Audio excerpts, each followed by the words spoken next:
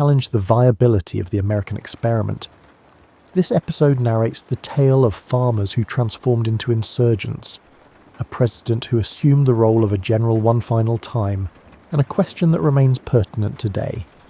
Thank you for following if you haven't already. If this kind of content helps you sleep better, please let us know how your day was and what it means to you in the comments. It always makes me delighted to see where everyone is coming from.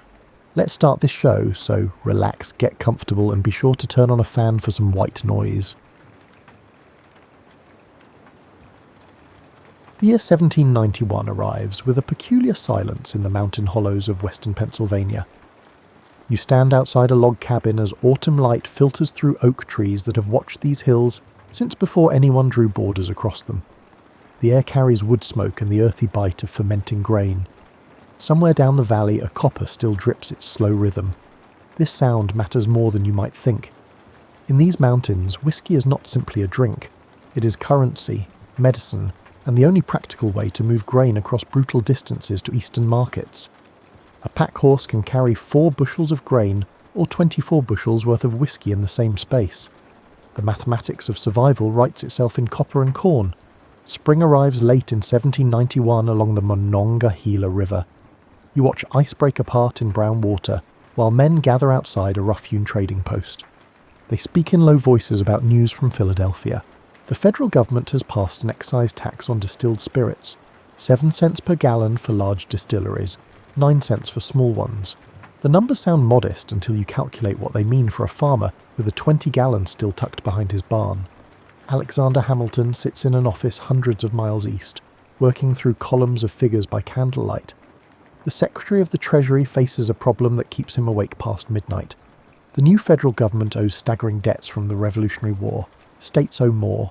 The whole structure threatens to collapse under the weight of unpaid obligations. Hamilton's solution involves assuming state debts, creating a national bank, and finding reliable revenue streams. An excise tax on whiskey seems logical. Europeans have used such taxes for centuries. The wealthy drink imported spirits and can afford the burden. Small farmers can simply sell their grain instead of distilling it, except Hamilton has never stood in a mountain hollow 300 miles from the nearest decent road. He has never tried to move a harvest across the Alleghenies when a single wagon wheel can sink to its axle in spring mud. He has not calculated the cost of spoilage when grain sits waiting for passable routes that might not come for months. These details exist beyond the neat columns in his ledger books. You walk through Pittsburgh in late summer of 1791. The town holds perhaps 1,500 souls clustered where the Allegheny and Monongahela rivers meet to form the Ohio. Wooden buildings lean against each other along muddy streets. A printed notice flutters on a post outside the courthouse. The notice explains the new tax structure. It describes how revenue officers will register stills and collect duties. It uses language crafted for merchants and lawyers in coastal cities. A farmer named Herman Husband reads the notice slowly, lips moving slightly. He served in the North Carolina regulation movement decades earlier, fighting against corrupt officials and distant governments that ignored frontier needs. He knows what happens when Eastern powers impose rules without understanding Western realities. The pattern feels familiar and unwelcome. Husband will spend the next 3 years writing pamphlets and attending meetings. He will become an old man trying to prevent younger men from choosing violence. He will mostly fail.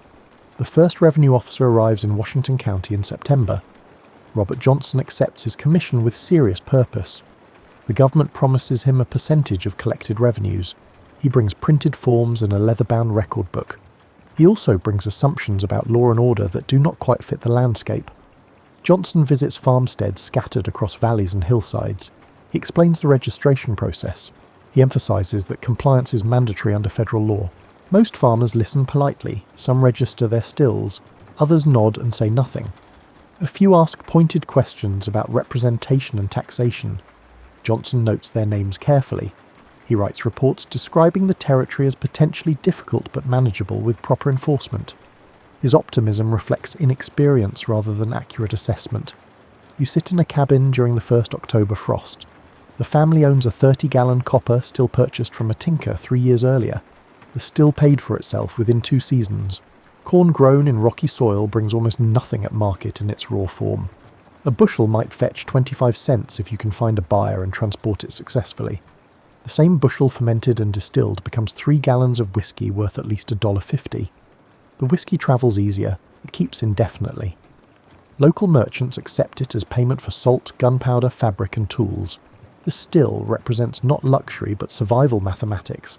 Now the government demands 9 cents per gallon.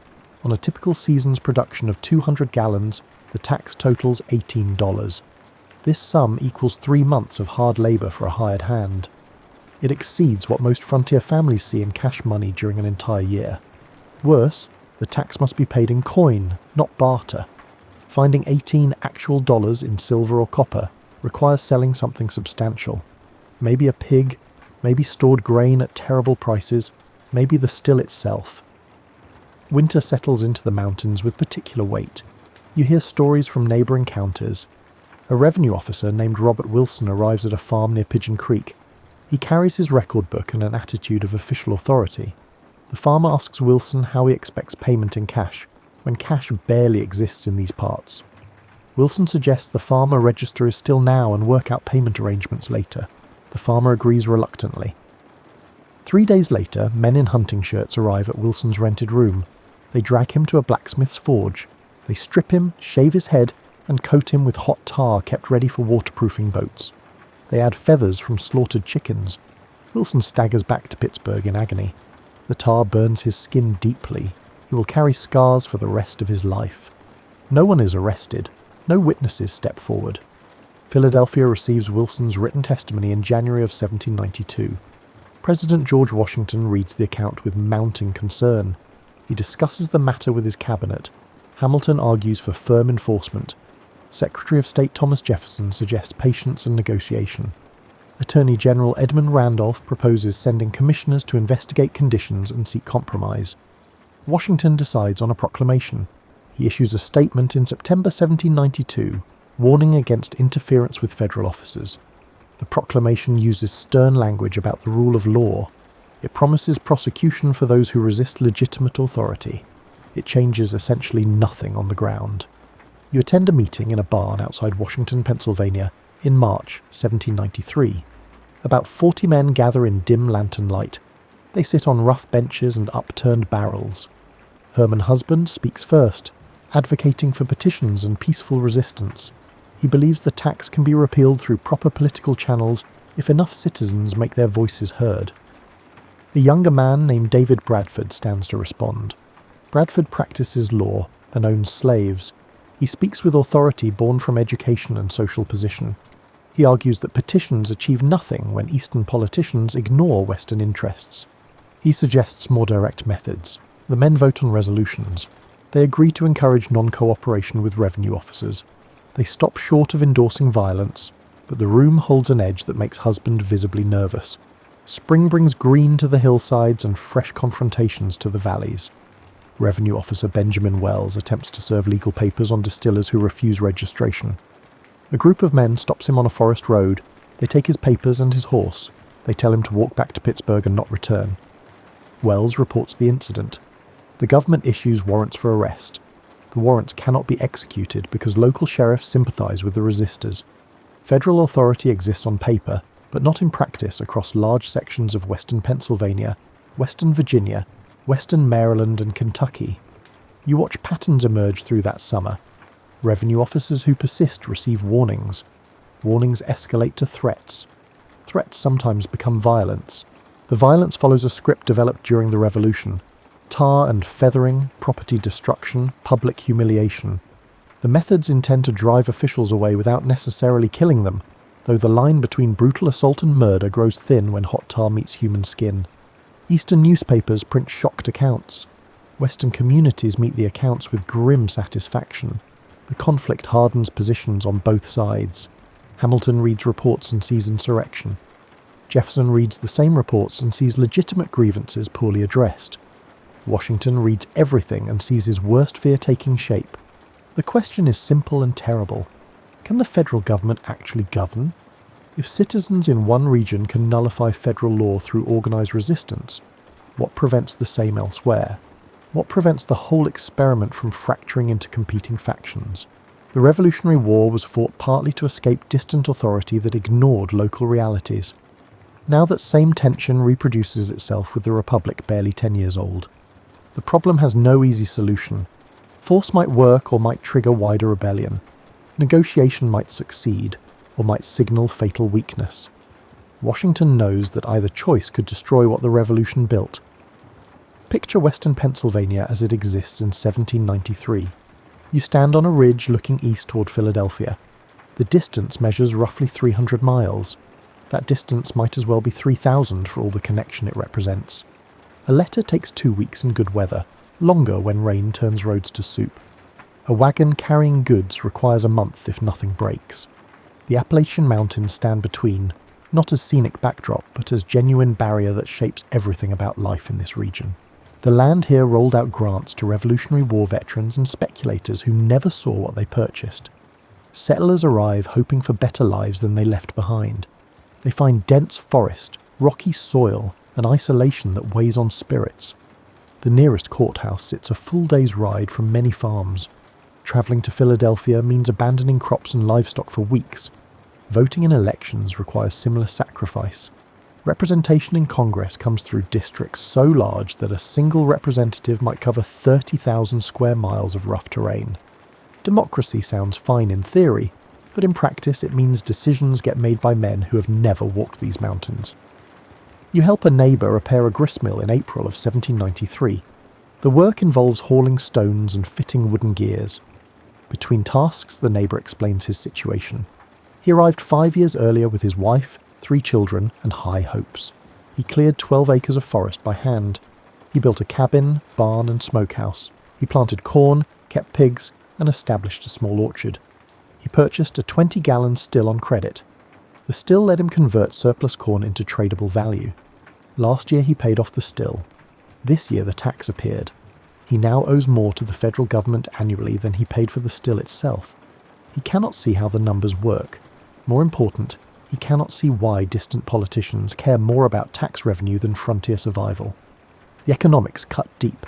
A bushel of corn weighs 56 pounds. A pack horse carries about 160 pounds comfortably across mountain trails. That means 3 bushels per horse. The corn might sell for 20 to 30 cents per bushel in eastern markets if it arrives unspoiled. So one pack horse trip generates perhaps 90 cents in revenue, before deducting transportation costs that likely eat half that amount. Now convert the same 3 bushels into whiskey. They yield 9 gallons. Whiskey sells for at least 50 cents per gallon. That same pack horse now carries value worth $4.50. The transportation cost remains similar, but the profit margin becomes survivable. The still transforms agriculture into viable commerce. The tax transforms viable commerce into punishing burden. You ride through Washington County in June, stopping at farmsteads to visit distant acquaintances. The pattern repeats with minor variations. Most families own between 50 and 200 acres. Perhaps a quarter of that gets cleared for cultivation. The rest stays forest for hunting, firewood, and future expansion. Families raise corn, wheat, rye, and oats. They keep cattle, pigs, chickens, and sometimes sheep. They produce most of what they consume. What little surplus emerges must travel across those mountains to find markets willing to buy it. Cash money remains peculiar and scarce. You might go months without seeing actual coins. Instead, people trade. A day of labour equals a bushel of corn or 2 gallons of whiskey. A new pair of boots costs 4 days of work or 8 gallons of whiskey. A rifle might run to 30 gallons. Complex transactions involve written notes promising future delivery of goods. The whole economy operates on trust, reputation, and barter. Into this system drops a federal tax demanding payment in the very thing that barely exists. The government might as well demand payment in unicorn horns. Pittsburgh offers the closest thing to urban life within 200 miles. You walk through the muddy streets on a July afternoon. The town supports several taverns, 2 churches, a courthouse, various shops, and a steady stream of river traffic. Flatboats arrive carrying families and possessions heading west into Ohio territory. Keelboats head east when the current allows, loaded with furs, ginseng, and whiskey. The whiskey trade flows through Pittsburgh like blood through a beating heart. Distillers large and small send their product here for further distribution. Merchants buy it, resell it, and ship it downriver to Louisville or New Orleans. Remove whiskey from this economy, and the whole structure wobbles dangerously. Large distillers in Pittsburgh face different mathematics than small frontier farmers. Operations producing hundreds of gallons weekly can absorb the 7-cent per gallon tax by raising prices slightly. They have access to capital, credit, and established distribution networks. They view the tax as nuisance rather than existential threat. This creates resentment among small producers who see the tax as favouring wealthy interests over common farmers. The perception matters more than whether the intention exists. People who fought a revolution against perceived favouritism toward the rich and connected now face policies that seem to repeat the same pattern. Herman Husband writes another pamphlet in August. His prose rambles and mixes biblical prophecy with political economy in ways that modern readers would find strange. But his message carries weight in these communities.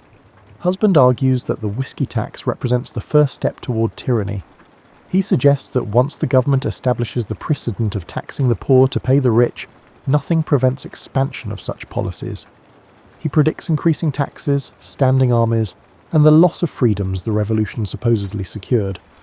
His predictions sound extreme until you consider that many of his readers watched British policies follow exactly this trajectory in the 1760s and 70s.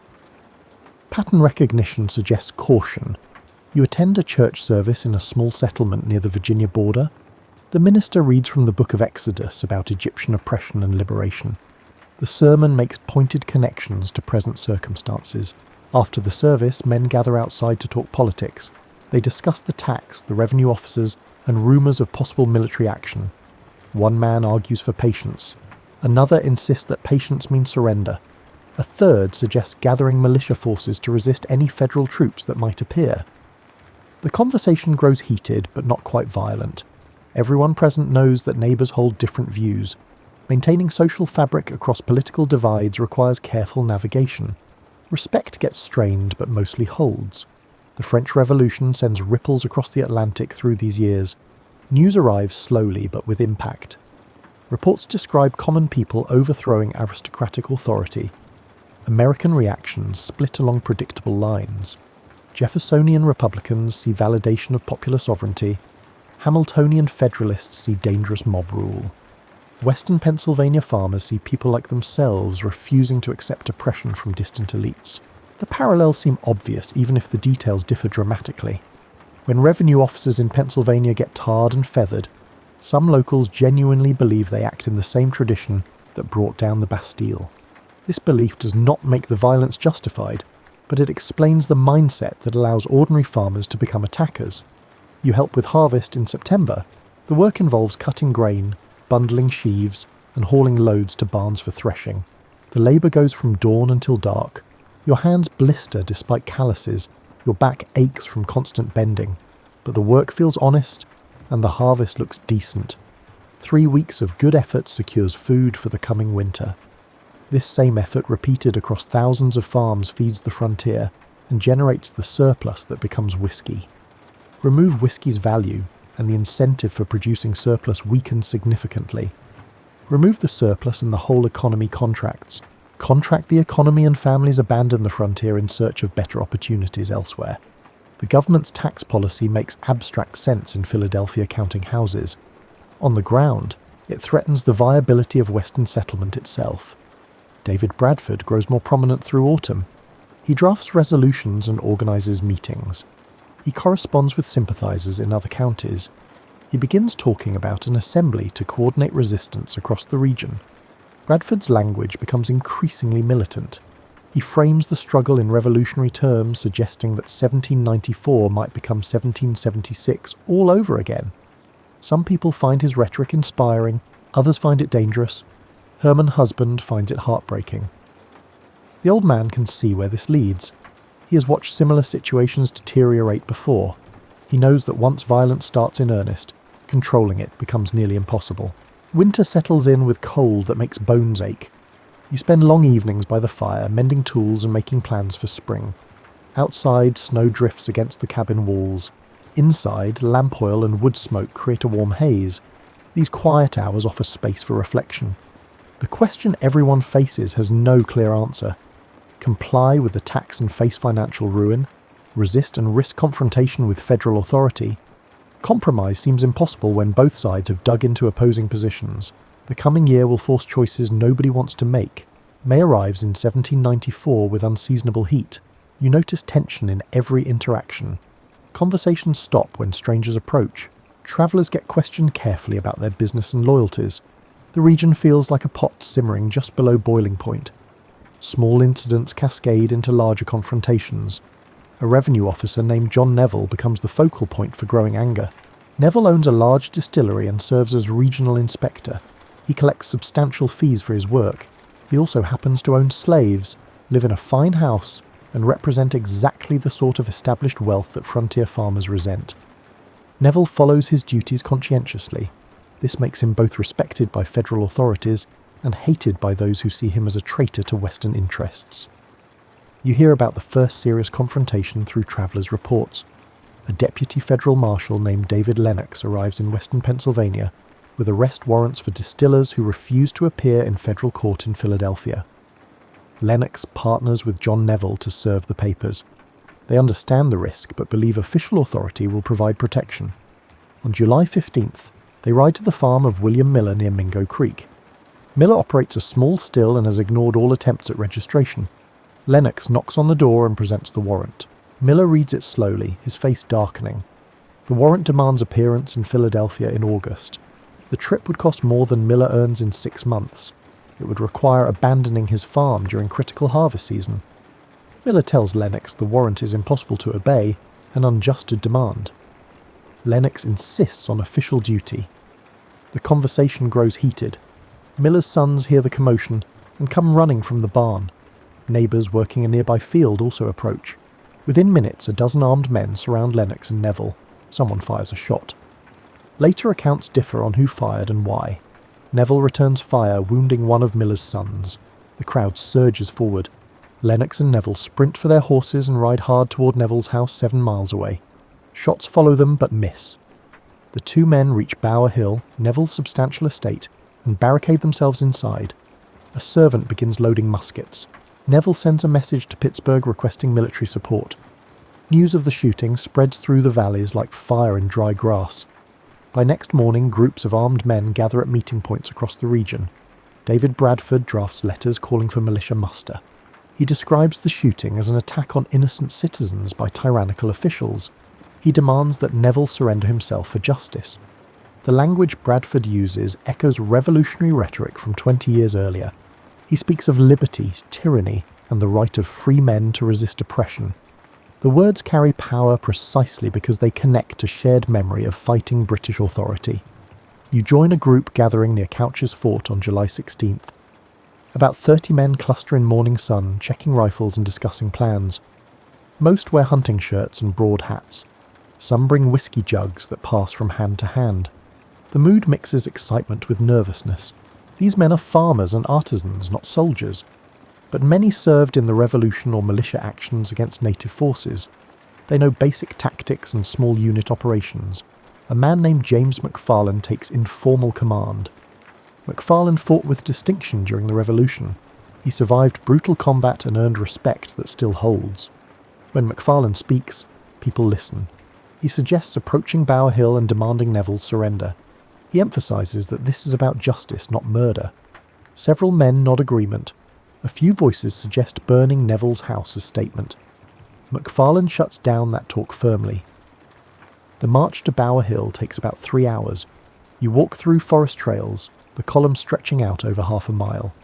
Men talk quietly, weapons carried casually but ready.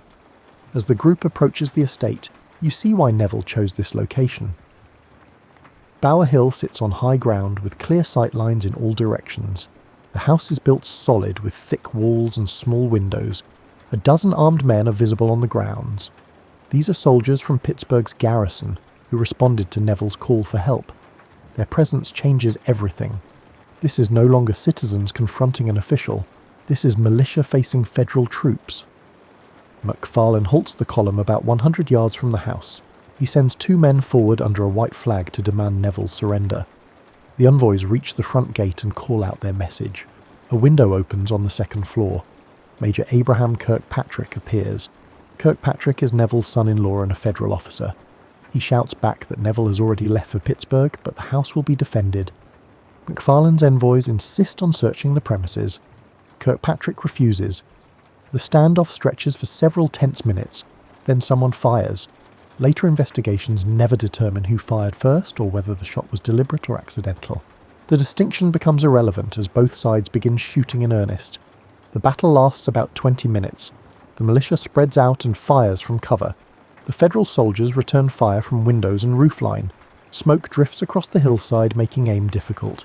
You crouch behind a tree, loading and firing with mechanical focus. The sounds are thunderous and terrifying. Musket balls thwack into wood and whistle past heads. Someone near you takes a round in the leg and falls screaming. 2 men drag him to cover. The firing gradually slows as both sides realise stalemate. McFarlane calls for cease fire. He stands to signal his men. A musket ball from the house catches him in the chest. McFarlane drops instantly. Men rush to him, but he dies within minutes. The battle is over. The militia withdraws, carrying McFarlane's body. Federal soldiers remain in control of Bower Hill, but decide that defending the position is untenable. They abandon the house after dark and return to Pittsburgh. The militia returns the next day with reinforcements. Finding the house empty, they set fire to it. Bower Hill burns to the ground along with Neville's barns, slave quarters, and outbuildings. The destruction goes beyond military necessity into deliberate statement. The message reads clear. Officials who enforce the whiskey tax will lose everything. Pittsburgh responds by barricading itself. Local authorities fear the militia will march on the town next. Federal officials hole up in fortified buildings. Merchants hide their goods. The garrison of 100 soldiers prepares defensive positions, but the expected attack never comes. The militia has no clear plan beyond expressing rage. Bradford drafts more letters calling for a general assembly. He wants to unite the scattered resistance into organised movement. Herman Husband pleads for reason and negotiation. Nobody listens to Husband anymore. Events have moved past the point where peaceful resolution seems possible. You return to your farm after 3 days away. The crops need tending and life must continue despite larger turmoil. But you cannot shake the memory of McFarlane dying. He was a good man trying to pursue what he saw as justice. Now he is gone and his children are fatherless. The rightness of the cause feels less certain when measured against such cost. Yet backing down means accepting the tax and the financial ruin it represents. The choices all lead to bad places. You work through the days, trying not to think too hard about what comes next. August 1st brings the assembly David Bradford demanded. You ride to Braddock's Field, a meadow east of Pittsburgh where thousands of men gather. Estimates later put the crowd between 5,000 and 7,000. This represents the largest armed gathering in the region since the Revolutionary War. Men arrive from Pennsylvania, Virginia, Maryland, and even Kentucky. Some come in organised militia companies with drums and flags. Others arrive in small groups or alone. The gathering looks like an army without quite being one. Weapons range from military muskets to hunting rifles to farm implements. Some men wear Revolutionary War uniforms kept stored in trunks for 20 years. Others wear everyday work clothes. The mood combines festival atmosphere with underlying menace. Bradford addresses the assembly from horseback. His voice carries across the field through remarkable projection. He describes the burning of Bower Hill as justifiable response to tyranny. He calls for march on Pittsburgh to seize federal property and drive out officials. He frames the struggle as continuation of revolutionary principles. The crowd roars approval. Several other speakers follow with similar rhetoric. Herman Husband attempts to speak for moderation but gets shouted down. The momentum belongs entirely to the militants. The march to Pittsburgh begins that afternoon. You walk in a column stretching over 2 miles. The sound of thousands of boots and hooves creates rhythmic thunder. Flags snap in hot wind. Dust rises in choking clouds. The spectacle is impressive and frightening in equal measure. Pittsburgh's residents watch from windows as the army approaches. Some flee across the river, others barricade themselves indoors. The garrison withdraws to fortified positions. The town feels like occupied territory. But the expected violence does not materialize. Bradford and other leaders negotiate with Pittsburgh's officials. They demand that certain federal officers leave the region. They ransack the house of Major Kirkpatrick, destroying furniture and stealing property. They confiscate some military supplies. But there is no massacre, no widespread burning, no complete destruction. The restraint seems partly strategic and partly uncertain. Many in the crowd came to make a point. not to start wholesale war. After several hours, Bradford orders the army to disperse. The men drift away in groups, heading home to farms and families. The demonstration achieves its purpose of showing strength without crossing into outright rebellion. At least not yet. Philadelphia receives news of the Braddock's field gathering with alarm. Reports describe an army of rebels seizing control of western Pennsylvania. The language used in dispatches emphasizes insurrection, treason, and imminent danger to federal authority. Alexander Hamilton argues forcefully for military response. He drafts a proclamation for Washington's signature ordering insurgents to disperse by September 1st or face consequences. Washington signs reluctantly. He still hopes for peaceful resolution, but cannot ignore what appears to be open rebellion. The administration also dispatches a commission to negotiate. The commissioners include Pennsylvania Attorney General William Bradford, U.S., Senator James Ross, and Pennsylvania Supreme Court Justice Jasper Yates. These men receive instructions to offer amnesty to rebels who submit to federal authority. They carry authority to negotiate details of tax collection. But they cannot offer repeal of the tax itself. Congress passed the law, and only Congress can unmake it. The commissioners travel west in mid-August, knowing their mission might fail and trigger armed conflict. You attend meetings through August as the commissioners hold hearings in various locations. The commissioners present their terms clearly, submit to federal authority, agree to obey the whiskey tax, and receive full pardon for past actions. Continue resistance and face military action. The choice is binary and immediate. Some communities accept the terms eagerly, relieved to find a path away from confrontation. Others reject the offer angrily. David Bradford speaks against acceptance. He argues that submission means betraying the cause and inviting future oppression. He threatens anyone who signs the amnesty agreement. The threats are not idle. Several prominent citizens who favour compliance receive midnight visits from armed men who destroy property and deliver beatings. Herman Husband watches the disintegration of community bonds with profound sadness. Neighbours who worked together for years now refuse to speak. Families split between those supporting resistance and those seeking peace. Violence becomes casual and frequent. Tar and feathers remain the favoured punishment, but beatings and property destruction also occur regularly. The rule of law has essentially collapsed in several counties. Whoever controls the most armed men makes the rules. This state of affairs cannot continue indefinitely. The commissioners submit their report in early September. They describe a region in active rebellion with federal authority completely nullified. They note that substantial numbers of citizens desire peace but fear retaliation from militants. They conclude that force will be necessary to restore order. Washington reads the report with heavy heart. He has delayed as long as possible. Now the decision point arrives. Either enforce federal law through military action or accept that the government cannot govern. The second option is unacceptable. Washington orders mobilization of militia forces from Pennsylvania, New Jersey, Maryland, and Virginia. The call goes out for nearly 13,000 troops. The number deserves emphasis. 13,000 represents a larger force than Washington commanded during most of the Revolutionary War. It exceeds the size of the standing federal army by a factor of 20. This is not a police action. This is full military campaign designed to overwhelm resistance decisively. The message is unmistakable. The federal government will enforce its authority regardless of cost. You hear about the mobilization in mid-September. The news arrives through travellers and hastily scribbled messages. An army larger than anything seen in the region is marching west. They will arrive in October. They carry orders to suppress rebellion and arrest ringleaders. The prospect terrifies most people. Memories of wartime destruction remain vivid. The thought of Pennsylvania turning into a battlefield again fills everyone with dread. The militants who spoke bravely in August suddenly find fewer supporters in September. David Bradford recognizes that his position has become untenable. He flees to Louisiana. Herman Husband remains, hoping to act as mediator. Other prominent resistors scatter or go into hiding. The movement collapses almost overnight once the scale of federal response becomes clear. George Washington sits in his study at Mount Vernon during September 1794. He has retired from public life in his mind many times but keeps getting pulled back by duty. At 62 years old, he feels every year. His joints ache. His teeth cause constant pain. He wants nothing more than to manage his plantation and fade into peaceful obscurity.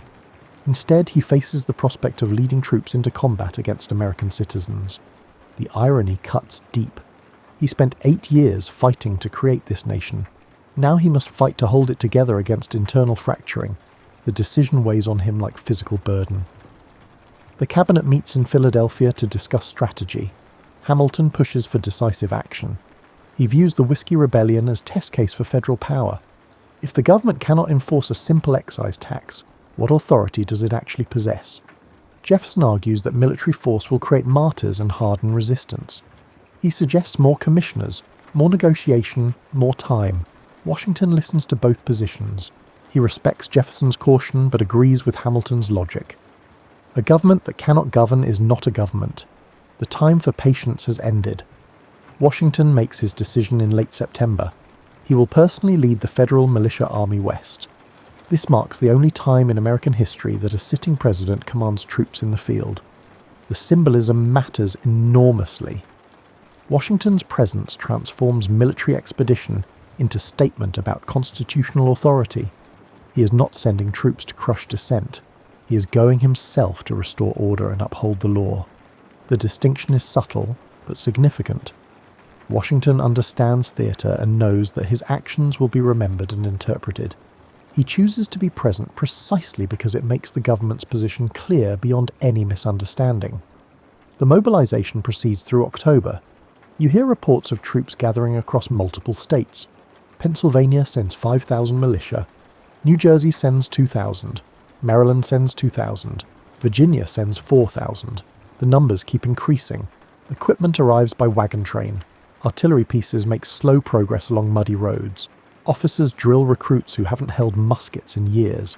The entire operation cost nearly $1 million, a staggering sum for a government barely managing its existing debts. But Washington insists that expense cannot determine policy when constitutional principles are at stake. The army begins its westward march in early October. Washington joins them at Carlisle, Pennsylvania. He arrives in a plain blue coat, mounted on a good horse, looking like the general he was 20 years earlier. The troops respond with genuine enthusiasm. Many are veterans who served under Washington during the Revolution. They trust him completely. His presence transforms a collection of state militias into something approaching a real army. Discipline improves. Organization tightens. The march gains purpose and direction. You watch the army pass through western Pennsylvania in late October. The column stretches for miles. Infantry, cavalry, and artillery move with impressive coordination. Supply wagons carry food, ammunition, and medical equipment. The spectacle demonstrates power that dwarfs anything the rebels assembled at Braddock's Field. The message requires no explanation. Resistance is futile. Submission is the only option. Most people get the message clearly. Washington establishes headquarters in Bedford, Pennsylvania. He issues proclamations offering amnesty to anyone who submits peacefully. He also authorizes arrest of ringleaders who refuse to surrender. Federal agents begin compiling lists of names. The lists include David Bradford, Herman Husband, and dozens of others. Some fled the region already. Others hide with sympathetic neighbors. A few surrender voluntarily, hoping for mercy. The situation becomes fluid and complex. Loyalty shifts day by day as people assess their options and calculate survival strategies. Alexander Hamilton accompanies the expedition as civilian advisor. His presence irritates many observers who see him as architect of the hated tax. Hamilton ignores the criticism. He wants to witness firsthand the restoration of federal authority. He also wants to ensure that the military response sends the correct message. Too lenient and it invites future rebellion. Too harsh and it creates permanent resentment. The balance requires careful navigation. Hamilton drafts letters and proclamations attempting to strike the right tone.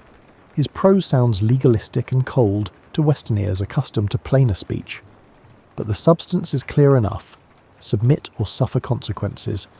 Thomas McKean, Pennsylvania's Chief Justice, travels with the army as well. McKean brings judicial authority to accompany military force.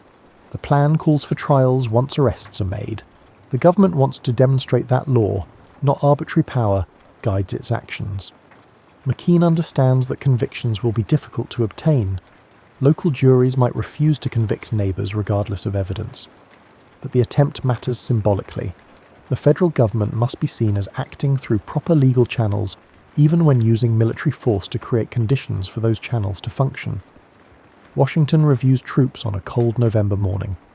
You stand among civilians watching from a distance. The president sits straight in his saddle despite the chill wind. He inspects each unit personally, offering brief words of encouragement. The ceremony is formal and impressive. But you notice something beneath the pageantry. Washington looks tired and sad. His expression suggests a man doing necessary duty rather than pursuing glory. He does not want to be here, leading an army against his own citizens, but he sees no alternative that preserves the nation he helped create. The weight of that burden shows clearly on his lined face. The army moves deeper into western Pennsylvania in early November. The rebels who threatened rebellion in August have disappeared like morning fog. No organised resistance materialises. No battles occur. The great confrontation everyone anticipated never happens.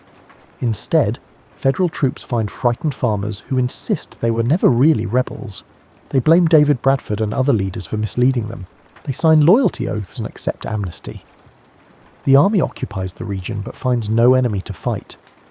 The anticlimax is almost comical, except for the families whose members get arrested and hauled east to face treason charges.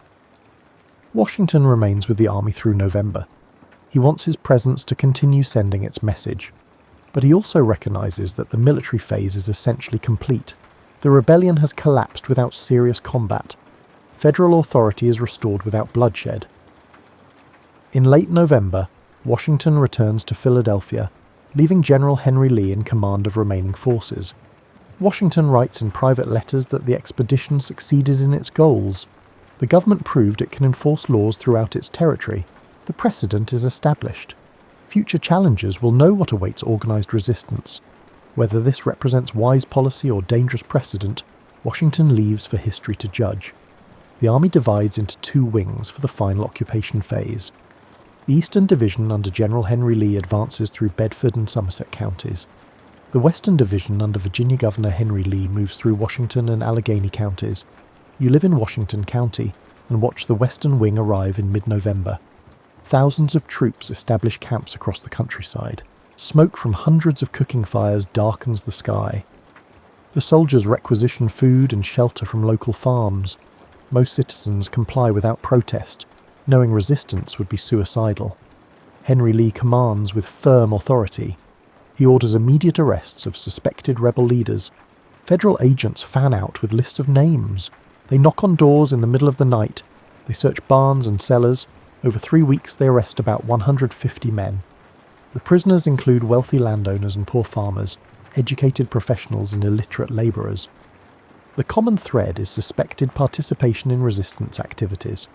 Evidence ranges from eyewitness accounts to anonymous accusations. Legal protections are minimal.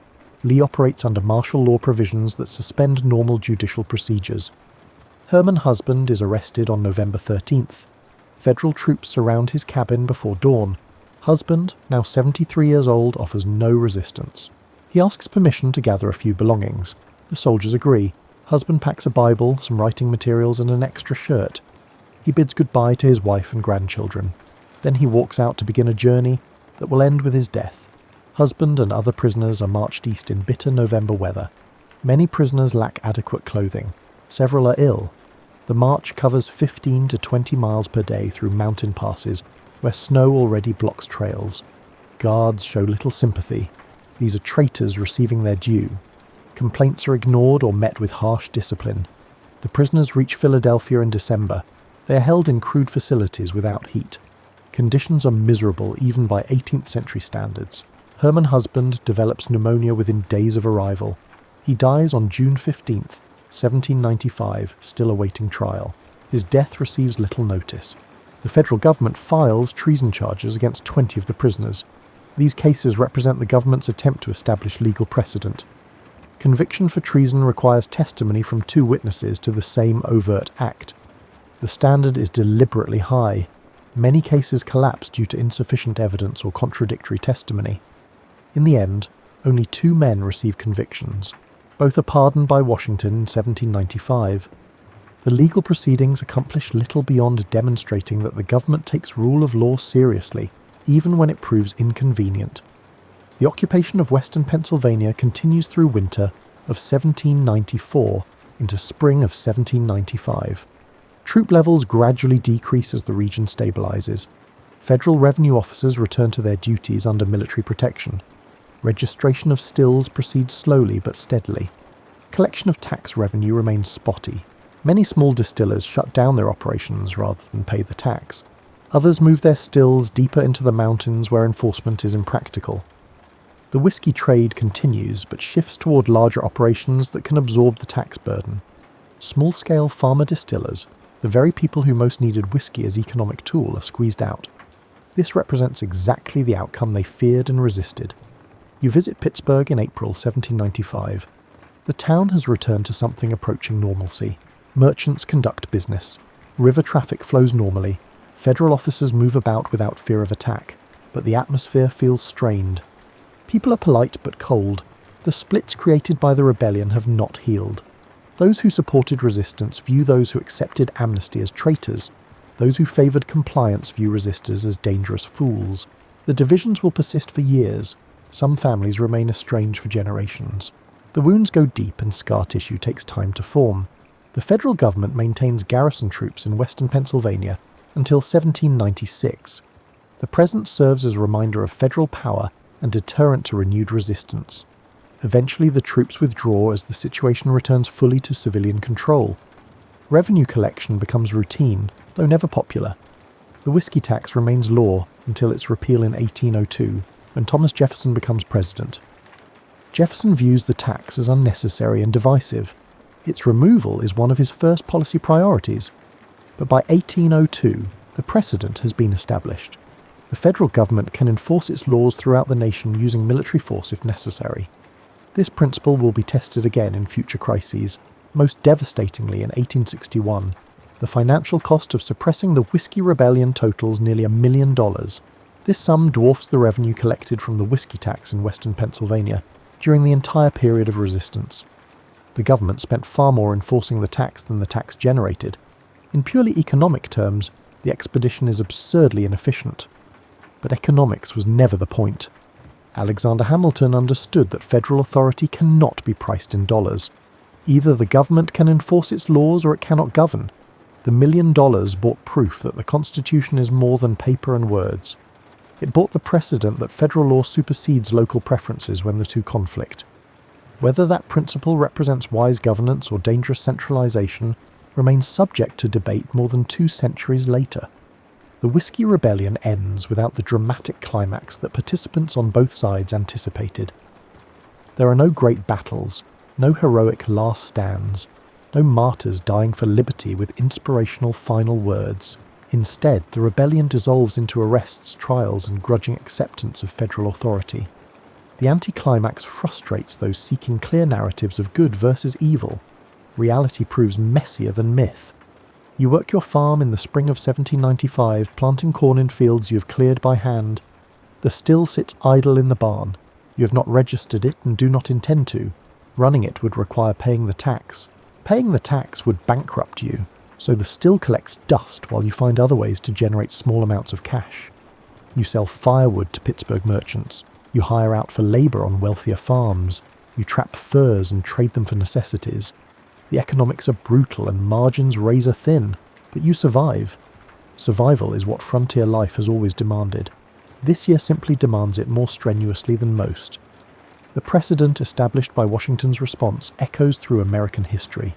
When South Carolina threatens nullification in 1832, President Andrew Jackson cites the Whiskey Rebellion as proof that states cannot refuse federal law. Jackson threatens to lead troops south, just as Washington led them west. South Carolina backs down. When southern states secede in 1860 and 1861, Lincoln cites the same precedent. The federal union is not voluntary. States cannot leave simply because they dislike federal policies. The resulting civil war kills 600,000 people and settles the question definitively. The seeds of that conflict trace back in part to 1794 and the principle that federal authority is supreme within its constitutional bounds. But the Whiskey Rebellion also reveals tensions that never fully resolve. The conflict between local autonomy and central authority appears repeatedly in American political life. States' rights arguments appear in debates about slavery, civil rights, environmental regulation, healthcare policy, and countless other issues. The fundamental question remains constant. Who decides when local preferences conflict with national policy? The Whiskey Rebellion answered that federal law wins when push comes to shove. But it did not answer whether federal law should win in every case, or whether some issues belong more properly to local control. Americans still argue about these questions today because the underlying tension is built into the structure of federalism itself. Alexander Hamilton views the rebellion's suppression as vindication of his vision for strong federal government. He continues pushing for national banks, protective tariffs, an active federal role in economic development.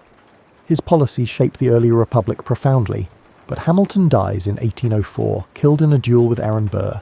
His vision for America eventually triumphs, but he does not live to see it fully realized. The irony is bitter. Hamilton risks his political career and physical safety to establish federal authority in 1794. 10 years later, he dies in a private dispute that had nothing to do with policy or principle. History remembers him as architect of American financial system, but not as the man who marched west with Washington to suppress rebellion. Thomas Jefferson takes the opposite lesson from the Whiskey Rebellion. He views it as an example of federal overreach and unnecessary provocation. When he becomes president in 1801, he systematically dismantles Hamiltonian policies. He repeals the whiskey tax, he reduces the national debt, he shrinks the federal government, he emphasizes states' rights and local control. Jefferson's vision also shapes American development profoundly. The tension between Hamiltonian centralization and Jeffersonian decentralization becomes a defining feature of American politics. Neither vision wins permanently. Instead, the balance shifts back and forth depending on circumstances and political coalitions. The Whiskey Rebellion is early battle in a longer war that continues indefinitely. George Washington retires to Mount Vernon in 1797 and dies in 1799. His final years bring him the peace and privacy he craved but rarely achieved. He never speaks publicly about the Whiskey Rebellion after the crisis ends, but private letters suggest he views it as necessary action that pained him deeply. Washington believed in republican government and popular sovereignty, but he also believed in rule of law and constitutional order. When those principles conflict, Washington sides with law and order. This choice defines his presidency and sets precedent for successors. The office of president includes responsibility to enforce laws even when doing so is unpopular or politically costly. Washington establishes that principle at personal cost. He dies knowing he preserved the Union but uncertain whether future generations will maintain what he helped create. David Bradford never returns from Louisiana. He lives as fugitive and exile, watching from distance as the new nation develops without him. He dies in 1808, still officially a wanted man though no one actively pursues him by then. Bradford represents the path not taken. If Washington had hesitated or the federal response had been weaker, Bradford's vision of localized resistance to central authority might have prevailed. The United States might have fractured into competing regional powers. Whether that would have been better or worse for the people involved is impossible to know. History records what happened, not what might have been. Herman Husband's death in a Philadelphia jail marks the rebellion's saddest casualty. He sought peaceful resolution and got prison and pneumonia. His writings survive and are occasionally rediscovered by historians looking for authentic frontier voices. Husband wrote with passion and conviction about justice, equality, and the rights of common people against entrenched power. His prose is unpolished and his ideas sometimes muddled, but his sincerity shines through every page. He believed ordinary people deserved respect and fair treatment from their government. He spent his life advocating for those principles. He died in custody of a government that viewed him as traitor rather than patriot. The injustice is sharp and enduring. The farmers and labourers who formed the bulk of the rebel movement mostly disappear from historical record. A few move west into Ohio or Kentucky, seeking better prospects beyond federal reach. Others remain on their land, paying the hated tax until its repeal in 1802. They live quiet lives, raise families, and gradually become ancestors whose struggles are forgotten by descendants. The whiskey tax seems quaint and distant now, but for people living through it, the tax represented existential threat. Their resistance was neither foolish nor evil. It was a desperate attempt to protect livelihoods and communities against policy that seemed designed without understanding their circumstances. That their resistance failed does not make their grievances invalid. You sit on your porch on a summer evening in 1802, watching lightning bugs drift through the darkness. News arrived last week that the whiskey tax has been repealed. Jefferson's administration fulfilled its promise. The burden is lifted. You could restart the still and resume production. But somehow the moment feels hollow. The tax is gone, but so are 7 years. Herman Husband is dead. David Bradford is exile. James McFarlane died at Bower Hill. Neighbours who were friends became enemies. The social fabric tore and never fully repaired. The victory tastes of ashes mixed with relief. You survived, which is more than some can say. But survival came at a price that still tallies up in quiet moments like this. The long-term impact of the Whiskey Rebellion extends far beyond its immediate participants. The precedent of federal military force to suppress internal resistance becomes bedrock principle of American governance. Future presidents cite it to justify actions from the Reconstruction South to Little Rock school integration to federal enforcement of civil rights laws. The principle cuts both ways. It protects minority rights against hostile local majorities. It also enables federal overreach into areas that might be better left to local control. Sorting out which applications are justified and which are not requires constant vigilance and debate. The Whiskey Rebellion does not answer these questions. It simply establishes that the federal government has the power to enforce its will when necessary. How that power should be used remains eternally contested. The story ends not with resolution, but with continuation. The tensions that sparked the Whiskey Rebellion persist in different forms. Americans still argue about taxation, representation, federal authority, and local autonomy. They still disagree about when resistance becomes justified and when it crosses into rebellion. They still struggle to balance competing visions of what the nation should be. The Whiskey Rebellion was early chapter in an ongoing story that has no final chapter. Each generation inherits the questions and must answer them anew based on contemporary circumstances. You close your eyes and listen to crickets singing their endless summer song. Tomorrow brings more work. Fields need tending. Fences need mending. Life continues regardless of political upheavals or historical significance. The grand sweeps of history matter less in the moment than the immediate tasks of survival, and perhaps small measures of contentment. You survived the Whiskey Rebellion. That will have to be enough. Sleep comes easier these days now that the threat of midnight arrests has passed. The nightmares fade slowly. The memories remain. They will be there when you wake tomorrow and every day after until memory itself ends. So there we have it, my tired dumplings. A tax on whiskey nearly tore apart the nation that the Revolutionary War created. A president led troops against his own citizens to establish that federal law means something real and enforceable. Farmers resisted, leaders fled or died, and ultimately the government prevailed. The precedent matters still. The questions raised remain unresolved. And somewhere in the hills of western Pennsylvania, old stills sit rusting in barns, silent witnesses to a conflict that shaped American history in ways we still grapple with more than 2 centuries later.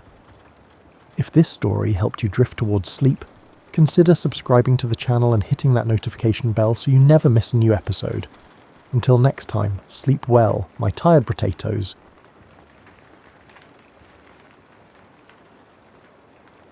The story of Winston Churchill begins in the grand halls of Victorian England and stretches across 2 world wars to reshape the modern world. You're about to discover how one man's voice became the sound of defiance when darkness threatened to consume Europe. Tonight, as you settle into comfort, let this story of courage and determination carry you through the remarkable life of Britain's greatest wartime leader. You find yourself standing outside Blenheim Palace on a cold November night in 1874. The massive Baroque structure rises before you in the darkness. Torches flicker along the stone walls. Inside, a baby has just been born 2 months earlier than expected. The infant arrived in a small ground floor room. The family had not prepared for such an early delivery. Lady Randolph Churchill had been dancing at a ball when labour began. She barely made it to this modest chamber before giving birth. The child is Winston Leonard Spencer Churchill. He enters the world with a shock of red hair and a lusty cry. His father, Lord Randolph, paces the halls above. His mother recovers slowly from the unexpected ordeal. You walk through the palace gardens as dawn breaks. Frost covers the carefully manicured hedges. The estate stretches for miles in every direction. This is where young Winston will spend his earliest days. The palace was a gift from a grateful nation to his ancestor, the first Duke of Marlborough. But the grandeur of Blenheim does not translate to warmth in young Winston's childhood. You watch as the years pass. His parents remain distant figures. Lord Randolph pursues his political career with fierce ambition. Lady Randolph moves through London society like a bright comet. Winston rarely sees them. He spends most days with his nanny, Mrs. Everest. She's a plump woman with kind eyes and gentle hands. You can hear her singing lullabies in the nursery. She rocks the small boy when he wakes from nightmares.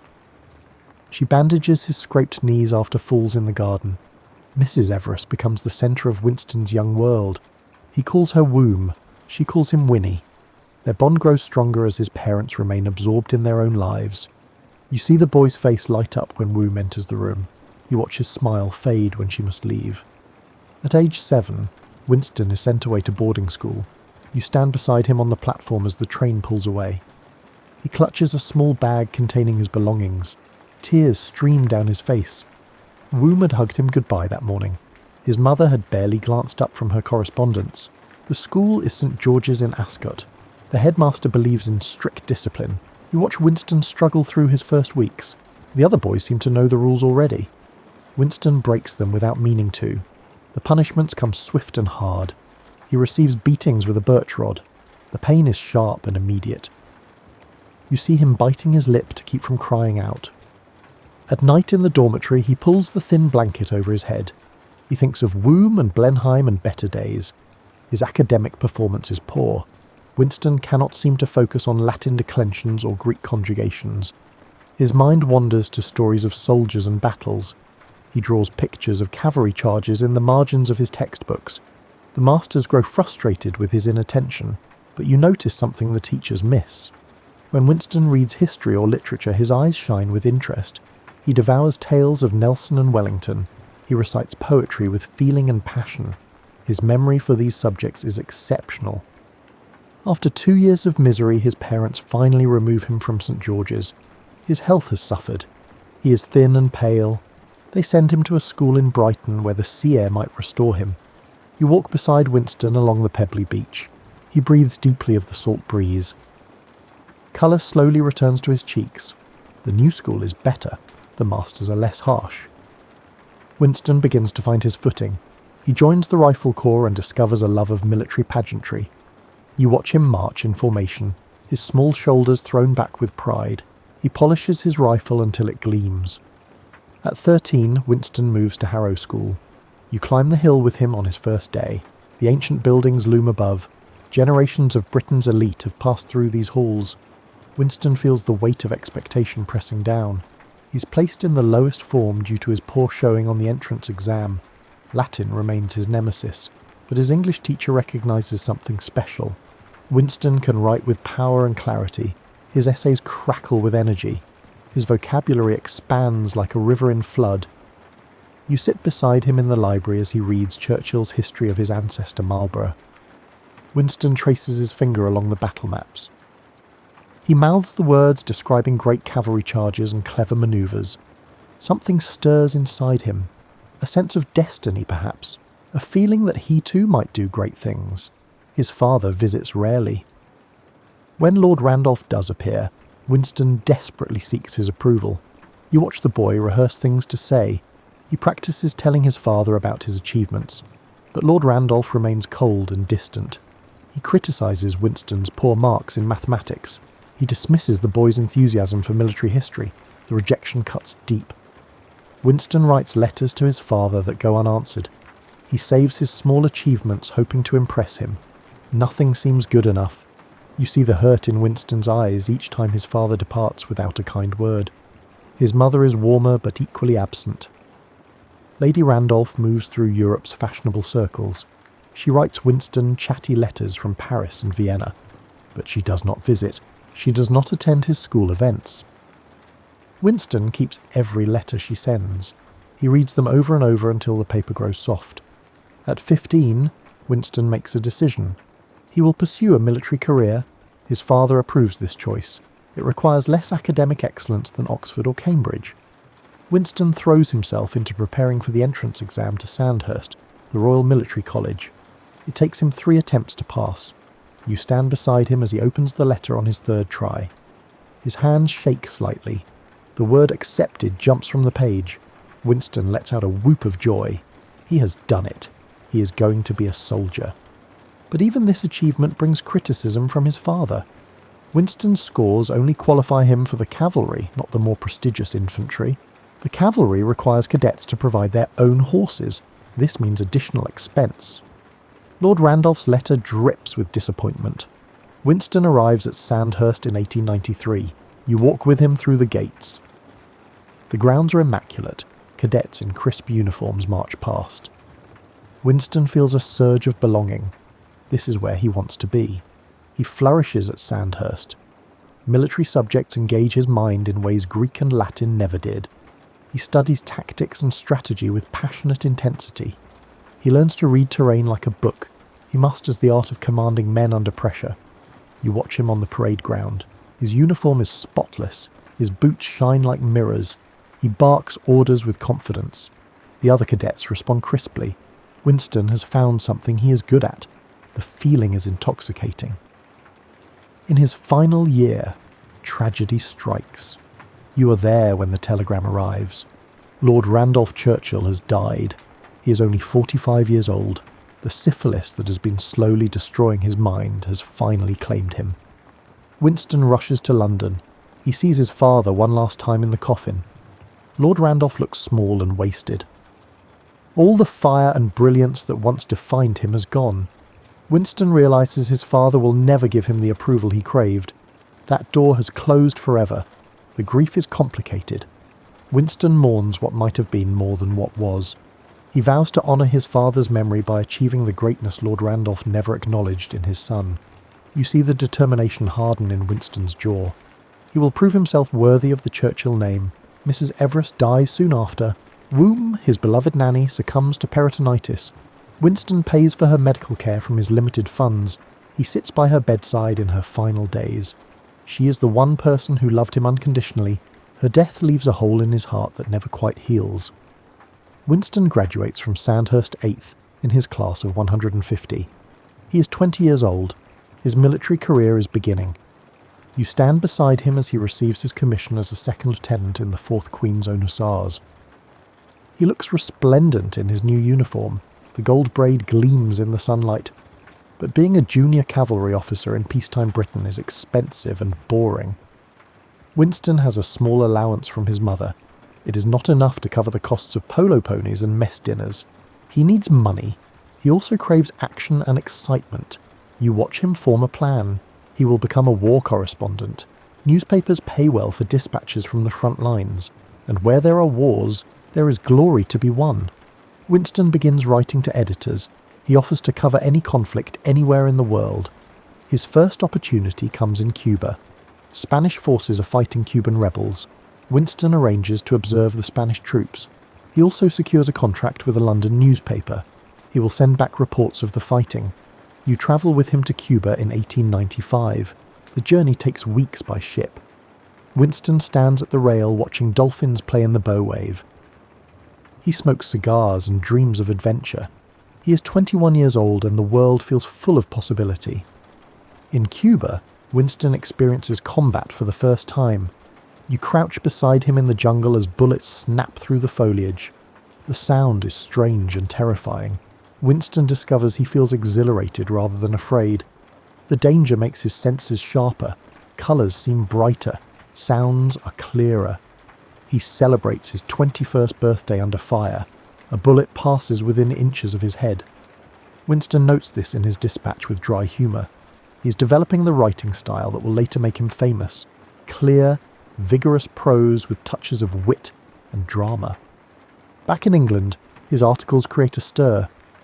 People enjoy his vivid descriptions of battle. Winston discovers he has a talent for making readers feel present at dramatic events. He begins to see writing as more than just a way to earn money. It is a path to influence and fame. The 4th Hussars deploy to India in 1896. You sail with Winston across the Arabian Sea. The heat is oppressive. The ship rocks in the swells. Winston spends the voyage reading. He has brought crates of books. history, philosophy, economics. He is educating himself in the subjects he missed at school. India fascinates and appalls him. The colours and smells overwhelm the senses. Spices and incense mingle with less pleasant odours. You walk with Winston through crowded bazaars. Merchants call out in languages he does not understand. Children with huge dark eyes follow the tall British officer. The British military life in India is comfortable but unstimulating. Winston plays polo ferociously. He breaks his shoulder in a fall and learns to play one-handed while it heals. The injury will trouble him for the rest of his life. But Winston refuses to let it slow him down. He continues his self-education. You sit with him in his quarters as he works through Gibbon's Decline and Fall of the Roman Empire. He reads Macaulay's Histories and Plato's Republic. He fills notebooks with thoughts and observations. His mind is like a furnace consuming fuel. Winston hears of fighting on the northwest frontier. Pashtun tribes are rising against British rule. He uses family connections to attach himself to the Malakand field force. You march with him into the brutal mountains of the frontier. The landscape is harsh and unforgiving, rocks sharp as knives, sun beating down without mercy. The fighting is savage. The tribesmen are fierce warriors who give no quarter. Winston sees men killed and wounded in ways that will haunt his dreams. But he also experiences the wild thrill of combat. He charges with his cavalry unit into enemy positions, sword drawn, heart pounding, alive in every nerve. He sends dispatches back to London describing the campaign. His writing grows more confident and powerful. He does not glorify war, but he captures its terrible excitement. Readers cannot look away from his vivid accounts. Between actions, Winston writes a novel. He calls it Savrola. It tells the story of a revolutionary leader in a fictional country. The hero is clearly Winston himself, idealized and romanticized. The book is not great literature, but it shows his growing facility with words. You watch him scribble pages by candlelight after exhausting days in the field. In 1898, Winston learns of a military campaign in Sudan. British forces under General Kitchener are moving to retake Khartoum. Winston is desperate to join them. Sudan promises to be the biggest military action in years. He pulls every string available to secure a place. His mother uses her considerable charm and connections.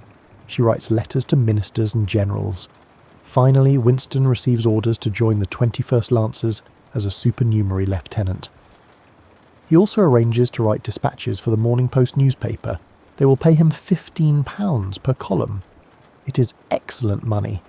You travel with Winston up the Nile. The ancient river flows brown and sluggish. Crocodiles bask on muddy banks. Villages of mud brick houses cluster at the water's edge. The journey takes weeks.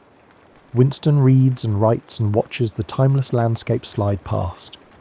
The British army assembles at Omdurman, across the river from Khartoum.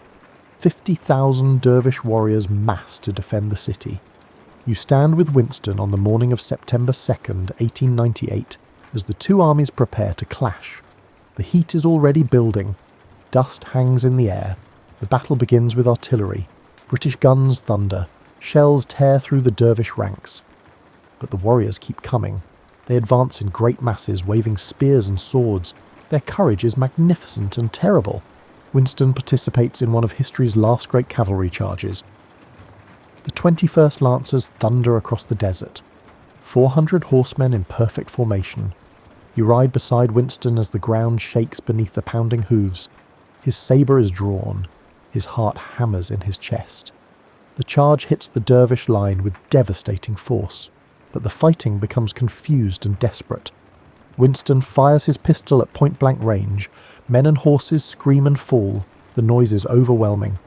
Afterwards, Winston will write that nothing in life is as exhilarating as being shot at without result. The British win decisively. Thousands of dervish warriors lie dead on the battlefield. Winston walks among them in the aftermath. The carnage sickens him, even as he recognizes the glory of victory. War is revealing its true nature, magnificent and horrifying in equal measure.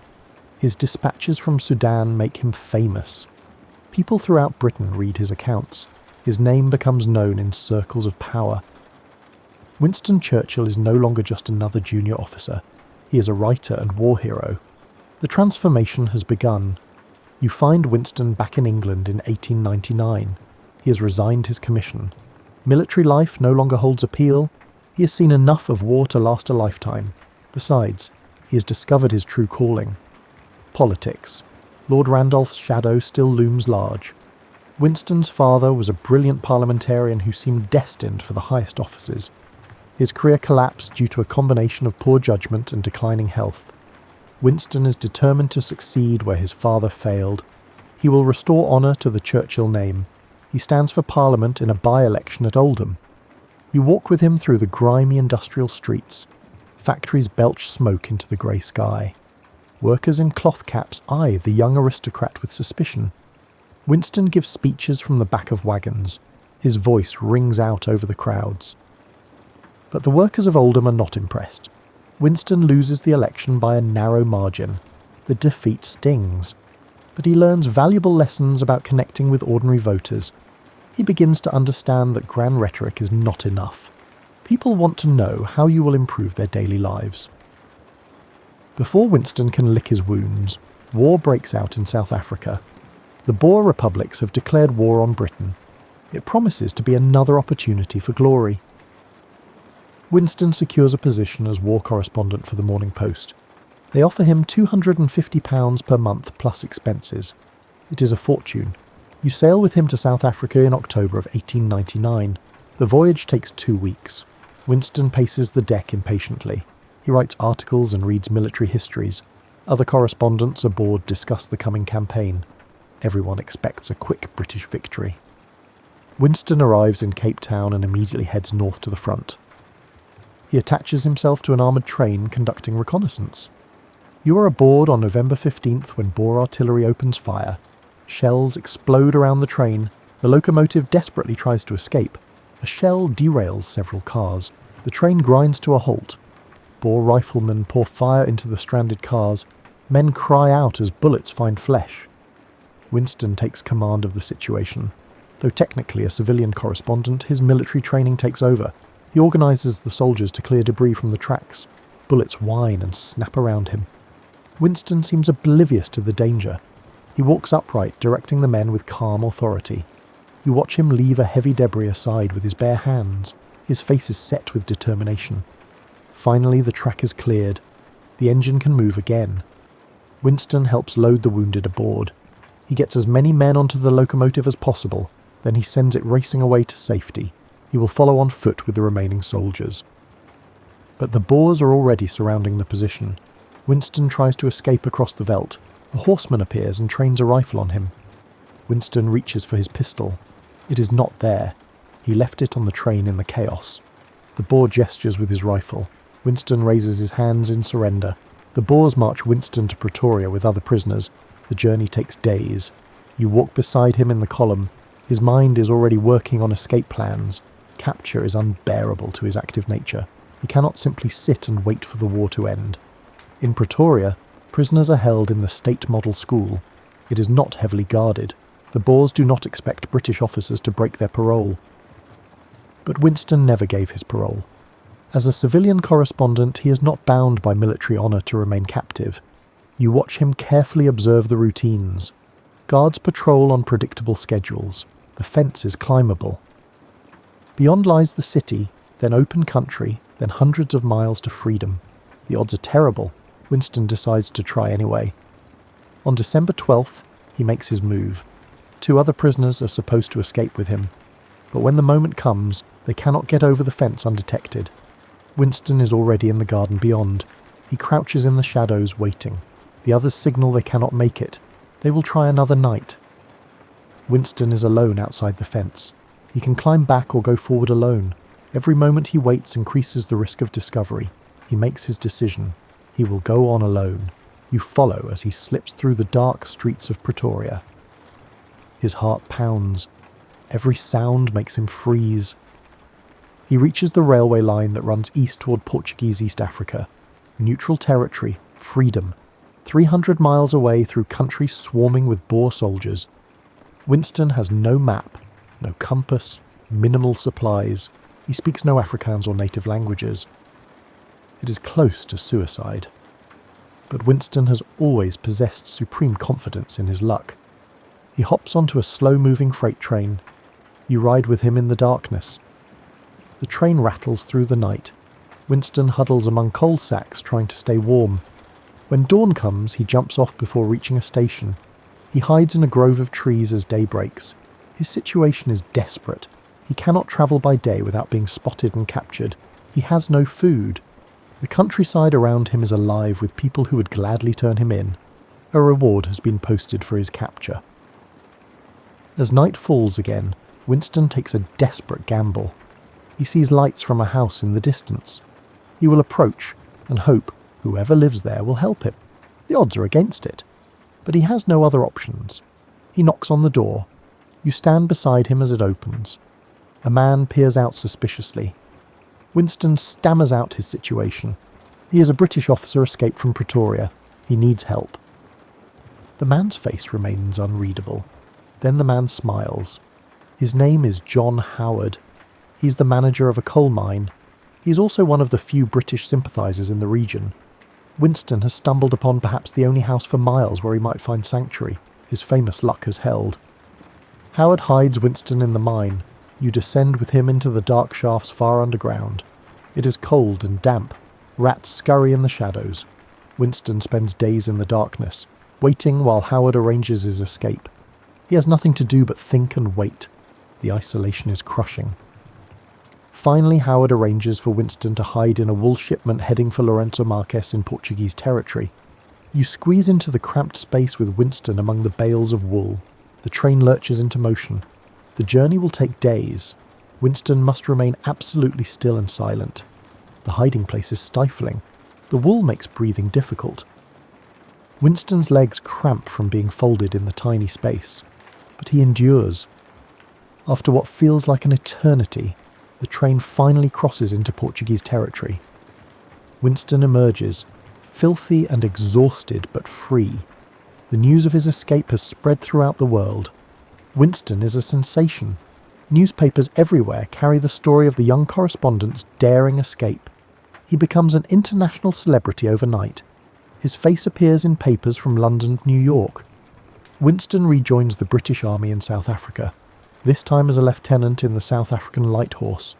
He participates in the relief of Ladysmith and the capture of Pretoria. You ride with him into the city where he was recently a prisoner. The irony is not lost on Winston. He revisits the State Model School and stands outside his old cell, a free man. When the war winds down, Winston returns to Britain as a hero. His books about his experiences become bestsellers. He writes the story of the Malakand Field Force, the River War about Sudan, and London to Ladysmith via Pretoria about his South African adventures. The royalties pour in. For the first time, Winston has real money. More importantly, he has fame. When he stands for Parliament again in Oldham in 1900, the reception is completely different. You walk with him through the same streets he walked a year earlier. Now people recognise him. They want to shake his hand and hear his stories. He wins the election comfortably. Winston Churchill enters the House of Commons at age 25. You sit in the gallery as he gives his maiden speech. His voice rings through the chamber. He speaks about the war in South Africa. He argues for magnanimity toward the defeated Boers. The speech shows both courage and wisdom. Some Conservative members grumble, but others nod approvingly. But Winston is restless in the Conservative Party. He disagrees with their position on free trade. He believes in open markets and minimal tariffs. The Conservatives are moving toward protectionism. Winston cannot support policies he considers economically foolish. In 1904, he crosses the floor of the House. He literally walks across the chamber and takes a seat among the Liberals. It is a dramatic and controversial move. Many Conservatives view it as betrayal. Winston sees it as a matter of principle. He will not sacrifice his beliefs for party loyalty. The Liberals welcome him enthusiastically. They recognise his talents. When the Liberals win a landslide victory in 1906, Winston is appointed Under Secretary of State for the Colonies. At 31, he is beginning his ministerial career. You watch him take up his new responsibilities with characteristic energy. Winston throws himself into colonial affairs. He helps draft the constitution for the new Union of South Africa. He works on policies for Britain's African territories. His approach is often enlightened for the time. though still shaped by Victorian assumptions about empire and racial hierarchy that later generations will rightly reject. In 1908, Winston enters the cabinet as president of the Board of Trade. He's only 33. His rise has been meteoric. He immediately begins pushing for social reforms, minimum wages, labour exchanges to help the unemployed, limits on working hours. These are radical ideas for the time. You sit in his office as he works late into the night. Papers pile on his desk. Winston dictates letters and memos at a furious pace. His secretaries struggle to keep up. He is a whirlwind of energy and ideas. Sleep seems optional. That same year, Winston meets Clementine Hosier at a dinner party. You are present when they are introduced. Clementine is beautiful and intelligent. She comes from an aristocratic but impoverished family. Winston is immediately smitten. His usual confidence deserts him. He stammers and blushes. They begin courting. Winston is not naturally romantic, but he tries. He writes her letters filled with awkward declarations. Clementine sees past his social clumsiness to the brilliant, ambitious man beneath. She recognizes his potential for greatness. She also sees his need for steady support and guidance. Winston proposes to Clementine in August of 1908. They are in the Temple of Diana at Blenheim Palace. The setting is appropriately grand. Clementine accepts. You stand witness as Winston slides a ring onto her finger. His hand trembles slightly. He looks happier than you have ever seen him. They marry in September at St. Margaret's, Westminster. You attend the ceremony. The church is packed. Winston's political colleagues fill the pews. Clementine looks radiant in white satin. Winston looks terrified and joyful in equal measure. When they exchange vows, his voice is thick with emotion. The marriage proves to be the foundation of Winston's life. Clementine becomes his anchor and conscience. She manages their household and finances. She offers wise counsel on political matters. She tells Winston hard truths when others fear to speak. Their partnership will endure for 57 years. Children arrive. Diana is born in 1909, Randolph in 1911, Sarah in 1914, Marigold in 1918, though she will die tragically young, Mary in 1922. The Churchill household becomes lively and chaotic. Winston adores his children but struggles to show affection. His own childhood has left him uncertain how to be a warm father. In 1911, Winston becomes First Lord of the Admiralty. He is now responsible for the Royal Navy, the most powerful navy in the world. Britain's security depends on maintaining naval supremacy. Winston takes the responsibility with utmost seriousness. You watch him tour shipyards and naval bases. He interrogates admirals and engineers. He wants to understand every aspect of the fleet. Winston drives the Navy's modernisation. He pushes for converting from coal to oil power. Oil-fired ships are faster and more efficient. He champions the development of new dreadnought battleships. He increases naval budgets over fierce opposition. Critics call him a warmonger. Winston believes he is preparing Britain for inevitable conflict. Tensions are rising in Europe. The great powers are locked in rival alliance systems. Germany is building a powerful fleet to challenge British supremacy. Arms races spiral out of control. Winston can feel war approaching like a gathering storm. He works frantically to ensure the Navy is ready. When war finally erupts in August 1914, Britain's fleet is at battle stations. Winston's preparations have put the Navy in position to control the seas from day one. You stand with him at the Admiralty as reports flow in. German ships are bottled up in port. British vessels patrol the oceans. The first phase of the war at sea belongs to Britain, but the war quickly becomes a nightmare. Enthusiasm curdles into horror. The trenches of the Western Front become a charnel house. Millions of men die for yards of muddy ground. The cheerful predictions of quick victory prove tragically wrong. This will be a long, grinding war of attrition. Winston searches desperately for a way to break the stalemate. He proposes a naval attack on the Dardanelles Strait.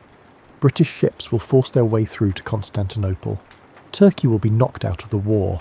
Supplies can flow to Russia through the Black Sea. The Central Powers will be outflanked. The plan is bold and imaginative. It might work, but the execution is bungled from the start. The naval attack in March 1915 fails. Mines and Turkish artillery devastate the British fleet. Ships are sunk or badly damaged. The Navy retreats in defeat. Winston then advocates for a land invasion. British and Commonwealth troops land at Gallipoli in April. You wade ashore with the Anzac soldiers. Turkish fire pours down from the heights. Men fall in heaps on the beaches. The landing is a disaster. The troops are pinned down in narrow beachheads. Months of brutal fighting follow.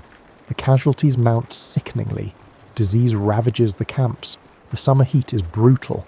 Still, the troops cannot break through the Turkish defences. Gallipoli becomes synonymous with futile slaughter. Public opinion turns against Winston.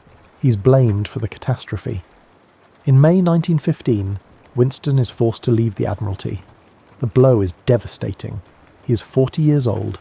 His political career appears finished. The newspapers savage him. Political allies desert him. Winston falls into deep depression. The black moods that will plague him throughout life close in like fog. He takes a position as Chancellor of the Duchy of Lancaster, a meaningless sinecure. For a man of Winston's energy and ambition, the idleness is torture. He paints to keep from going mad. You watch him set up his easel in the garden. He attacks the canvas with fierce concentration. The act of creation provides temporary relief from despair. But Winston cannot bear being sidelined while the war continues. In November 1915, he resigns from the government. He takes a commission as a lieutenant colonel and goes to the Western Front. If he cannot lead the nation, he will at least fight for it. You arrive with him in France. The trenches are worse than anything he imagined. Mud and filth everywhere. The stench of decay and death. Rats the size of cats. The constant crack of rifles and boom of artillery. Men living like animals in holes in the ground. Winston commands the 6th Royal Scots Fusiliers. His men are initially sceptical of this politician playing at soldier, but Winston wins them over with courage and common sense. He shares their dangers and hardships. He scrounges extra supplies for them. He leads from the front during trench raids. During quiet moments, Winston writes letters to Clementine. You read over his shoulder as he pours out his heart. He misses her desperately. He longs to be back in the political arena. The battlefield has shown him he is a man of words and ideas, not primarily a man of action. His weapon is language, not the rifle. After several months, Winston returns to London. He resumes his seat in Parliament. Slowly, painfully, he begins rebuilding his political reputation. He speaks in debates, he writes articles, he reminds people of his abilities. The road back from Gallipoli will take years, but Winston is patient and persistent. In July 1917, Winston returns to government as Minister of Munitions. You walk with him through armaments factories. The work is vital if unglamorous. Britain needs shells and guns and bullets in unimaginable quantities. Winston drives production with his usual intensity. Factories run around the clock, output soars. When the war finally ends in November 1918, Winston has been partially rehabilitated. His work at munitions has reminded people of his abilities, but Gallipoli still hangs over him like a dark cloud. Many will never forgive him for that disaster.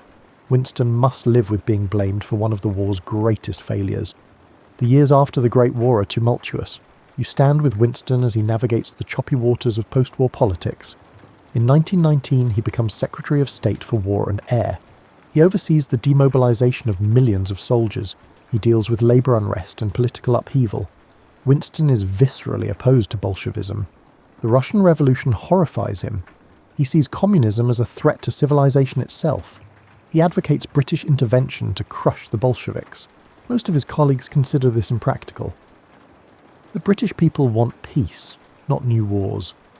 Winston's anti-communist crusade becomes an obsession that damages his political standing. In 1921, he becomes colonial secretary. You travel with him to Cairo for a conference on Middle Eastern affairs. The Ottoman Empire has collapsed. Britain must decide how to govern its new territories. Winston helps draw borders and install rulers. The decisions made in these meetings will echo through history, often tragically. The 1920s are difficult years for Winston personally. His mother dies in 1921 after falling downstairs. Little Marigold, his beloved daughter, dies of septicemia in 1922 at age 2. The loss devastates both Winston and Clementine. You see the pain in his eyes for months afterward. He paints obsessively to cope with the grief. Winston loses his parliamentary seat in 1922. For 2 years he is out of Parliament entirely. He feels cut adrift. Politics has been his life for over 2 decades.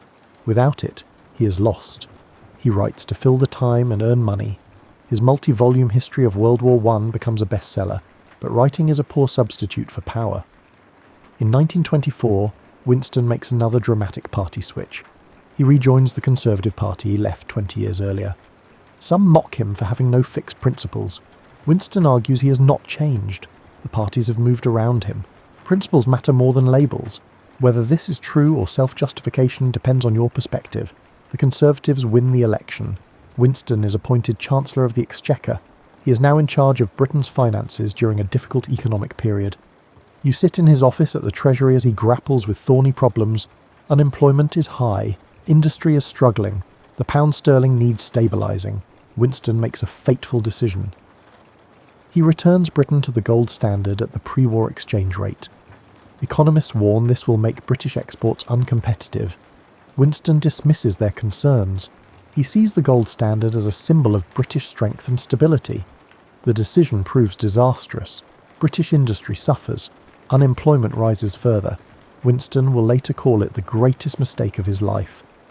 In 1926, the general strike paralyses Britain. Millions of workers walk off the job. The government faces its greatest domestic crisis in generations. Winston takes a hard line. He edits the government propaganda sheet, the British Gazette. His editorials are fiery and uncompromising. The strike eventually collapses, but Winston's harsh rhetoric makes him even more unpopular with working people. The 1930s begin with Winston out of government. The Conservatives lose the 1929 election. The new Labour government has no place for Winston. He's 54 years old. To many observers, his career is winding down. He will be remembered as a talented but erratic politician who never quite fulfilled his early promise. You walk with Winston through what he will later call his wilderness years. He writes prolifically. Books, articles, speeches. He works on Marlborough, a massive biography of his famous ancestor. The writing is magnificent, though historians quibble with his interpretations. Winston is never one to let facts interfere with a good story. He builds a wall at his country house, Chartwell. You work alongside him, mixing mortar and laying bricks. The physical labour soothes him. He takes pride in his craftsmanship. He builds a cottage for his daughter Mary using his own hands. The work is competent, if not professional. Winston jokes he could have been a bricklayer if politics failed. He paints constantly. Oils are his medium, landscapes mostly. He attacks canvases with bold strokes and vivid colours. His paintings are not subtle, but they have energy and life. Painting provides respite from his black moods. When depression threatens, Winston picks up a brush. The act of creation lifts the darkness, at least temporarily. But Winston cannot ignore politics entirely. He watches events in Europe with growing alarm. A new menace is rising in Germany. Adolf Hitler and his Nazi party have come to power. Hitler promises to restore German greatness and overturn the Versailles Treaty. His speeches drip with venom toward Jews and other groups he considers inferior. Winston begins warning about the Nazi threat. You sit in the House of Commons as he delivers speech after speech. Germany is rearming. Hitler is building a massive military machine. Britain must respond by strengthening its own defences. The government and public largely ignore him. People are war-weary. They want to believe peace is secure. Winston particularly warns about air power. Germany is building hundreds of bombers and fighters. Britain's air defences are woefully inadequate. If war comes, German bombs will rain down on British cities. Thousands will die. The government must invest urgently in the Royal Air Force. Again, his warnings fall on deaf ears. He is mocked as a warmonger and alarmist. Cartoons depict him as a bellicose old man seeking glory. Colleagues roll their eyes when he speaks. Winston the Prophet is dismissed as Winston the Crank. You see the frustration in his face. He knows he is right, but cannot make anyone listen. His political isolation deepens over the India question. The government is moving toward granting India more self-governance. Winston vehemently opposes this. He believes the British Empire must be maintained. Indian independence would begin its unravelling. He campaigns fiercely against reform. This is not Winston's finest hour. His views on empire are those of his Victorian upbringing. He cannot conceive of India without British rule. His rhetoric sometimes crosses into racism that makes even his allies uncomfortable. The India campaign damages his credibility further. He seems like a relic from a bygone age. But on Germany, Winston is proven right. Hitler remilitarizes the Rhineland in 1936. He annexes Austria in 1938. At Munich, Britain and France agree to let Germany take the Sudetenland from Czechoslovakia. Prime Minister Neville Chamberlain returns waving a paper promising peace in our time. Winston denounces Munich as a disaster and defeat. You stand in Parliament as Winston delivers his devastating response. Britain had a choice between war and dishonour. They chose dishonour, and they will have war. The words are prophetic and terrible. Chamberlain and his supporters hate Winston for speaking this truth, but some younger MPs begin to wonder if the old man might be right after all. In March 1939, Germany seizes the rest of Czechoslovakia. The Munich Agreement lies in tatters. Even Chamberlain realises Hitler cannot be appeased. Britain begins rearming in earnest. Suddenly, Winston's warnings do not seem so alarmist. People remember he was right when others were wrong. When Germany invades Poland in September 1939, Britain and France declare war. Winston is immediately recalled to the government as First Lord of the Admiralty. He returns to the same post he held 25 years earlier. A signal goes out to the Royal Navy. Winston is back. You can almost hear the cheers from ships around the world. But the war goes badly from the start. Poland falls in weeks. The Western Front is quiet through the winter. This is the phony war. Britain and Germany glare at each other but do not fight. The public grows restless and confused. Is this really war, or some strange new kind of peace?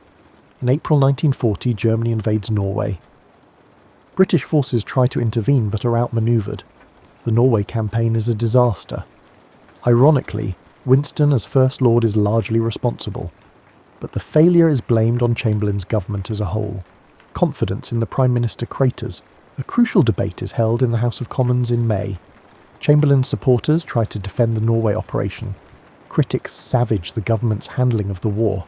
The debate becomes a referendum on Chamberlain's leadership. Even some Conservatives turn against him. The decisive moment comes when Leo Amery, a Conservative MP and old friend of Winston's, quotes Oliver Cromwell. "You have sat too long here for any good you have been doing. In the name of God, go."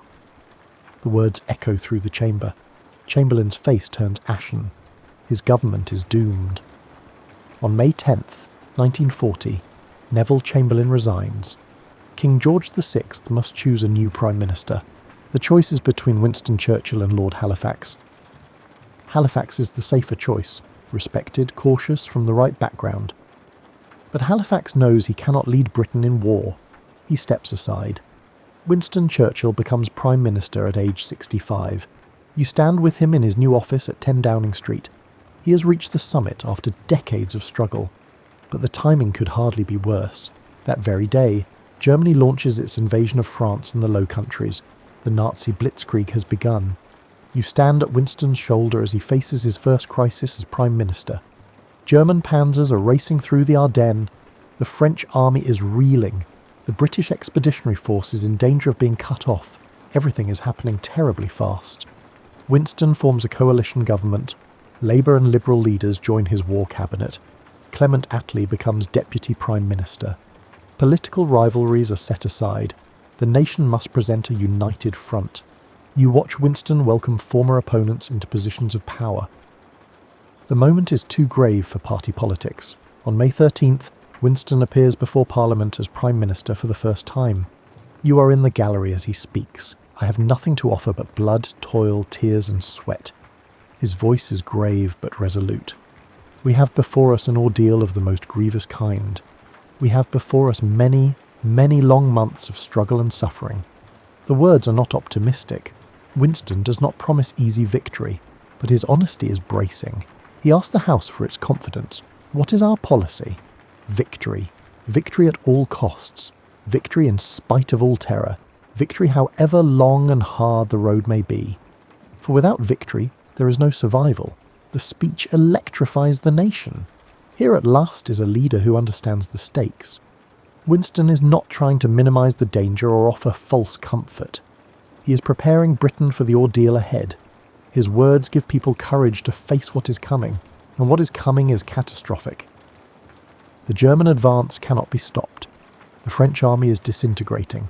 The British Expeditionary Force retreats toward the Channel ports. 300,000 British and French soldiers are trapped on the beaches of Dunkirk. The German pincers are closing. Annihilation seems inevitable. Winston orders the Royal Navy to evacuate as many men as possible. You stand on the beach at Dunkirk in late May. The situation is desperate. German artillery pounds the beaches. Luftwaffe bombers attack in waves. Ships are sunk before they can load troops. The harbour is unusable. Men wade into the surf hoping to be picked up. Then something remarkable happens. Hundreds of civilian boats cross the channel. Fishing boats, pleasure yachts, river barges, anything that can float. Their civilian crews navigate through bombs and shells to reach the beaches. They ferry soldiers from shore to the waiting warships. The little ships of Dunkirk become legend. Against all odds, over 300,000 men are evacuated. It is not a victory. The British army has lost all its heavy equipment, but the men are saved to fight another day. Winston warns the nation not to mistake a deliverance for triumph. Wars are not won by evacuations, but Britain has bought time to continue the fight. France is doomed. German forces reach Paris in mid-June. The French government collapses. Winston flies to France repeatedly trying to stiffen their resolve. You accompany him to desperate meetings with French leaders. They are defeated men. They speak of armistice. Winston argues passionately for continuing the fight. His words fall on deaf ears. On June 22nd, France signs an armistice with Germany. Britain stands alone. The United States is neutral. The Soviet Union has a pact with Hitler. The British Empire faces Nazi Germany without allies. The situation looks hopeless. Many expect Britain to seek terms. Surely fighting on alone is suicide. Winston never considers surrender. On June 4th, after Dunkirk, he delivers another great speech to Parliament. You listen as his voice fills the chamber. Even though large tracts of Europe have fallen into the grip of the Gestapo, we shall not flag or fail. We shall go on to the end. We shall fight on the seas and oceans. We shall fight on the beaches. We shall fight on the hills. We shall never surrender. The words are more than rhetoric. They are a declaration of Britain's will to resist. Winston is committing the nation to fight until victory or annihilation. There will be no compromise with evil. The speech is broadcast around the world. In occupied countries, people huddle around illegal radios and weep with hope. Britain has not given up. Hitler expects Britain to seek peace. When no offer comes, he begins planning an invasion. Operation Sea Lion will land German forces on the English coast, but first, Germany must control the air. The Luftwaffe launches a campaign to destroy the Royal Air Force. The Battle of Britain begins in July and reaches its climax in August and September. You stand in Fighter Command headquarters watching the battle unfold. Plots show German formations crossing the Channel. Young RAF pilots scramble to intercept. Dogfights swirl across the summer sky. Smoke trails mark falling aircraft. The odds favour Germany. They have more planes and pilots, but the RAF has advantages. They are fighting over home territory. Downed pilots who survive can return to duty. The British have radar to provide early warning, and they have the Spitfire and Hurricane, fighters that can match the German aircraft. Winston visits fighter stations. You accompany him as he meets young pilots between missions. They are boys really, 19 and 20 years old. Their faces are drawn with exhaustion. They fly multiple sorties each day. Many will not survive the week. Winston shakes their hands and thanks them. His eyes are bright with unshed tears. The battle reaches crisis in late August. German bombers attack RAF airfields. Hangars and runways are cratered. Fighter production cannot keep pace with losses. The RAF is being ground down. A few more weeks of this and air superiority will pass to Germany. Then invasion becomes possible. Then Hitler makes a crucial mistake. After British bombers hit Berlin, he orders the Luftwaffe to attack London instead of continuing to target airfields. The change in strategy gives the RAF breathing space. Fighter strength begins to recover. You stand in London as the bombs fall night after night. Buildings burn, civilians die, but the RAF survives. By late September, it is clear Germany has lost the Battle of Britain. The RAF is still operational. Hitler postpones and then cancels Operation Sea Lion. Britain will not be invaded. Winston gives credit where it is due. Never in the field of human conflict was so much owed by so many to so few. The fighter pilots have saved the nation, but the Blitz continues. German bombers come every night. London burns. Coventry is devastated. Cities throughout Britain suffer. You walk through rubble-strewn streets with Winston. He tours bombed areas to show solidarity with victims. People recognise him and call out. His presence heartens them. If Winston can face the bombs, so can they. Winston's own life is in constant danger. German intelligence knows his movements. Bombs fall near wherever he goes. He refuses to hide. He appears on rooftops watching the raids. He visits anti-aircraft batteries and bomb shelters. His courage is not reckless bravado.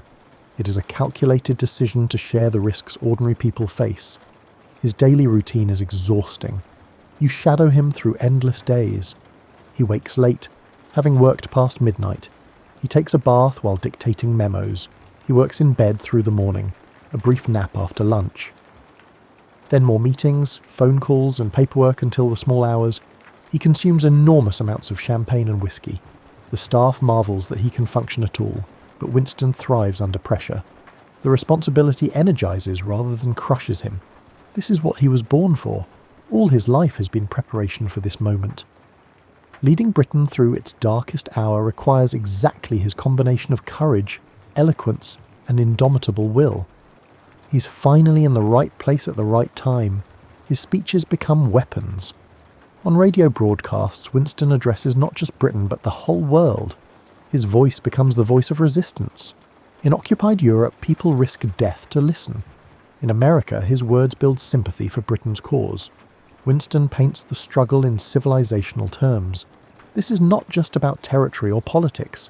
It is a fight between light and darkness, freedom and slavery. He cultivates the relationship with America obsessively. President Roosevelt is sympathetic but hampered by neutrality laws and public opinion. Winston writes him long letters laying out Britain's needs. Destroyers, aircraft, weapons, supplies. America becomes the arsenal of democracy, shipping war material to Britain. Winston also begins developing a personal relationship with Roosevelt. They exchange hundreds of messages. The tone becomes warm and familiar. Winston signs himself as a former naval person. Roosevelt responds in kind. The friendship between the two leaders becomes a cornerstone of the alliance that will eventually win the war. Money is running out. Britain is spending its gold and dollar reserves at an unsustainable rate. By late 1940, bankruptcy looms. Winston lays the situation before Roosevelt. Without American help, Britain cannot continue fighting. Roosevelt responds with Lend-Lease. America will lend Britain the weapons and supplies it needs. Payment can be deferred until after the war. Lend-Lease is a lifeline. It keeps Britain in the fight through 1941. But Winston knows Britain cannot win alone. America must enter the war. He watches anxiously as Roosevelt navigates American domestic politics. Isolationist sentiment remains strong. Getting America into the war seems impossible. Then on December the 7th, 1941, Japan attacks Pearl Harbor. America is finally at war. Winston hears the news with overwhelming relief. You are with him when he learns. He goes to bed that night knowing Britain is saved. America's industrial might will tip the balance. Victory is now possible, though it may take years. Winston immediately travels to Washington. You accompany him on the voyage across the Atlantic. He works constantly, preparing for meetings with Roosevelt. When he arrives, the two leaders establish an instant rapport. They talk for hours about strategy and coordination. The alliance is forged in these meetings. Winston addresses Congress on December 26. You sit in the gallery as he speaks to American lawmakers. He acknowledges that his mother was American. If my father had been American and my mother British, instead of the other way around, I might have gotten here on my own. Laughter fills the chamber. Winston has charmed them completely. But he also delivers serious warnings. The war will be long and hard. Japan's early victories in the Pacific are just beginning. Dark days lie ahead before the dawn. Winston does not sugarcoat reality, but he projects absolute confidence in ultimate victory. The forces arrayed against the Axis powers are overwhelming. Tyranny cannot prevail against the combined might of free peoples. The years 1942 and 43 are the hinge of the war. You stand with Winston as the balance slowly tips. Early defeats give way to hard-won victories. The tide is turning, though the end remains distant. North Africa becomes a critical theatre. British forces under General Montgomery face German troops led by Rommel. The Desert War swings back and forth. Winston follows every battle anxiously. You sit with him in the map room studying intelligence reports. He moves pins representing divisions and brigades. The fate of Egypt and the Suez Canal hangs in the balance. In October 1942, Montgomery attacks at El Alamein. For 12 days, the battle rages across the desert. Finally, Rommel's forces break and retreat. It is Britain's first clear victory over Germany. Winston is jubilant. This is not the end. It is not even the beginning of the end, but it is perhaps the end of the beginning. Across the world, America wins a crucial naval battle at Midway. Japanese expansion is checked. In Russia, German forces are locked in brutal combat at Stalingrad. The Wehrmacht is learning that the Soviet Union cannot be easily conquered. The Axis powers are stretched thin across multiple fronts. Winston works to coordinate Allied strategy. He travels constantly despite his age. You accompany him to conferences in Casablanca, Quebec, Cairo and Tehran. The meetings are exhausting.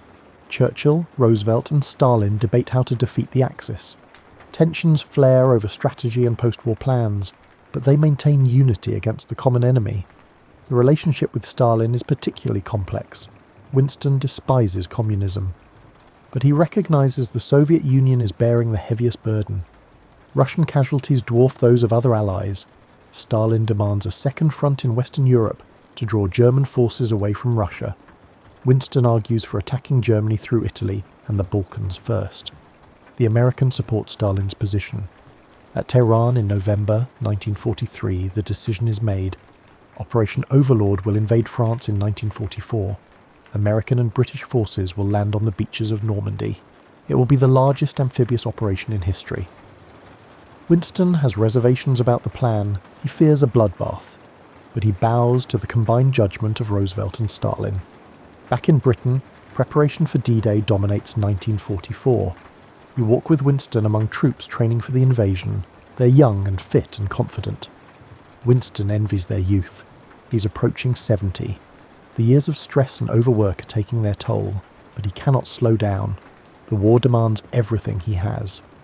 On June 6, 1944, Allied forces land in Normandy. The invasion succeeds despite fierce German resistance. Winston desperately wanted to observe from a ship offshore. His military advisors talked him out of it. The risk was too great. Winston sulks but accepts their judgment. You stand with him in the war room as reports stream in. The landings are succeeding. The second front has opened. Paris is liberated in August. You walk the streets with Winston as he visits the newly freed city. Parisians mob him with joy. They remember his broadcast during the dark years. His voice kept hope alive.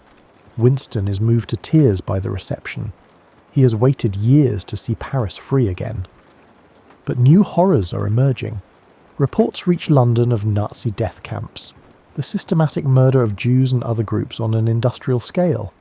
Winston has known for years that terrible things were happening, but the full scope of the Holocaust is only now becoming clear. The revelations sicken him.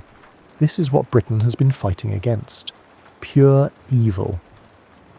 The war in Europe grinds toward conclusion through late 1944 and early 1945. German forces retreat but fight stubbornly. Hitler refuses to surrender. The destruction continues. Cities are reduced to rubble. Millions more die. You walk through devastated German towns with Winston. The scale of destruction is overwhelming. Winston's health suffers. He catches pneumonia after the Yalta Conference in February 1945. For days his life hangs in the balance. Doctors fear for the 70-year-old Prime Minister. But Winston's constitution is strong. He recovers and returns to work. There is too much to do. He cannot rest yet. In April, Roosevelt dies. Winston is grief-stricken. He has lost a great friend and partner. Harry Truman becomes president. Winston must now build a relationship with a man he barely knows. The transition adds uncertainty at a crucial moment. Germany finally surrenders on May 8, 1945. Victory in Europe Day brings jubilation throughout Britain. You stand with Winston on the balcony of Buckingham Palace alongside the royal family. Enormous crowds fill the streets below. They cheer themselves hoarse. Winston gives his famous V for victory sign. The moment is triumph and vindication. But Winston's thoughts are already turning to the peace. The Soviet Union is tightening its grip on Eastern Europe. Stalin shows no inclination to allow free elections in Poland and other countries. Winston fears a new tyranny is replacing the old. He warns of an Iron Curtain descending across Europe. Once again, he's prophetic. The Cold War is beginning. In July, Britain holds its first general election since 1935. Winston campaigns, but without enthusiasm. He is exhausted. The Labour Party promises sweeping social reforms. They campaign on building a better Britain, not on past glories. You watch the returns come in with Winston. The result is stunning. Labour wins a landslide. Winston is voted out of office. The rejection wounds him deeply. He led Britain through its darkest hour. Now, with victory achieved, the people turn to someone else. Winston tries to accept the decision gracefully. Democracy has spoken, but privately he is devastated. You see him struggle with depression in the months that follow. He is 70 years old. Most men would retire. Winston instead becomes leader of the opposition. He continues fighting in Parliament. He delivers speeches warning about Soviet expansion. The famous Iron Curtain speech is given in Fulton, Missouri in March 1946.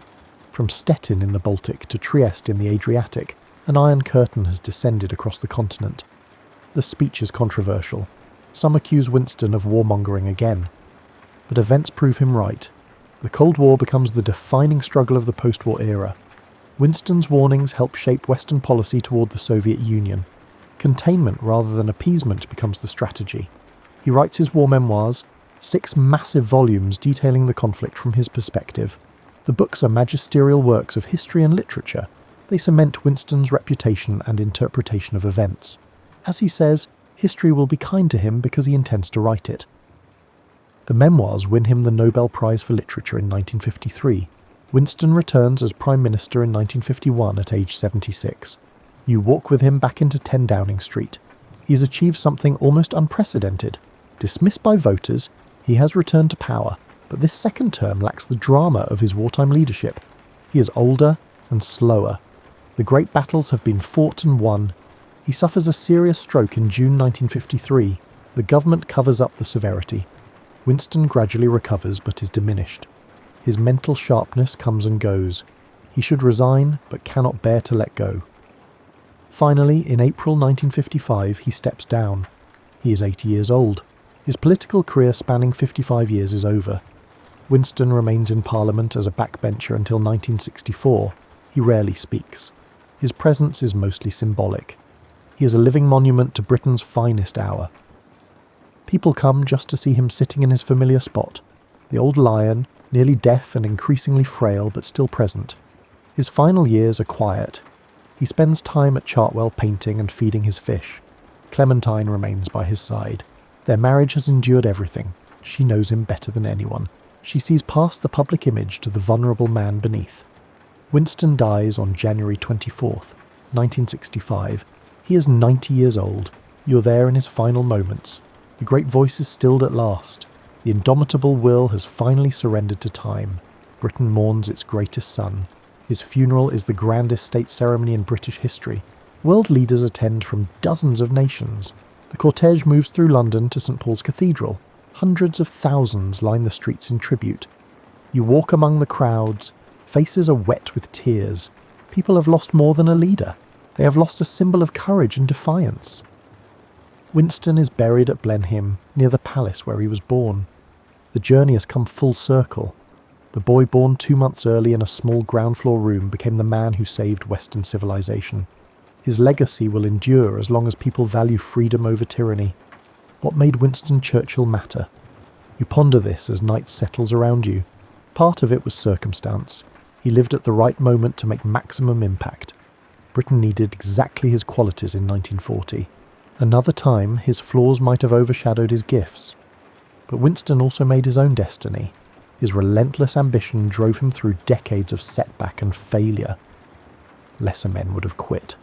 Winston kept fighting. He believed in himself even when no one else did. That self-belief sustained him through the wilderness years until the moment arrived. His command of language gave him power beyond any office. Winston understood that words shape reality. His speeches did not just describe events. They made people willing to endure unendurable things. His rhetoric became a weapon as important as any gun or tank. He made terrible mistakes. Gallipoli haunted him forever. His views on empire and race were products of Victorian prejudice. He could be cruel and thoughtless to those around him. His drinking and depression could have destroyed him. Winston was never a plaster saint. He was profoundly human, flaws and all.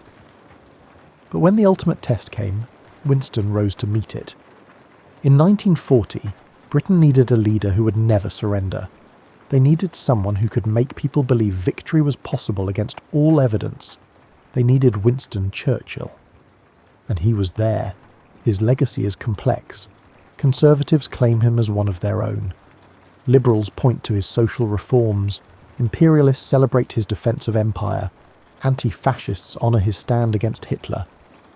Winston contains multitudes. He cannot be reduced to simple categories. Perhaps that is fitting. Great figures are rarely simple. Winston was brilliant and foolish, generous and selfish, visionary and blind. He saved democracy while holding views that seem undemocratic. He championed freedom while defending empire. The contradictions are part of who he was. What endures is his courage, physical bravery in war, moral courage in speaking truth, political courage in standing alone when necessary. Winston showed that individuals can matter enormously. One person with conviction can change the course of history. He also showed the power of never giving up. Winston faced more failures than most people experience. Each time he picked himself up and kept going. His career was a testament to resilience. Success came not from avoiding failure, but from refusing to be defeated by it. As you drift towards sleep, Winston's voice echoes one final time. Never give in, never give in, never, never, never, never. In nothing great or small, large or petty. Never give in except to convictions of honour and good sense. The words were spoken to students at Harrow in 1941. They summarise his entire philosophy of life. The boy who was born too early and sent away too young became the man who stood firm when the world was falling apart. Winston Churchill changed history because he refused to accept defeat. That spirit, that stubborn insistence on fighting for what is right, remains his greatest gift. The story of his life is ultimately hopeful. It says that courage matters, that words have power, that one person can make a difference, that setbacks need not be final, that redemption is possible, that the fight for freedom is always worth it. You close your eyes as the first light of dawn touches the horizon. The world Winston helped save continues turning. New challenges arise. New leaders will be tested, but the example he set endures. When darkness threatens, someone will remember the British Prime Minister who never surrendered. Someone will find courage in his words. Someone will choose to fight rather than submit. Winston Churchill's legacy lives on not just in history books, but in the hearts of everyone who refuses to give up. His story reminds us that ordinary people can achieve extraordinary things, that our finest hours may lie ahead, not behind, that hope is always justified, even in the darkest night. Sleep now, knowing that courage and determination can overcome seemingly impossible odds. The spirit that saved Britain in 1940 lives on in all of us. We carry forward the torch Winston held high when the world needed light most desperately. His voice falls silent, but his message echoes through the ages. Never surrender, never give in. Always believe that dawn will break, no matter how long the night.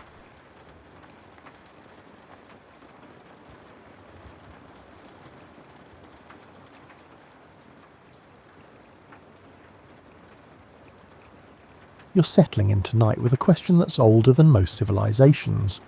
How does the distant past reach forward through millennia to touch your everyday life? The answer lies along the banks of a river that's been flowing for millions of years, in a land where ambitious rulers built monuments so enduring that their shadows still fall across your morning commute, your government office, your city skyline, and even the way you measure the hours between now and sleep. Tonight, we're travelling to ancient Egypt, not as tourists rushing through temples, but as quiet observers discovering how thoroughly the pharaohs embedded their innovations into the foundation of everything you consider modern. You wake up on a Monday morning, glance at your phone and note the date. Perhaps it's the 15th of the month. You've been doing this your entire life, organising your existence into neat boxes of days, weeks, months and years, but you've probably never stopped to wonder where this system came from. The answer, as with so many things, begins with people watching a river. Imagine standing on the banks of the Nile around 3000 BCE. You're not you exactly. You're a farmer whose entire livelihood depends on understanding when the river will flood. Get it wrong and your crops fail. Get it right and your family eats for another year. So you watch. You watch the river, you watch the stars, and slowly patterns emerge from the chaos of nature. The Nile flooded every year with remarkable consistency, swelling its banks and depositing rich, dark soil across the floodplain. But every year is a vague concept when you don't have a calendar. How long is a year? The farmers noticed that the star Sirius, which they called Sopdet, appeared on the horizon just before dawn, at roughly the same time the flood began. This heliacal rising, as astronomers now call it, became their anchor point. From one appearance of Sirius to the next was one complete cycle, 1 year. But here's where Egyptian ingenuity really shines. They didn't just mark the year, they divided it into something manageable. They created 12 months of 30 days each, then added 5 extra days at the end as a kind of bonus holiday period. 365 days total. Does this sound familiar? It should. You're living inside a modified version of their invention. Now you might be thinking, but our months aren't all 30 days long. True. The Egyptian system wasn't perfect. The actual solar year is about 365 and a quarter days, but they were astonishingly close. When Julius Caesar later reformed the Roman calendar in 46 BCE, he borrowed heavily from the Egyptian model, adding leap years to account for that extra quarter day. That Julian calendar, with further tweaks by Pope Gregory XIII in 1582, became the Gregorian calendar you use today. Every time you schedule a meeting for next Thursday, or plan a vacation for July, you're using a timekeeping system whose bones were assembled by people watching a river flood in the pre-dynastic period. They gave structure to time itself, transforming the chaotic flow of days into something predictable, something you could plan around. The Egyptians also divided their year into 3 seasons, each 4 months long. Akhet was the inundation season, when the Nile flooded. Peret was the growing season, when crops sprouted in the rich mud left behind. Shimu was the harvest season, when farmers gathered what they'd planted. This agricultural rhythm, flood, grow, harvest, became so fundamental to Egyptian identity that it shaped everything from their religious festivals to their tax collection. Think about how you still organise your year around seasons, even if you work in a climate-controlled office and buy strawberries in January. Spring for planting, summer for growth, autumn for harvest, and winter for rest. The specifics have changed, but the underlying concept, that time has a cyclical nature tied to the land, comes straight from civilizations like Egypt that lived close enough to the earth to feel its pulse. And it wasn't just the year they divided. The Egyptians split each day and night into 12 hours each, creating the 24-hour day you're experiencing right now. Admittedly, their hours weren't quite like yours. An Egyptian hour varied in length depending on the season. Daylight hours were longer in summer and shorter in winter, but the concept of dividing the day into 24 segments was their gift to you. When medieval Europeans adopted this system centuries later, they standardized the hour lengths, but the basic framework remained Egyptian. You can trace this obsession with timekeeping to the pharaohs themselves. When you're building monuments meant to last forever, when you're claiming divine authority that transcends mortal life, you need to make time itself seem conquerable. The pharaohs wanted to create order from chaos, And nothing represents chaos quite like the unmarked flow of days stretching into an unknowable future. So they measured it, they marked it, they built it into structures, shadow clocks, water clocks and star charts that could track time's passage even when the sun hid behind clouds. These weren't just practical tools, they were assertions of power. They said, we understand the cosmos well enough to predict it, to divide it, and to name its parts. There's something oddly comforting about this, isn't there?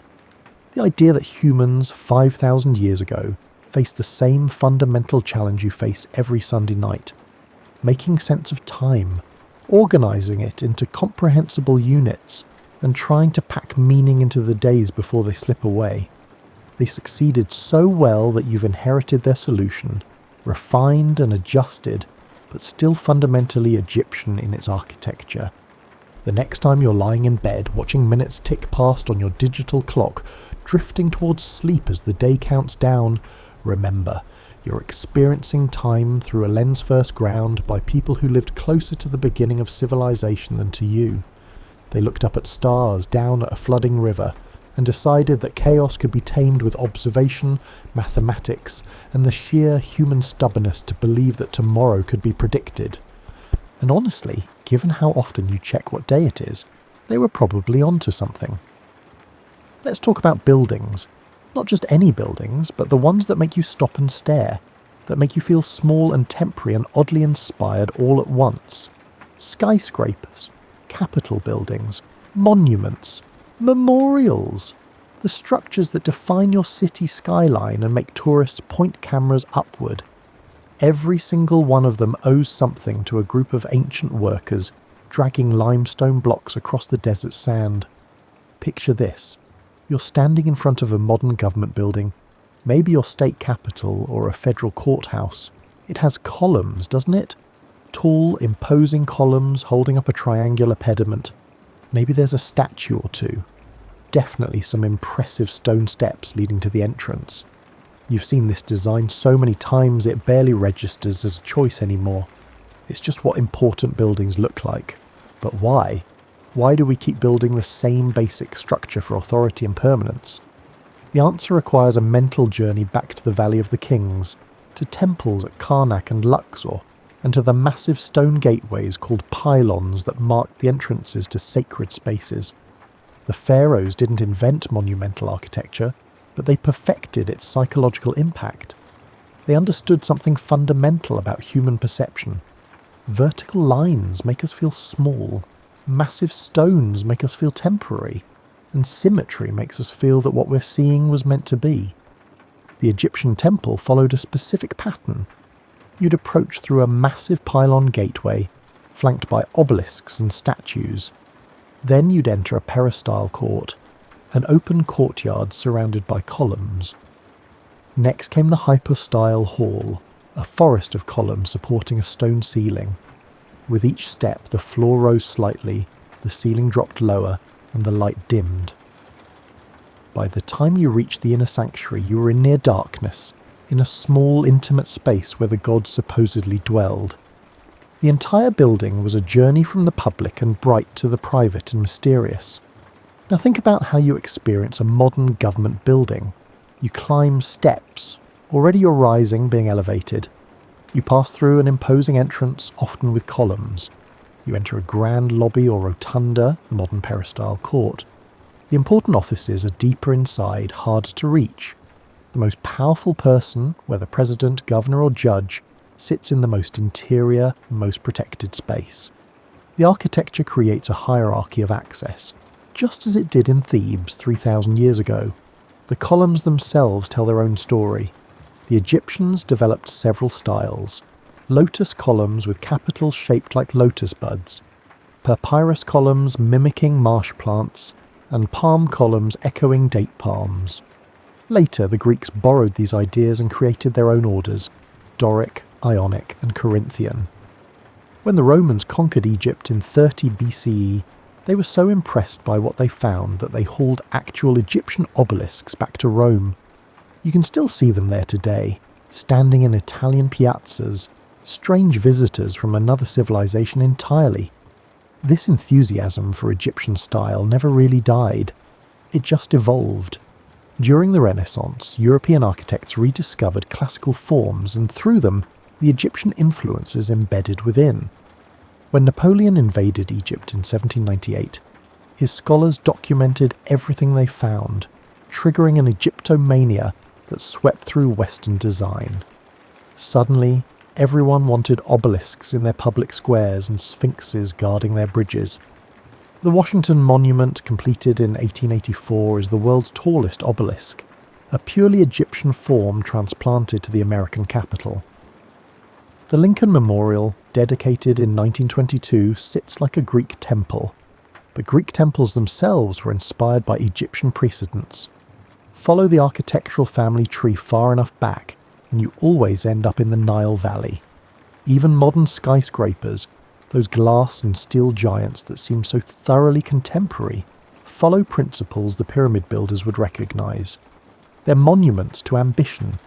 They're expensive demonstrations of power and wealth. They're designed to last beyond the lives of their creators. They make statements about who built them and why those builders matter. A pharaoh building a pyramid and a corporation erecting a headquarters tower are engaged in fundamentally the same act, using architecture to claim immortality. The ancient Egyptians also pioneered construction techniques that modern engineers still admire. They didn't have iron tools, pulleys, or wheels. Well, they had wheels, but rarely used them for construction. What they had was copper, stone, rope, wooden sledges, and an absolutely remarkable understanding of leverage, coordination, and geometry. To build the Great Pyramid at Giza, 2 million stone blocks, some weighing 15 tons, they created ramps, water-lubricated sledges, and an organisational system that could coordinate thousands of workers. Recent archaeological evidence suggests these workers weren't slaves, but paid labourers who lived in purpose-built villages, received medical care, and ate reasonably well. They were skilled professionals who took pride in their work. Sound familiar? The modern construction industry, with its specialised crews, its project managers, its complex logistics, and its worker safety protocols. All of this echoes the systems developed by people building eternity monuments in the desert. But perhaps the most enduring architectural gift from the pharaohs is the simple belief that buildings should mean something beyond their function. Sure, a pyramid is technically a tomb, but it's also a statement about cosmic order, divine kingship, and humanity's ability to create something that defies time. Sure, a temple is technically a place for rituals, but it's also a lesson in approaching the sacred, a physical journey from the mundane to the holy. This idea that architecture should tell a story, should make you feel something specific, and should encode meaning in its very form, is so thoroughly Egyptian that we don't even recognise it as a choice anymore. We just assume that courthouses should look dignified, that monuments should inspire awe, and that your city's skyline should make you feel something when you see it from a distance. The pharaohs taught us that buildings are a language, and we've been speaking it ever since. And so the next time you're walking up the steps to some impressive building, take a moment to appreciate the invisible thread connecting you to an ancient architect who probably never imagined their ideas would travel quite this far. They were just trying to house a god or honour a king. Instead, they created a template for how humans signal importance through stone, and we're still using that template every time we want to build something that matters. You probably don't think about bureaucracy as an Egyptian invention, but here you are, surrounded by it. Every form you've ever filled out, every government office you've ever visited, every tax return you've ever filed with mounting dread. All of it traces back to people recording grain deliveries on papyrus scrolls. Let's set the scene properly. Ancient Egypt wasn't just a kingdom. It was arguably the world's first nation-state, a unified territory with centralised control, standardised administration, and a civil service that would make modern government workers nod in recognition.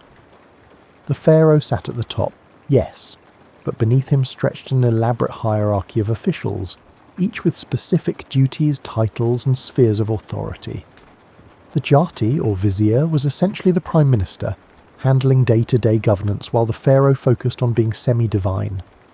Below the vizier came provincial governors, tax collectors, scribes, judges, police, and a whole spectrum of officials whose jobs sound oddly contemporary. There was someone responsible for managing the greeneries. Someone else oversaw irrigation projects. Another official handled foreign correspondence. A separate department dealt with mining operations. Everything was organised, categorised, and meticulously recorded. And oh, the records!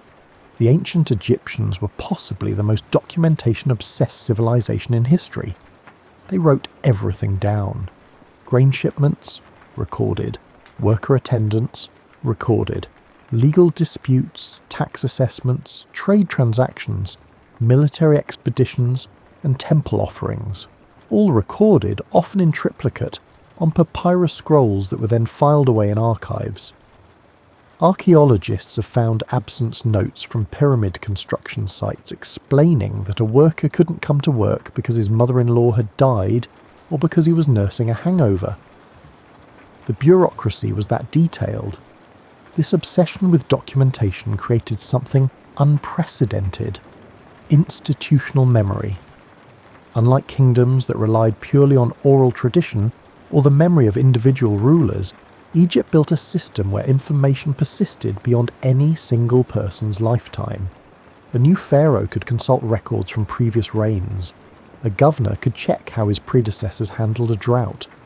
The accumulated wisdom of generations was preserved in writing and made available to those who knew how to read. Sound familiar?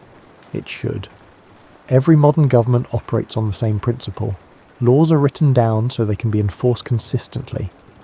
Court proceedings are recorded so they can be reviewed. Budgets are documented so they can be audited. The entire structure of contemporary governance rests on the assumption that important information should be preserved in a form that outlasts individual memory. The Egyptians didn't invent writing. That credit goes to Mesopotamia, but they perfected the use of writing as a tool of administration. They also developed sophisticated legal codes, though unfortunately most of the actual written laws haven't survived. What has survived are court records, contracts, and legal documents that show a system surprisingly concerned with fairness and evidence. Trials required witnesses, testimony was recorded, judges were expected to be impartial, punishments were supposed to fit crimes. You could even appeal decisions to higher courts. Women had legal rights that would have shocked later civilizations. They could own property, initiate divorce, conduct business, and inherit wealth.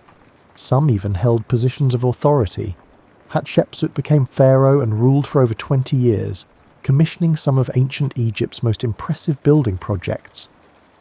While medieval European women were still being treated as property, Egyptian women 4,000 years earlier could sign contracts and sue for damages. The tax system deserves special mention because it was wildly sophisticated and also kind of amusing. Since Egypt didn't use money for most of its history, currency wasn't widespread until the late period, taxes were paid in goods, grain mostly, but also livestock, cloth, metals and labour.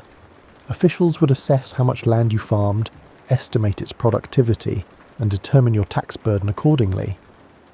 Then they'd show up at harvest time to collect their share.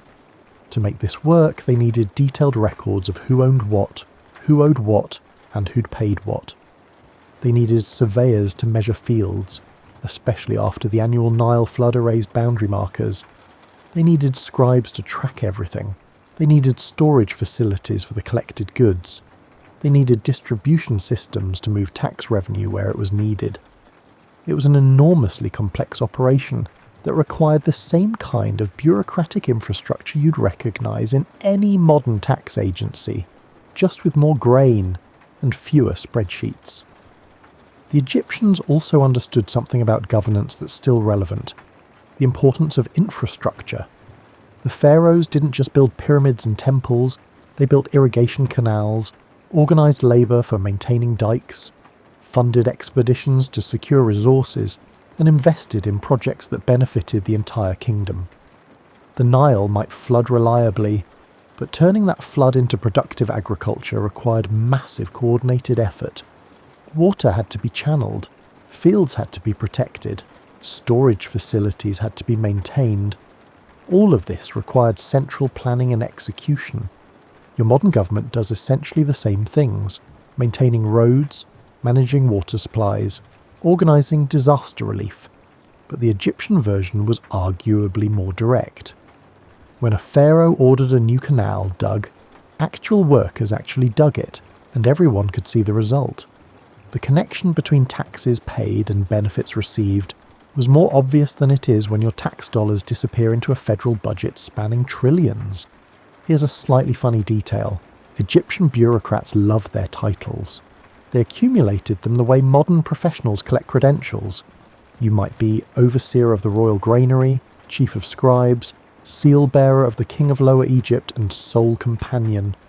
The more titles, the more important you were. This served a practical purpose. It told everyone exactly where you fit in the hierarchy. But it also fed into very human desires for status and recognition. Not so different from someone's email signature listing their MBA, CPA, PMP, and 3 professional society memberships.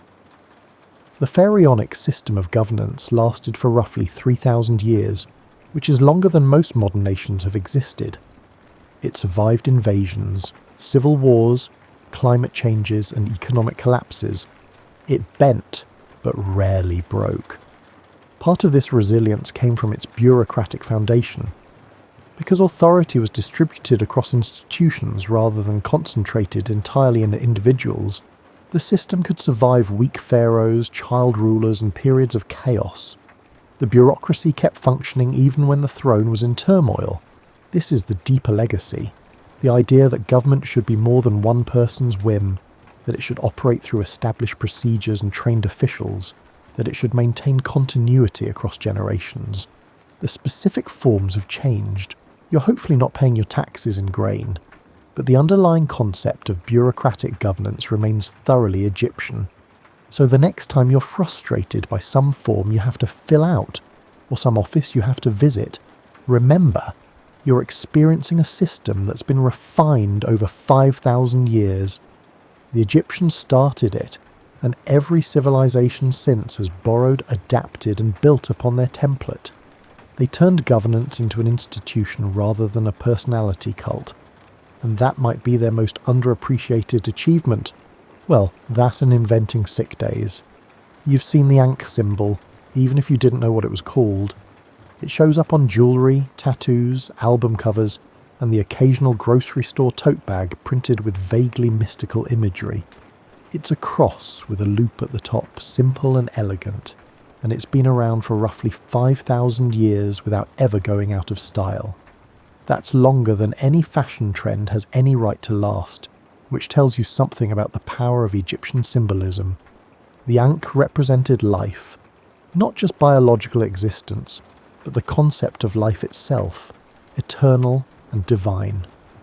Gods hold Ankhs in temple reliefs, offering them to pharaohs like gifts. Pharaohs hold Ankhs in statues, claiming authority over life and death. The symbol worked because it was both specific enough to mean something and vague enough to mean many things. You could interpret it literally or metaphorically as a key or a combination of male and female symbols, or a sunrise over the horizon. This flexibility is exactly why it's still showing up on merchandise 3 millennia later. But the Ankh is just the most obvious example. Egyptian symbols saturated their culture so thoroughly that they created an entire visual language, and pieces of that language are still in use today. The Eye of Horus became a symbol of protection and health. The scarab beetle represented transformation and rebirth. The Djed pillar symbolized stability. The scepter indicated power. Put these symbols together in various combinations and you could convey complex ideas without writing a single word. This wasn't just decorative. In a society where most people couldn't read hieroglyphs, symbolic literacy was how you communicated with the masses. A pharaoh depicted smiting enemies while wearing the double crown of Upper and Lower Egypt, holding a scepter and protected by the wings of Horus. That image told a complete story about authority, legitimacy, and divine favour without requiring any explanatory text. It was political messaging refined to its purest visual form. Modern advertising works the same way. Think about corporate logos, those carefully designed symbols meant to convey brand identity at a glance. The Nike swoosh suggests motion and victory. The apple suggests knowledge and innovation with a bite taken out to avoid confusion with a cherry. The Mercedes-Benz star claims dominion over land, sea and air.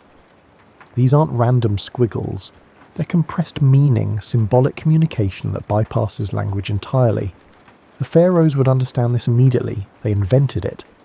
Political symbolism also traces back to Egypt. The idea that a leader should have a distinctive visual identity, a particular crown, a special scepter, a unique cartouche, became standard practice for rulers everywhere. Medieval kings had their crowns and orbs. Popes have their mitres and rings. Presidents have their seals and flags. All of these are elaborations on the Egyptian concept that power should be visible, recognizable, and imbued with symbolic meaning. The Pharaohs also pioneered the use of colour as symbolism. Red represented chaos and the desert. Black represented fertility and the rich Nile soil. Gold represented the divine and eternal. White suggested purity. Green indicated rebirth and vegetation. These weren't just aesthetic choices. They were theological and political statements. When you saw a pharaoh depicted with black skin, you were seeing them aligned with Osiris, god of rebirth and the afterlife. When their crown was white and red combined, you were seeing Upper and Lower Egypt unified under one ruler. This codified use of colour has influenced how cultures have thought about colour symbolism ever since.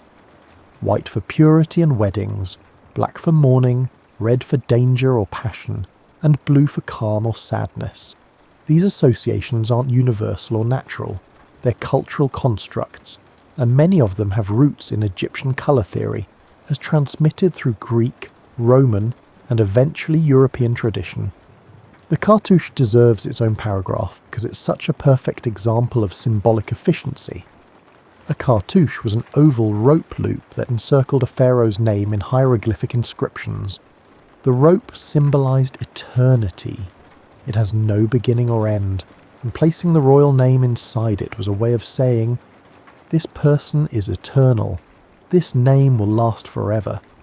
It was a simple device that conveyed tremendous meaning, and it worked so well that people today still recognize cartouches instantly as Egyptian. The scarab amulet is another interesting case. Egyptians observed scarab beetles rolling balls of dung across the ground, and interpreted this as the beetle rolling the sun across the sky. From this observation came an entire symbolic system. The scarab as a representation of the sun god Khepri, as a symbol of transformation, because beetles emerge from dung balls, and as a protective amulet that could ensure rebirth in the afterlife. Millions of scarab amulets were produced over Egypt's long history, and they became so widespread that you can still buy them in tourist shops today. Though the people wearing them rarely know they're carrying around a symbol of resurrection tied to a dung beetle. Egyptian symbolic thinking also gave us the concept of the power of the image.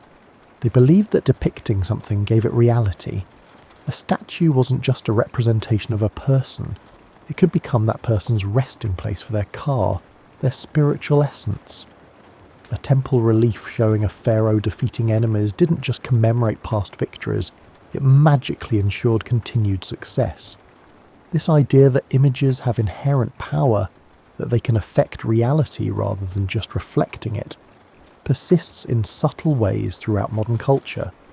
Think about how people react to flags being burned, or statues being toppled, or logos being redesigned. We claim these are just symbols, but we treat them as if they matter tremendously. That's Egyptian thinking still at work. The pyramids themselves became the ultimate symbol, not just of ancient Egypt, but of mystery, permanence, and human ambition in general. The pyramid shape appears in corporate logos, architectural flourishes, organizational charts, and self-help diagrams about hierarchies of needs. It's become visual shorthand for something old and important, or a foundational structure upon which everything else rests. not bad for a tomb design from the Old Kingdom. Even the way we think about symbols, as things that compress complex ideas into simple, memorable forms, owes something to Egyptian precedent. They were masters at this compression. A single hieroglyph could be a letter, a word, an idea, or all three simultaneously depending on context. The entire writing system was symbolic in multiple overlapping ways, and while hieroglyphs themselves eventually fell out of use, the underlying principle that symbols can carry layered meaning became fundamental to human communication. There's something almost funny about wearing an anchor's jewellery when you're rushing to a meeting about quarterly earnings. The symbol predates corporations by thousands of years, but here it is, repurposed as fashion, stripped of its original religious context and filled with new personal meaning by whoever chose to wear it. This is cultural transmission at work. Symbols survive by becoming flexible, by being meaningful enough to preserve but vague enough to reinterpret. The Egyptians created a visual vocabulary that's still being spoken. Every time you see a pyramid on a dollar bill, every time a company uses a scarab or an obelisk in their logo, and every time someone gets a hieroglyphic tattoo, even if it's misspelled, you're witnessing symbols that refuse to die. They just keep getting copied, adapted, and reused because they tap into something fundamental about how humans process meaning through images, and that might be the most persistent legacy of all, not the specific symbols themselves, but the demonstration that the right symbol, deployed correctly, can outlive empires. The Pharaohs understood that power could be visual, that ideas could be carved in stone, and that meaning could be compressed into forms simple enough for anyone to recognize, but rich enough to reward deeper contemplation. You live in their symbolic world whether you know it or not. You just call it branding now. Let's talk about water. Not the romantic, poetic kind flowing through nature documentaries, but the practical, engineering kind that either feeds your crops or drowns your house, depending on whether you've planned for it properly.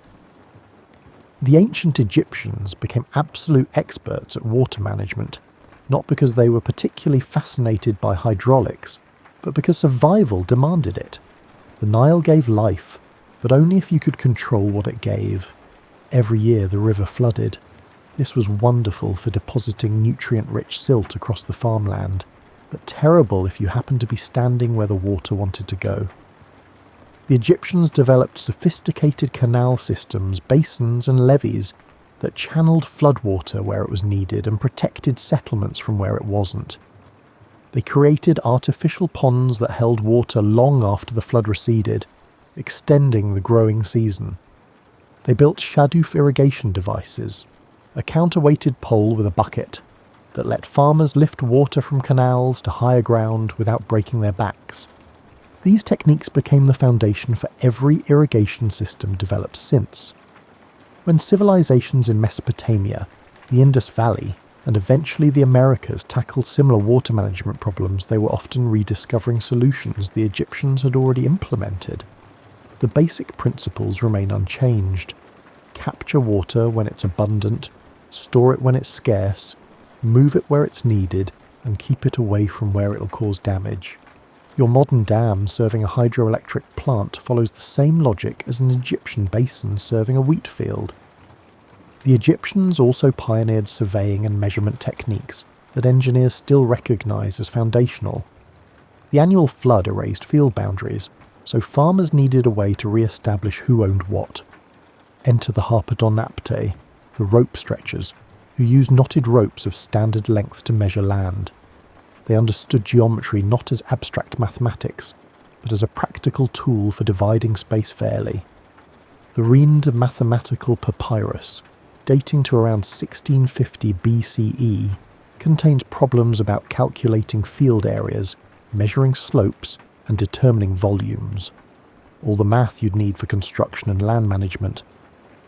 This same practical geometry made pyramid construction possible. Building a structure with a square base, perfectly level, with sides aligned to the cardinal directions, and slopes meeting at a precise point hundreds of feet in the air. This requires mathematical sophistication even with modern tools. The Egyptians managed it with rope, wooden tools and copper instruments. They used a merket, a kind of primitive transit, to sight on stars and establish true north. They used set squares and plumb bobs to maintain right angles and vertical lines. They checked the level by creating water-filled channels and measuring against the surface. Every technique was elegant, practical and effective. Modern construction engineers study these methods not out of historical curiosity, but because they work remarkably well. When you're building something massive and permanent, sometimes the simplest tools are the most reliable. You can't run out of batteries on a plumb bob. A rope stretched taut has been the same length for 5,000 years. Water always finds level, whether you're in Egypt or Egypt-themed Las Vegas. The quarrying techniques deserve special attention because they are almost absurdly clever. To extract large blocks from limestone quarries, Egyptian workers would cut narrow trenches around the desired block using copper tools and stone pounders. Then they'd insert wooden wedges into the trenches and soak them with water. As the wood swelled, it generated enough force to crack the stone along the desired lines. No explosives, no steel, just wood, water, and patience. The technique was so effective that some quarries still show ancient wedge marks frozen mid-split. Abandoned projects waiting 3,000 years for workers who'll never return. Moving these blocks was another engineering challenge entirely.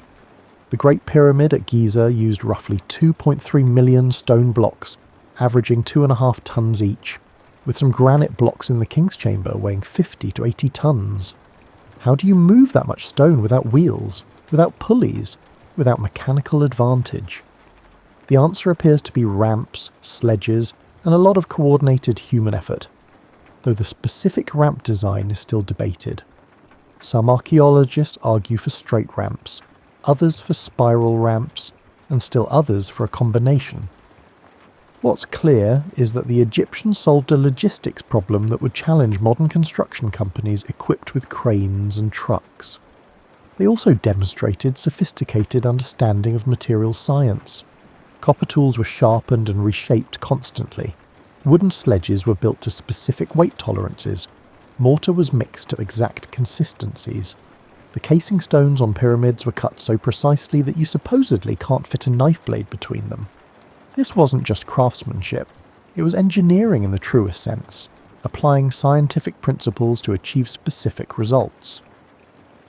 The ventilation shafts in the Great Pyramid provide a particularly interesting example of engineering foresight. These narrow channels, only about 8 inches square, run from the king's and queen's chambers to the pyramid's exterior. For years, archaeologists debated their purpose: air shafts, star-sighting tunnels, or symbolic pathways for the pharaoh's spirit. Recent research suggests they actually did function as ventilation, maintaining airflow in the burial chambers. The Egyptians understood that deep interior spaces needed air circulation, and they designed accordingly. This is the same principle used in modern HVAC systems, just implemented with stone channels instead of metal ducts. Egyptian shipbuilding was equally impressive. They constructed ocean-going vessels that could sail to Punt, probably modern Somalia or Yemen, and return loaded with luxury goods. These weren't crude river rafts, but proper ships with keels, cabins, and the ability to handle open water.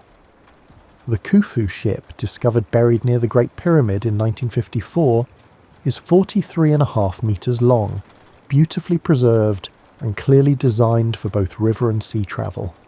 It demonstrates understanding of hydrodynamics, material selection, Lebanon cedar for strength, Egyptian acacia for flexibility, and joinery techniques that held the vessel together without a single metal fastener. The engineering mindset, the belief that problems can be solved through careful observation, measurement, testing, and iteration, is fundamentally Egyptian in origin. They didn't have the scientific method as formally articulated, but they practiced something very similar. They observed nature, identified patterns, developed theories, tested solutions, and refined techniques based on results. This empirical approach, this willingness to learn from reality rather than just speculate about it, became the foundation for all subsequent technological development. Your smartphone exists because countless engineers built on principles established by people who once figured out how to split stone with wet wood. That might sound like a stretch, but it's not. Engineering is cumulative. Each generation builds on the previous generation's solutions, and those solutions trace back through an unbroken chain to the first people who thought, what if we tried this? And then actually tried it to see what happened. The Egyptians were trying things constantly. They experimented with different pyramid designs, stepped pyramids, bent pyramids, and true pyramids, learning from failures and refining successes. They tested different copper alloys to improve tool performance. They developed multiple types of stone cutting techniques, optimized for different materials.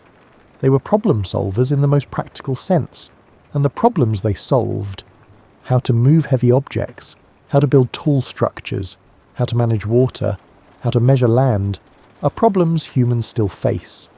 So every time you cross a bridge, drive through a tunnel, watch water flow through an irrigation system, or marvel at some impressive bit of construction, pause for a moment and appreciate the long tradition you're witnessing.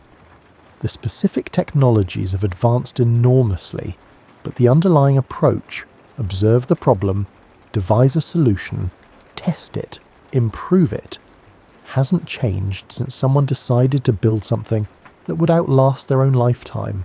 They succeeded, obviously. You're still admiring their work from 5,000 years away, which is better than most of your projects will manage. And the methods they use to achieve that longevity, those are still being used, refined and updated by every engineer who's ever decided that impossible just means nobody's figured out how yet. You're reading these words on a screen, or possibly on paper if you've printed them out, and you probably haven't thought much about how remarkable this is. The ability to encode thoughts into symbols, transmit those symbols across space and time, and have them decoded back into thoughts inside someone else's mind. This is arguably humanity's most important invention, and the Egyptians refined it into something approaching an art form. Hieroglyphs were never just a writing system. They were simultaneously a practical tool for record keeping, a sacred language for religious texts, and a decorative element in architectural design. The word hieroglyph itself comes from Greek, hieros, meaning sacred, and glyphein, meaning to carve. The Greeks who encountered Egyptian writing were struck by how beautiful it was, how the symbols seemed to be both functional and artistic simultaneously. They weren't wrong. A single hieroglyphic sign could function in multiple ways. It might represent a sound, like a letter in an alphabet. It might represent a whole word, like sun or house. It might be a determinative and non-pronounced sign that clarified meaning, telling you whether the preceding signs referred to a god, a person, an action, or an abstract concept. This flexibility made hieroglyphic writing incredibly efficient for those who knew how to read it, and absolutely impenetrable for those who didn't. The Rosetta Stone, discovered in 1799 by French soldiers in Egypt, became the key to unlocking this lost language. It contained the same text in 3 scripts: hieroglyphic, demotic, a simplified Egyptian script, and Greek. Scholars could read Greek, so they had a reference point. Jean-François Champollion spent years comparing the 3 versions, and in 1822 he finally cracked the code. Suddenly, all those carved inscriptions filling Egyptian temples became readable again after 1400 years of silence. The dead civilization began speaking. What they said was both mundane and profound. Tax records and grain inventories sat beside love poetry and theological treatises. The full spectrum of human experience was preserved in stone and papyrus. Administrative documents that would bore you to tears. Medical texts describing treatments for various ailments. Magical spells intended to protect the dead. Wisdom literature offering advice on how to live well. Stories of adventure and conflict. Astronomical observations, mathematical calculations, and endless propaganda about how great the current pharaoh was. This last category is particularly interesting. The ancient Egyptians were prolific self-promoters. Every pharaoh who did anything notable had it carved into temple walls, usually with significant embellishment. A minor skirmish became a great victory. A trade expedition became a heroic quest. The pharaoh was always the strongest, wisest, and most pious ruler who ever lived, beloved by the gods and destined for eternal glory. Modern politicians who inflate their accomplishments are following a tradition established by Ramesses II.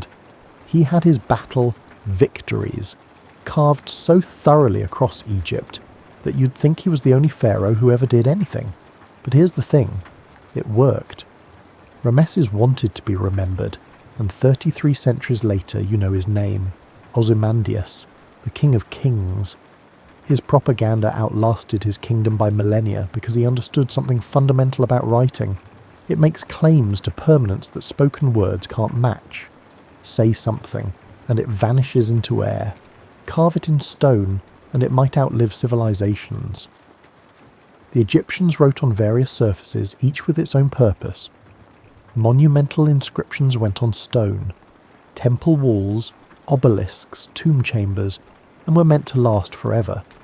Administrative documents went on papyrus, a writing surface made from papyrus plant stems that were laid crosswise and pressed together.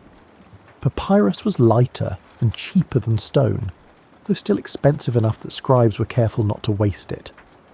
For temporary notes and student exercises, there were ostraca, pottery shards or flakes of limestone that cost nothing and could be discarded afterward. Papyrus itself was a significant technological innovation. It was portable, relatively durable, and could be rolled into scrolls for storage. The word paper derives from papyrus, and while modern paper is made differently, the concept of a lightweight writing surface you can fold, transport and archive comes straight from the Nile Valley. The Library of Alexandria, that legendary repository of ancient knowledge, was essentially a huge papyrus scroll collection. When it burned, repeatedly, over several centuries, humanity lost an incalculable amount of knowledge, all of it encoded on this Egyptian writing material. The profession of scribe carried enormous prestige in Egyptian society. Scribes were literate in a largely illiterate world, which gave them access to power and relatively comfortable lives. They kept records, drafted correspondence, copied texts, and generally served as the information processors of their civilization. Training to become a scribe took years and involved memorizing hundreds of hieroglyphic signs, learning proper writing techniques, and studying mathematics, geography, and literature. Scribal schools produced instruction texts that have survived to the present day, and they're often quite funny in their complaints about how hard students have to work. One text from the Middle Kingdom instructs students to be a scribe and avoid other professions by describing the miseries of being a farmer, a soldier, a fisherman, or a craftsman. It's basically career propaganda. Stay in school, learn to write, or you'll end up breaking your back in the hot sun like those poor manual labourers. The underlying message was clear: literacy equals opportunity, and that message hasn't changed in 3,000 years. The concept of a library, a dedicated space for storing and organising written knowledge, also developed in Egypt. Temple libraries preserved religious texts, scientific treatises, and historical records. Private libraries existed in the homes of wealthy officials. The idea that knowledge should be collected, categorised, and preserved for future reference was an Egyptian innovation that every library from Alexandria to the Library of Congress is built upon. Egyptian writing also gave us some of the earliest literature that still feels recognisably literary. The tale of Sinui, from around 1900 BCE, tells the story of an official who flees Egypt, lives in exile, and eventually returns home. It has character development, emotional depth, and narrative structure. The Eloquent Peasant is a story about a peasant who's robbed and delivers increasingly elaborate speeches demanding justice, showcasing the Egyptian appreciation for skilled rhetoric.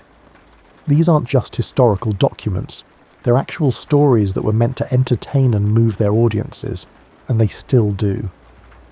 The Edwin Smith Papyrus, dating to around 1600 BCE, but copying material possibly 500 years older, is a medical text that describes 48 cases of traumatic injuries, their symptoms, diagnoses and treatments. It's systematic, logical and empirical. It describes what the physician should observe and what actions to take based on those observations. This is early scientific writing, an attempt to codify medical knowledge so it could be transmitted and improved upon. Every medical textbook you've ever seen descends from this impulse to record what works, so the next generation doesn't have to rediscover it from scratch. The religious texts, pyramid texts, coffin texts, and eventually the Book of the Dead represent some of humanity's earliest sustained thinking about the afterlife, morality, and the relationship between gods and humans.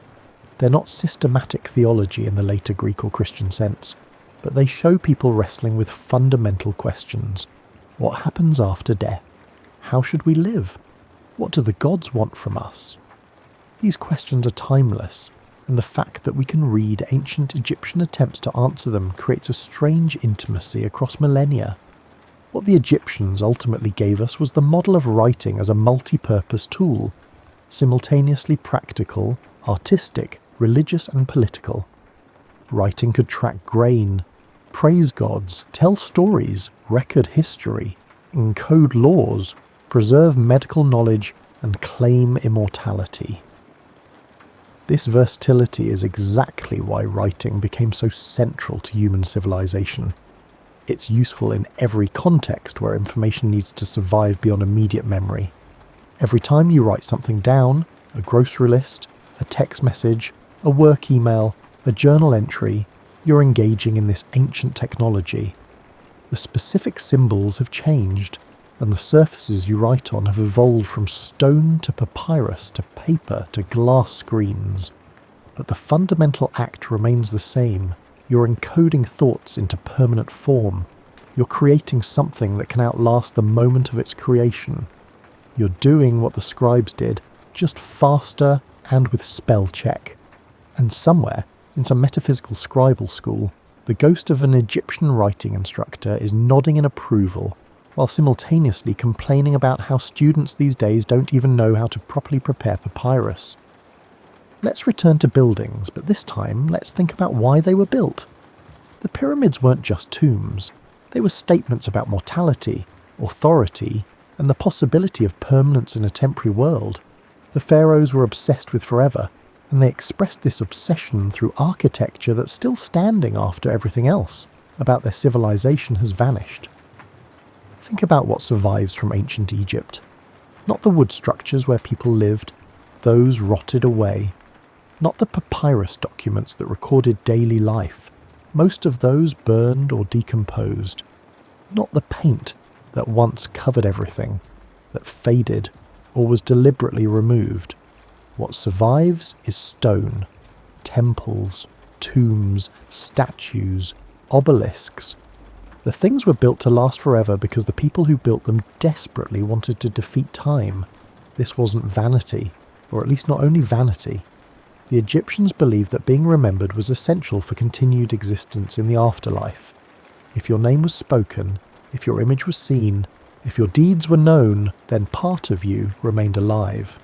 Conversely, if you were forgotten, if your name was erased, your statues destroyed, your monuments dismantled, you died a second death from which there was no return. This made architecture existential. Building something permanent wasn't just about ego, it was about survival beyond death. The pyramids at Giza, built during the 4th dynasty around 2550 BCE, represent the peak of this architectural immortality project. They're massive, precisely aligned, and absolutely permanent in a way that almost nothing else humans have ever built can claim. The Great Pyramid was the tallest human-made structure in the world for over 3,800 years, only surpassed by Lincoln Cathedral in 1311 CE. Think about that. For most of recorded history, the tallest thing humans had ever built was an Egyptian tomb. But the pyramids weren't solitary monuments. They were surrounded by entire complexes, mortuary temples, causeways, valley temples, subsidiary pyramids, boat pits, and cemetery fields for nobles and officials who wanted to spend eternity near their pharaoh. These were cities of the dead, carefully planned neighbourhoods where the afterlife was supposed to unfold. The living maintained these complexes for generations, performing rituals, making offerings, and keeping the memory of the dead pharaoh alive. As long as the rituals continued, the pharaoh's ka, their life force, could enjoy eternal existence. Eventually, of course, the rituals stopped. The old kingdom collapsed, and the carefully maintained pyramid complexes were abandoned. Looters stripped the burial chambers. Stone was quarried from the casing blocks for use in other buildings. The pyramids became ruins, their original purpose forgotten or misunderstood. Medieval Arabs thought they were grain silos built by the biblical Joseph. Later, Europeans spun fantasies about them being built by aliens or Atlanteans.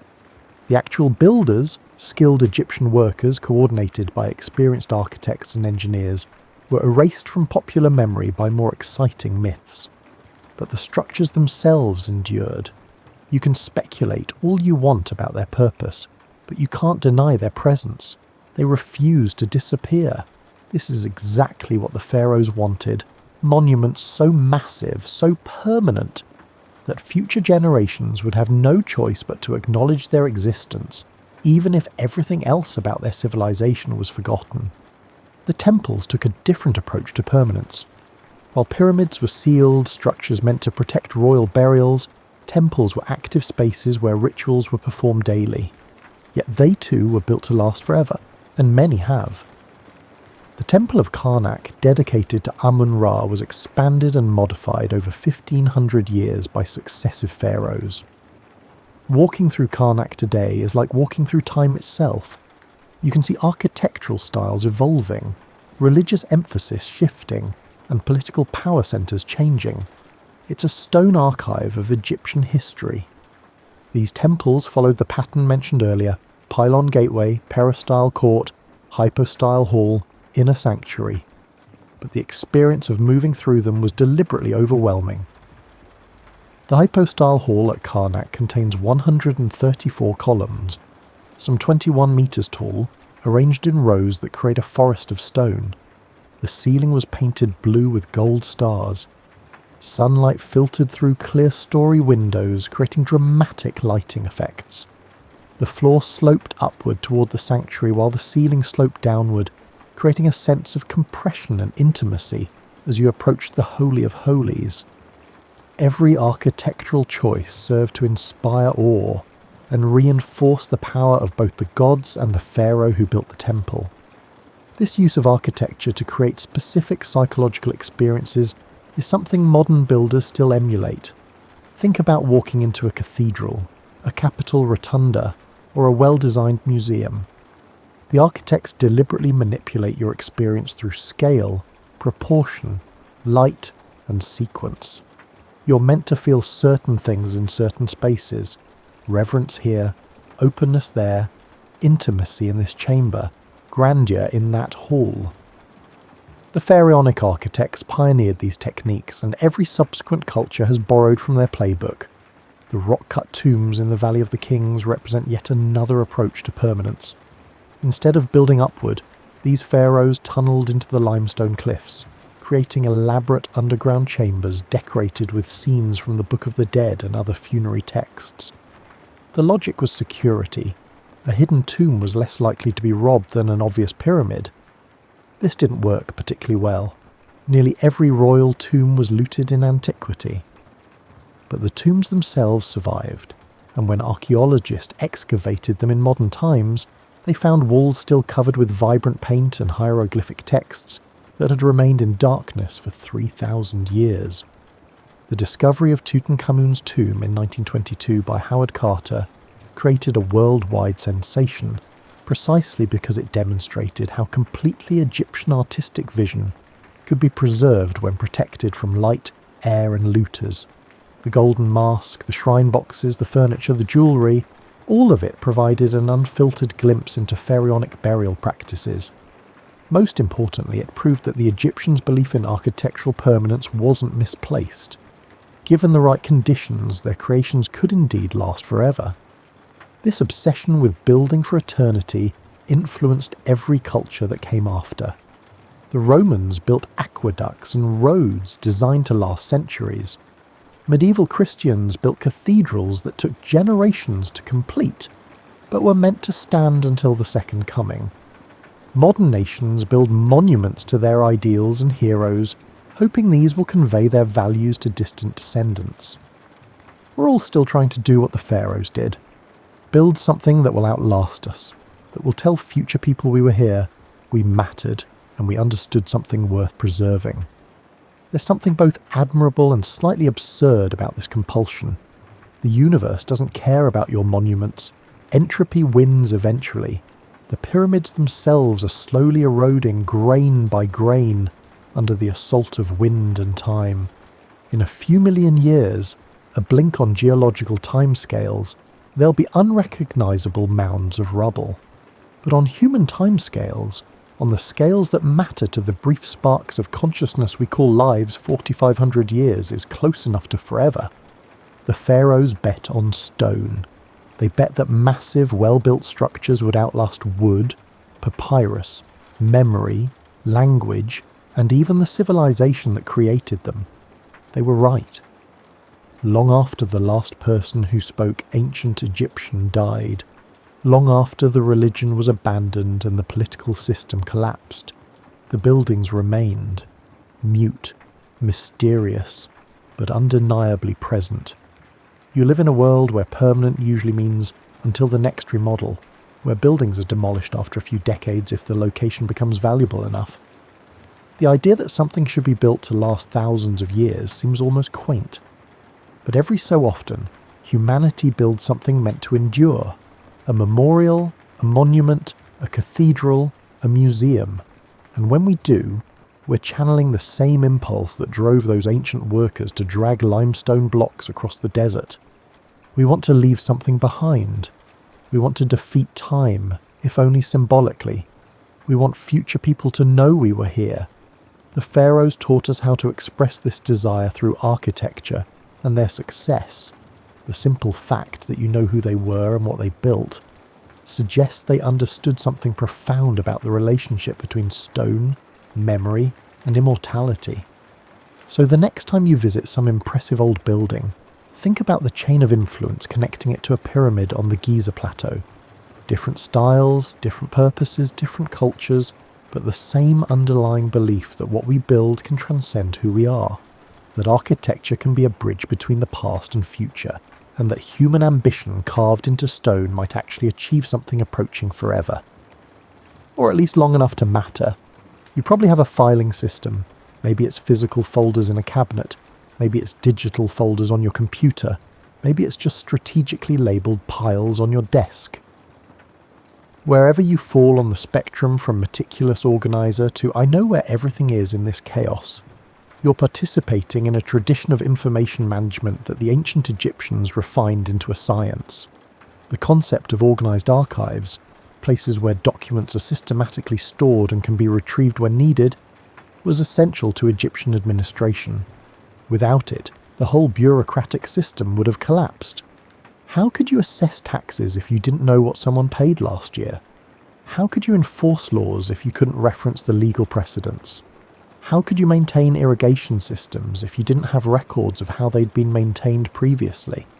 So the Egyptians created the House of Life, an institution attached to major temples that served as a library, archive, scriptorium, and educational centre. Here, scribes copied important texts to preserve them. Priests consulted medical, magical, and religious documents. Scholars studied mathematics, astronomy, and literature. It was simultaneously a monastery, a university, and a government records office, a centralised repository of knowledge that ensured continuity across generations. This model of the archive as an essential institution influenced every literate society that came after. The Library of Alexandria was the most famous example, but libraries sprouted across the Hellenistic world, then the Roman world, then medieval Europe. The Catholic Church maintained monastery libraries throughout the Dark Ages, preserving classical texts that would otherwise have vanished. Islamic scholars created vast libraries in Baghdad, Cordoba, and Cairo. The concept that knowledge should be collected, organised, and made accessible, this came from Egypt and spread everywhere literate civilization reached. The cataloguing systems they developed were remarkably sophisticated. Documents were labelled by subject, date, and author. Scrolls were stored in labelled jars or boxes. Registers listed what was available in each section. It's not so different from the Dewey Decimal System or the organisation scheme of a modern library. The specific technologies change, but the underlying problem remains the same. You have more information than any individual can remember, so you need a system to find specific pieces of information when you need them. The Egyptians also pioneered the idea of standardised formatting for different types of documents. Legal contracts followed specific formulas. Tax assessments used standard templates. Medical texts had conventional organisational structures. This standardisation made documents easier to create, easier to read, and easier to file. It's the same principle behind modern forms and templates.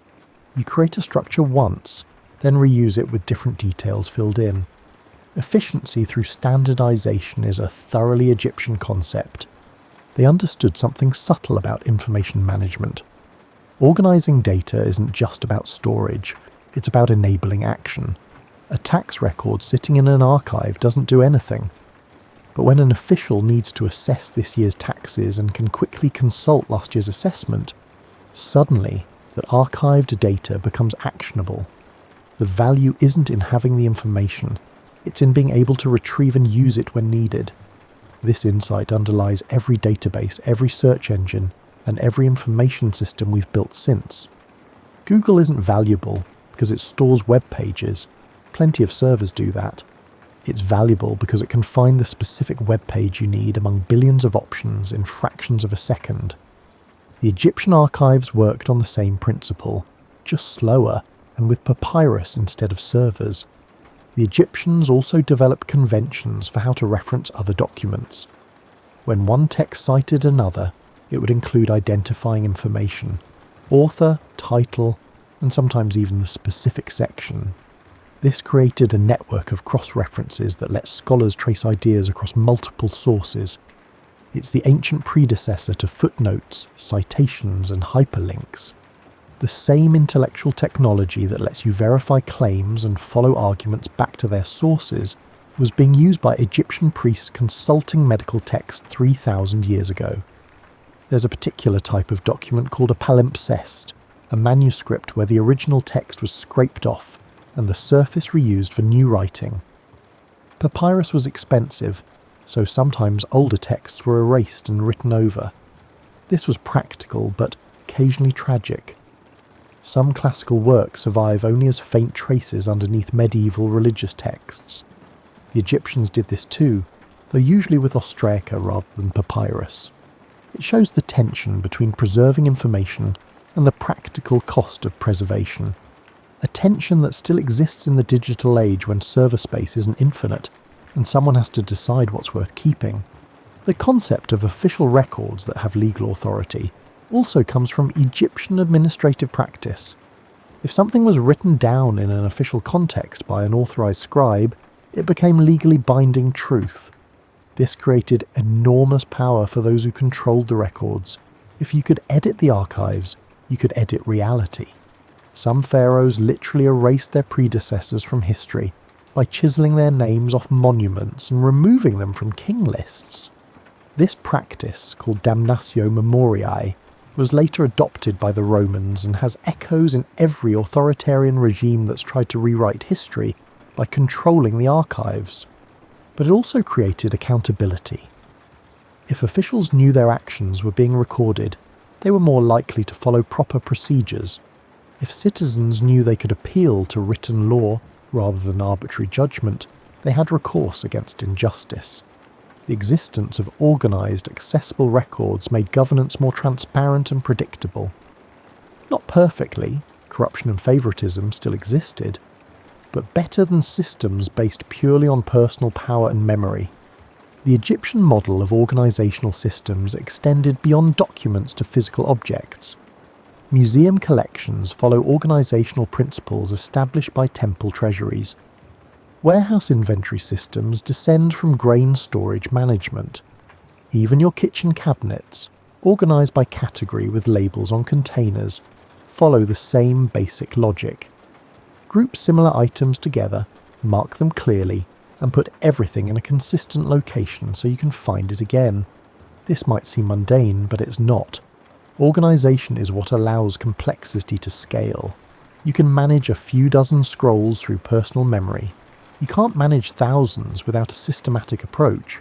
The Egyptians figured out how to manage complexity through organisation, and every subsequent civilization that's achieved any scale has had to learn the same lesson. There's something deeply satisfying about a well-organised system, isn't there?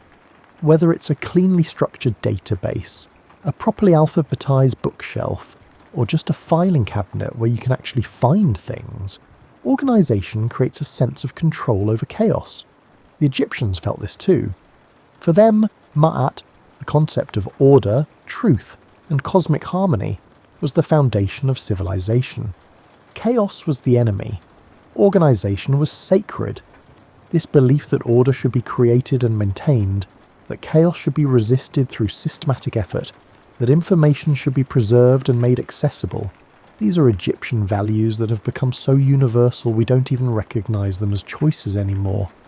We just assume that important information should be organised and preserved. We take it for granted that there should be systems for finding what we need when we need it. But these aren't natural laws.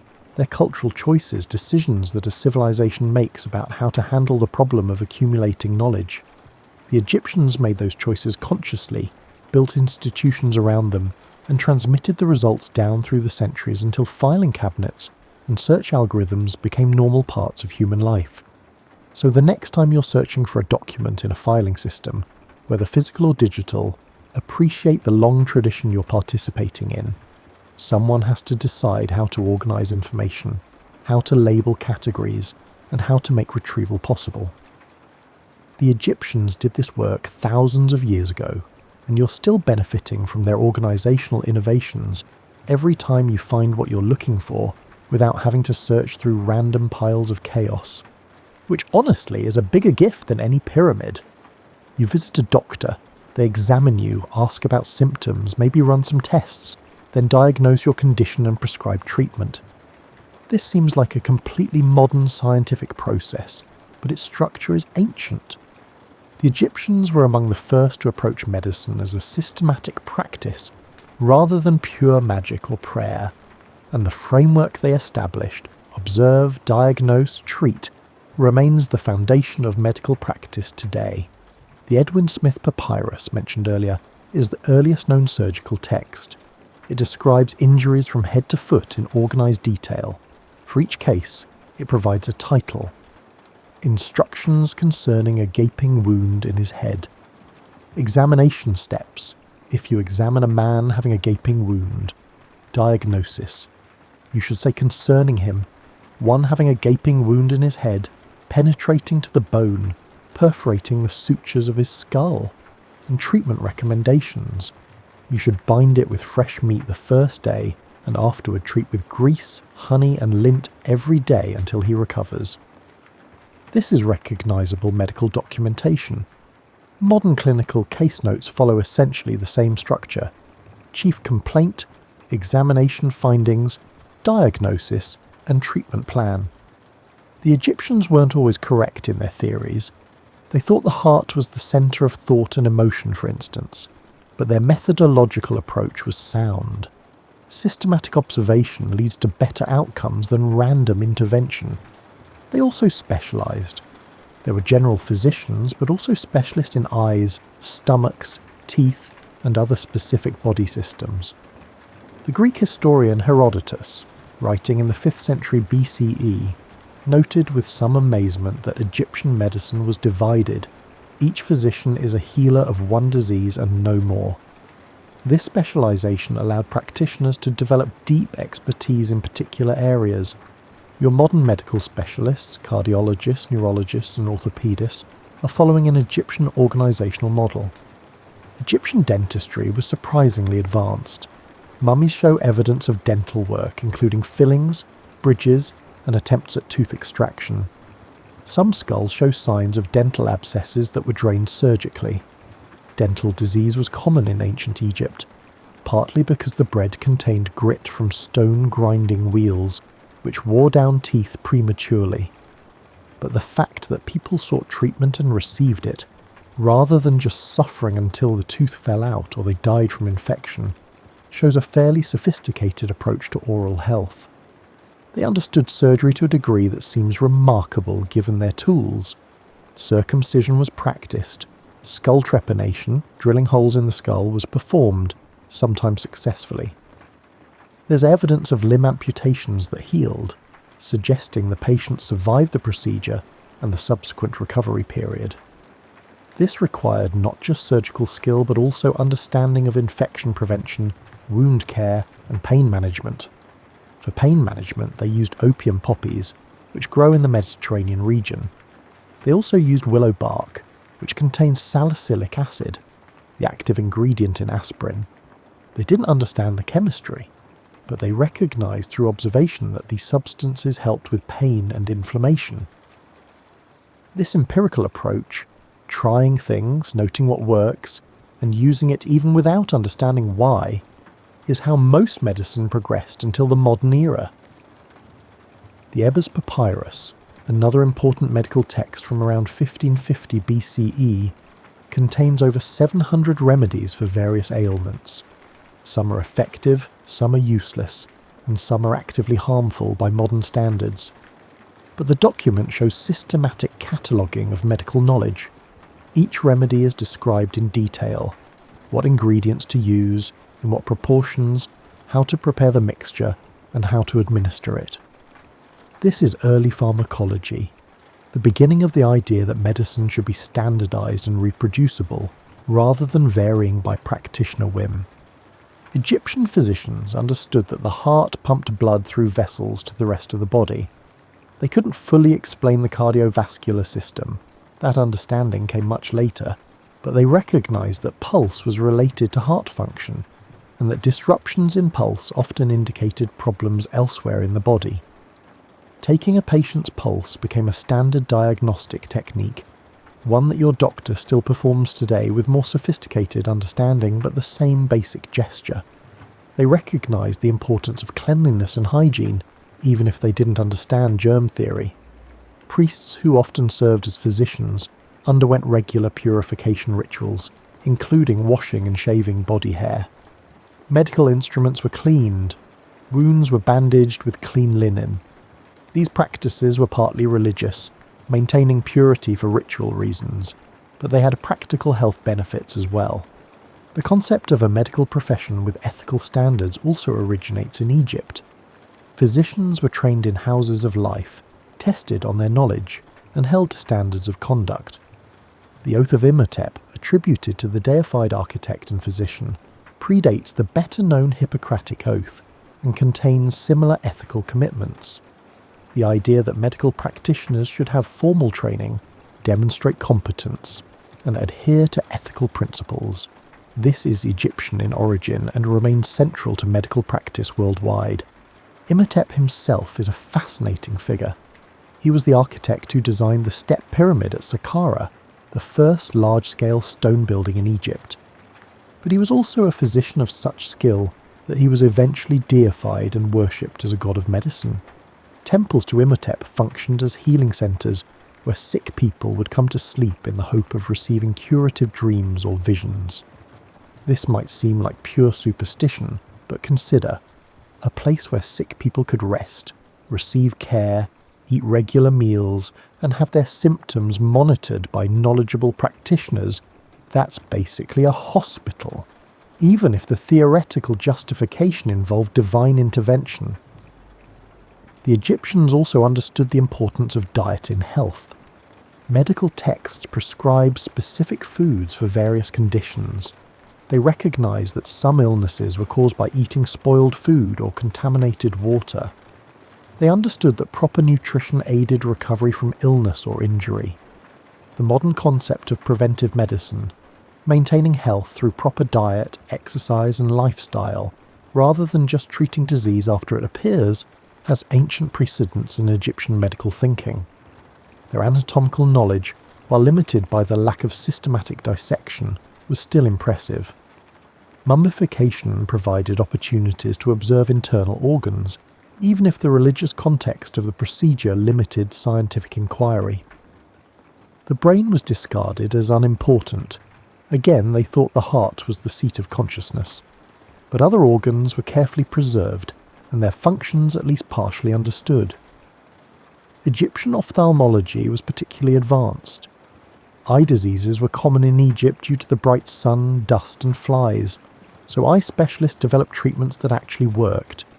They used copper salts to prevent eye infections, practiced surgery for cataracts, and understood that some vision problems could be corrected with magnifying lenses.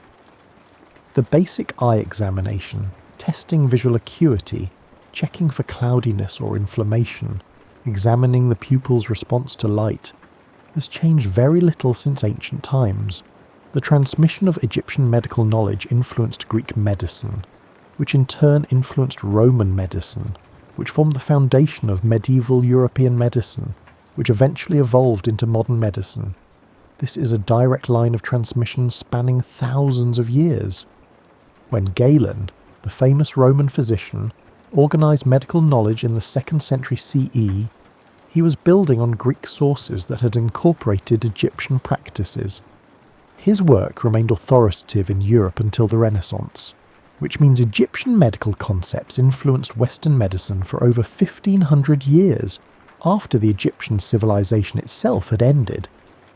What the Egyptians gave us, ultimately, was the model of medicine as a learned profession based on systematic observation and documented knowledge rather than just tradition and improvisation.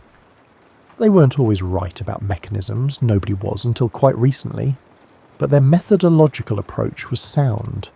Observe symptoms carefully, consult previous cases, try treatments systematically, record results, share knowledge with other practitioners. This is how medical progress happens, and the Egyptians were among the first to do it this way. So the next time you're sitting in a doctor's office being examined and diagnosed and treated, remember that the structure of that interaction is ancient. The specific tools and knowledge have improved enormously, but the basic framework, the idea that illness should be studied, categorized and treated systematically by trained professionals, comes from people who practiced medicine in the shadows of pyramids 4,000 years ago. They didn't cure everything, neither do we, but they established that healing should be pursued through knowledge rather than just hope, and that might be their most enduring legacy beyond all the monuments and artifacts. You're lying in bed now, perhaps a bit closer to sleep than when we started. The room is quiet. The day's tasks are done, or at least postponed until tomorrow. You've just spent an hour hearing about ancient Egypt, but really, you've been hearing about yourself, about the world you inhabit, the systems you use, and the concepts you take for granted. The connection between ancient Egypt and your modern life isn't some tenuous academic exercise. It's direct, persistent, and visible everywhere if you know where to look. You tell time using a system they invented. You work in buildings inspired by their architecture. You benefit from governmental bureaucracies they pioneered. You use symbols they created. You organize information using principles they established. You receive medical care based on methodologies they developed. The Pharaohs are not distant historical curiosities. They're architects of the infrastructure of civilization, and you're still living inside what they built. This is the strange magic of human culture. Ideas persist.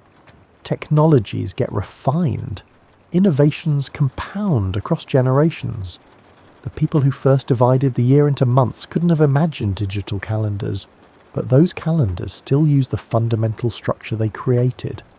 The workers who dragged limestone blocks across the desert couldn't have imagined steel and glass skyscrapers, but those skyscrapers use psychological principles of height and symmetry that pyramid builders understood intuitively. Cultural transmission is messy. Ideas get distorted, misunderstood, reinvented and combined with other ideas from other places. The Egyptians didn't directly design your office building or write your medical textbooks, but they established templates, created frameworks, and demonstrated possibilities that subsequent civilizations built upon. Each generation adds layers, makes modifications, and adapts to new contexts, but the foundation remains recognizable. There's something profoundly human about this continuity. We are, all of us, building on what came before. Nobody starts from scratch. Even the most revolutionary innovations are combinations of existing ideas. The Pharaohs looked at the Nile flooding and created calendars. We looked at their calendars and created time zones. Someone will look at our time zones and create something we can't yet imagine. But the thread connects us all. People solving human problems using human ingenuity, each solution becoming the foundation for the next generation's achievements. The Egyptian obsession with permanence turns out to have been justified, just not in the way they expected. They wanted their names to last forever, and many did. Khufu, Ramesses, Hatshepsut, and Akhenaten. But more importantly, their ideas lasted. Their techniques lasted. Their innovations became so thoroughly integrated into human civilization that they're invisible, like the air you breathe. You don't think about calendars being invented because they've always been there in your experience. But someone invented them, refined them, and passed them along until they reached you. This is the real immortality the Pharaohs achieved. Not personal survival in some afterlife, but the survival of their contributions to human knowledge. Every time you check what day it is, they live. Every time you walk into a building with columns, they live. Every time information is filed and retrieved, they live. Every time a doctor examines a patient systematically, they live. These aren't the dramatic forms of immortality ancient texts promised. No soul sailing across the sky in a solar bark, but they're real in a way those religious promises never were. You are carrying ancient Egypt forward. Not consciously, not deliberately, but inevitably. The systems you use, the concepts you think with, the solutions to problems that seem universal, but are actually cultural inventions. These are gifts from people who died millennia ago, but whose work remains stubbornly useful. They solved problems that are still problems. They asked questions that are still questions. They found answers that are still answers, or at least still the starting points from which better answers can be discovered. Think about what this means for your own work, your own life. What you create, what you build, and what you contribute might outlast you in ways you can't predict. Not your name, necessarily. Most of us won't be remembered personally, but your contributions to the collective human project of figuring things out. The teacher who develops a better way to explain difficult concepts. The programmer who writes more elegant code. The administrator who streamlines a process. The parent who raises thoughtful children. These contributions ripple outward, get adopted, get refined, and get passed along until they're severed from their origins but still present in the world. The Pharaohs wanted glory, they got infrastructure, they wanted worship, they got bureaucratic systems, they wanted their names to echo through eternity, they got calendar reforms and architectural principles. Maybe this is better than what they hoped for. Glory fades, worship ends, and names are forgotten. But useful ideas persist because every generation rediscovers how useful they are. There's a kind of immortality in that, in creating something so practical, so fundamentally right, that it becomes invisible through ubiquity. The Pharaohs are no longer worshipped, but their gifts are used daily by billions of people who've never heard their names. That's influence on a scale no conqueror ever achieved, extending far beyond any empire's borders into the future itself. So as you drift towards sleep, carrying with you thoughts of rivers and pyramids and ancient scribes working by lamplight, recognize that you're connected to those people by unbroken threads of innovation and transmission. They watch the Nile and learn to predict it. You watch the calendar and plan your life around it. Different tools, same fundamental human project, making sense of chaos, creating order, and building systems that help life work better. The Pharaohs still shape your world, but gently, invisibly, through the accumulated weight of thousands of small innovations that became normal, that became necessary, that became the foundation upon which everything else was built. They're in your walls and your watches, in your government and your grammar, in your hospitals and your habits of thought. They're not the distant past. They're the deep foundation of the present. And tomorrow, when you wake up and check what day it is, you can thank them for making that simple action possible. Now sleep well, surrounded by their invisible gifts, in a world they helped create but could never have imagined. The calendar will still be there in the morning, counting days the way it has for 5,000 years, patient and persistent as the Nile in flood.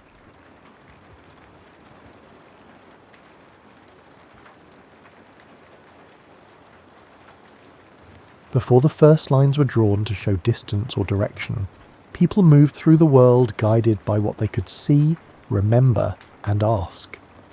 You are entering a time when journeys depend not on certainty, but on observation, patience, and shared. You wake early, before the sun has fully cleared the horizon. The air is cool and still. Around you, the landscape begins to show itself in stages as the light spreads.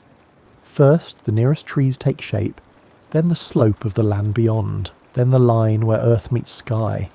You do not consult anything, you simply look, and the direction you need becomes clear. The sun rises in the east. This is not written anywhere. It is observed. Every morning of your life you have watched it climb from the same general direction. By midday, it will be high and southward if you live in the northern half of the world. By evening, it will sink westward.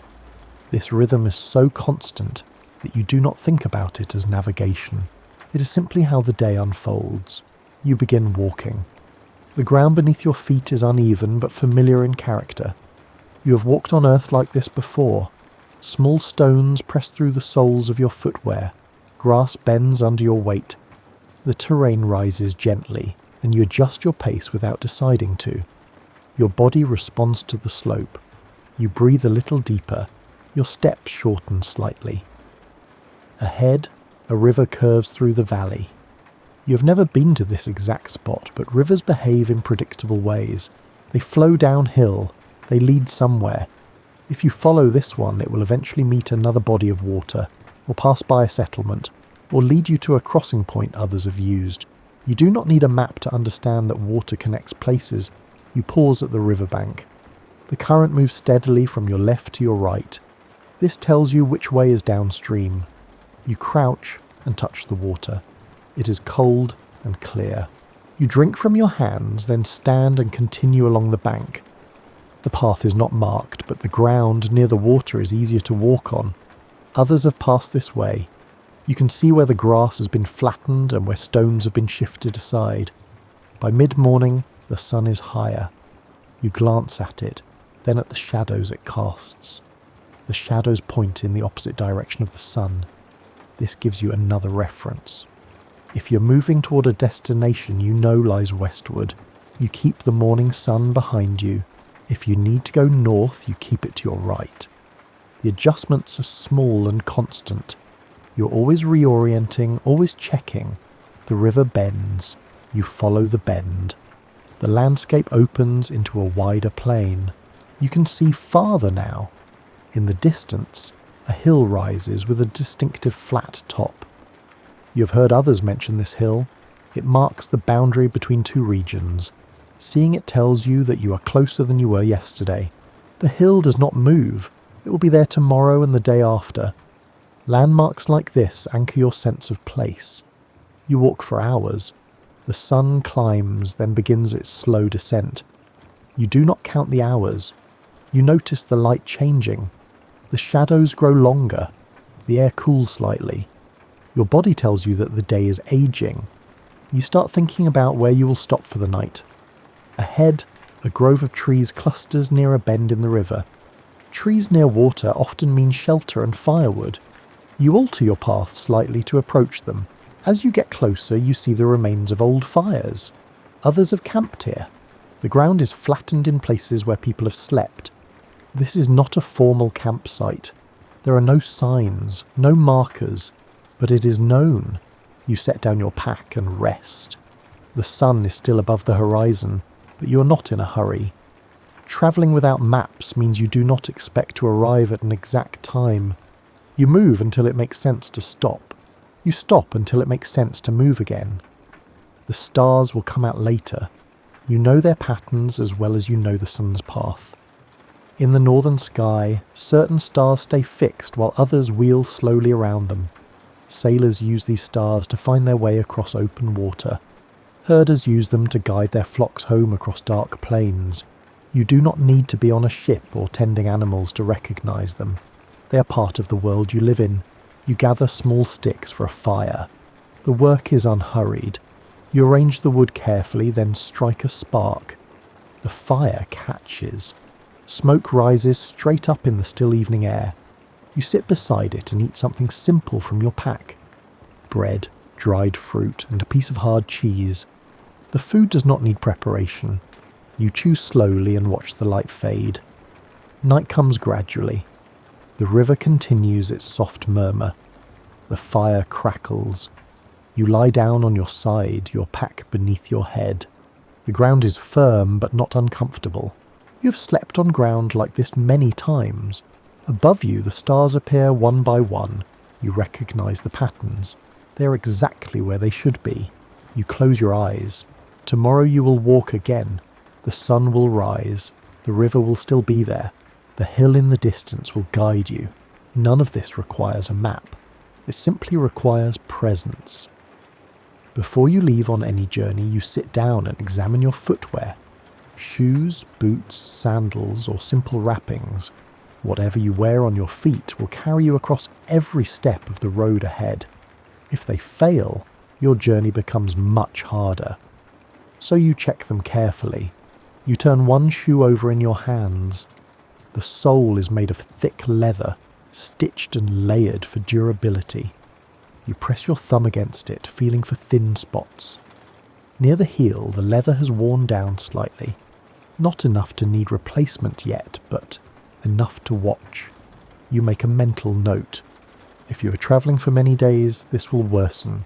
You may need to add another layer before you go too far. The stitching along the side is still tight. You tug gently at the seam to test it. The thread holds. This stitching was done with sinew or heavy cord, something strong enough to endure wet and dry, cold and heat. If it begins to loosen, you will need to restitch it before the gap widens. A small tear becomes a large one quickly when you're walking. You set the shoes aside and pick up your pack. It is made of canvas or woven fabric, sturdy but not heavy. The straps are the most important part. You check where they attach to the body of the pack. The fabric is reinforced here with extra layers, but even reinforced fabric can fray. You run your fingers along the seams, feeling for rough edges or loose threads. Everything seems sound. Inside the pack, you arrange your belongings with care. Heavier items go at the bottom, close to your back. This keeps the weight balanced. Lighter things go on top. You do not overfill it. A pack that is too full becomes awkward and pulls you backward. A pack that is too loose shifts and sways as you walk. You have learned the right amount through experience. Your walking staff leans against the wall. You pick it up and roll it between your palms, checking the wood for cracks. A staff is more than a tool for balance. It helps you test the ground ahead, probe soft earth, and measure the depth of water. It takes weight off your knees on steep slopes. It steadies you on uneven ground. This one is made of hardwood, smooth from years of handling. The top is worn where your hand grips it. Near the base, a small split has appeared in the grain. You touch it with your fingertip. It is shallow, not deep enough to weaken the staff, but it will grow if left untended. You fetch a strip of leather and wrap it tightly around the split, binding it closed. The leather will dry and tighten further, holding the wood together. This repair will last for many miles. You check your water container. It is made of stitched hide or tightly woven fibres sealed with pitch. You fill it and let it sit, watching for leaks. Water seeps slowly through one seam. Not much, just a thin, damp line. You empty the container and let it dry, then apply more pitch to the seam, pressing it in with your fingers. When it hardens, the leak will stop. If you're travelling by boat, the work is similar but larger. You walk the length of the hull, examining the joints where planks meet. You press your hand against the wood, feeling for movement. A loose plank means water will enter. You check the caulking between the boards, the tar and fibre that keeps the gap sealed. Where it has dried and cracked, you scrape it out and replace it. The oars need attention too. You lift one and sight down its length. A straight oar is easier to pull through water. A warped one fights you with every stroke. This one is mostly straight, but the blade has a rough edge where it struck a rock. You take a stone and smooth the splinters away, then rub the wood with a bit of fat to protect it from rot. Sleds require their own care. The runners must be smooth. You turn the sled over and run your hand along the bottom. Any roughness will slow you down or catch on obstacles. You scrape away burrs with a blade, then polish the surface. In cold climates, you might coat the runners with ice by wetting them and letting them freeze. Ice slides more easily than wood. You do this work in the evening or in the early morning before you set out. It is not rushed. Each task is small, but together they ensure that your tools will not fail you when you need them most. A torn strap, a cracked staff, or a leaking water container. Any of these can turn a manageable journey into a difficulty. You also carry materials for repairs: extra cord, a bit of leather, a small knife, a needle, and thread. These take up little space but allow you to fix problems as they arise. You do not wait for something to break completely.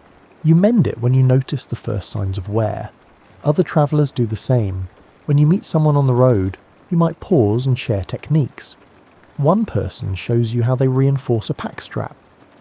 Another demonstrates a knot that holds better under strain. These exchanges are brief and practical. No one needs to explain why this knowledge matters. Everyone who travels understands. At night, after you have stopped and made camp, you check your tools again. Even a single day of walking can reveal new wear. You examine your footwear, your pack, and your staff. You make small adjustments. You prepare for the next day. This routine is part of the rhythm of travel. Movement and maintenance go together.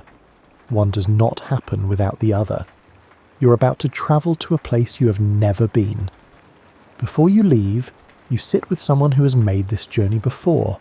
They do not draw you a map. They tell you what to look for. They describe a river crossing. 2 days walking from here, they say, you will reach a wide river. The current is strong in spring, but by summer it slows. There is a place where the water is shallower. You will know it because a large flat stone sits in the middle of the river. The stone is white with dark streaks. People have piled smaller stones on top of it over the years. Cross there. They tell you about a ridge. After you cross the river, they say, follow the valley northward. The valley will narrow. When it narrows, look for a ridge on your left. The ridge has a notch in it, like a broken tooth. Pass through the notch. On the other side, the land opens again. They mention a tree. Near the place where you will stop for the second night, there is an old tree with a split trunk. The split happened long ago and both halves still grow.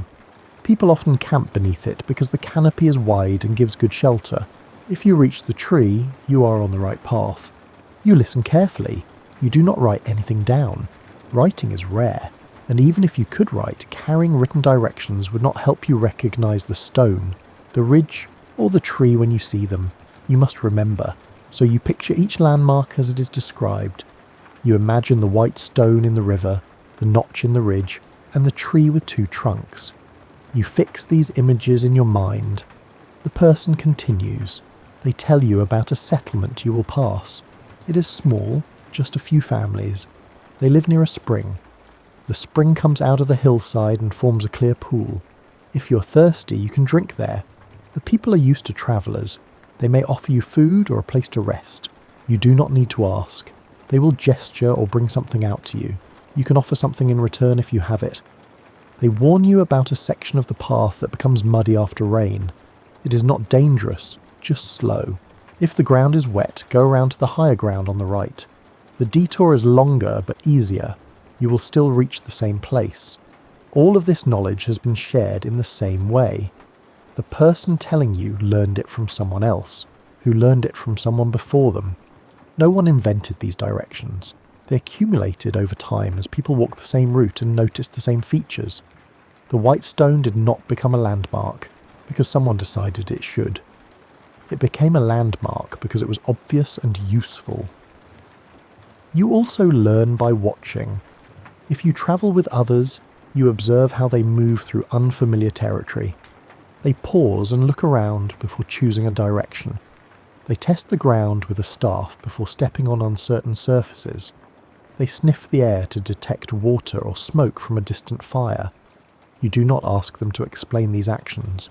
You simply notice and begin to do the same. Children learn to travel this way. They walk behind their parents or other adults, watching where feet are placed, noticing when the group stops to reorient. By the time they are old enough to travel alone, they have already absorbed countless small lessons.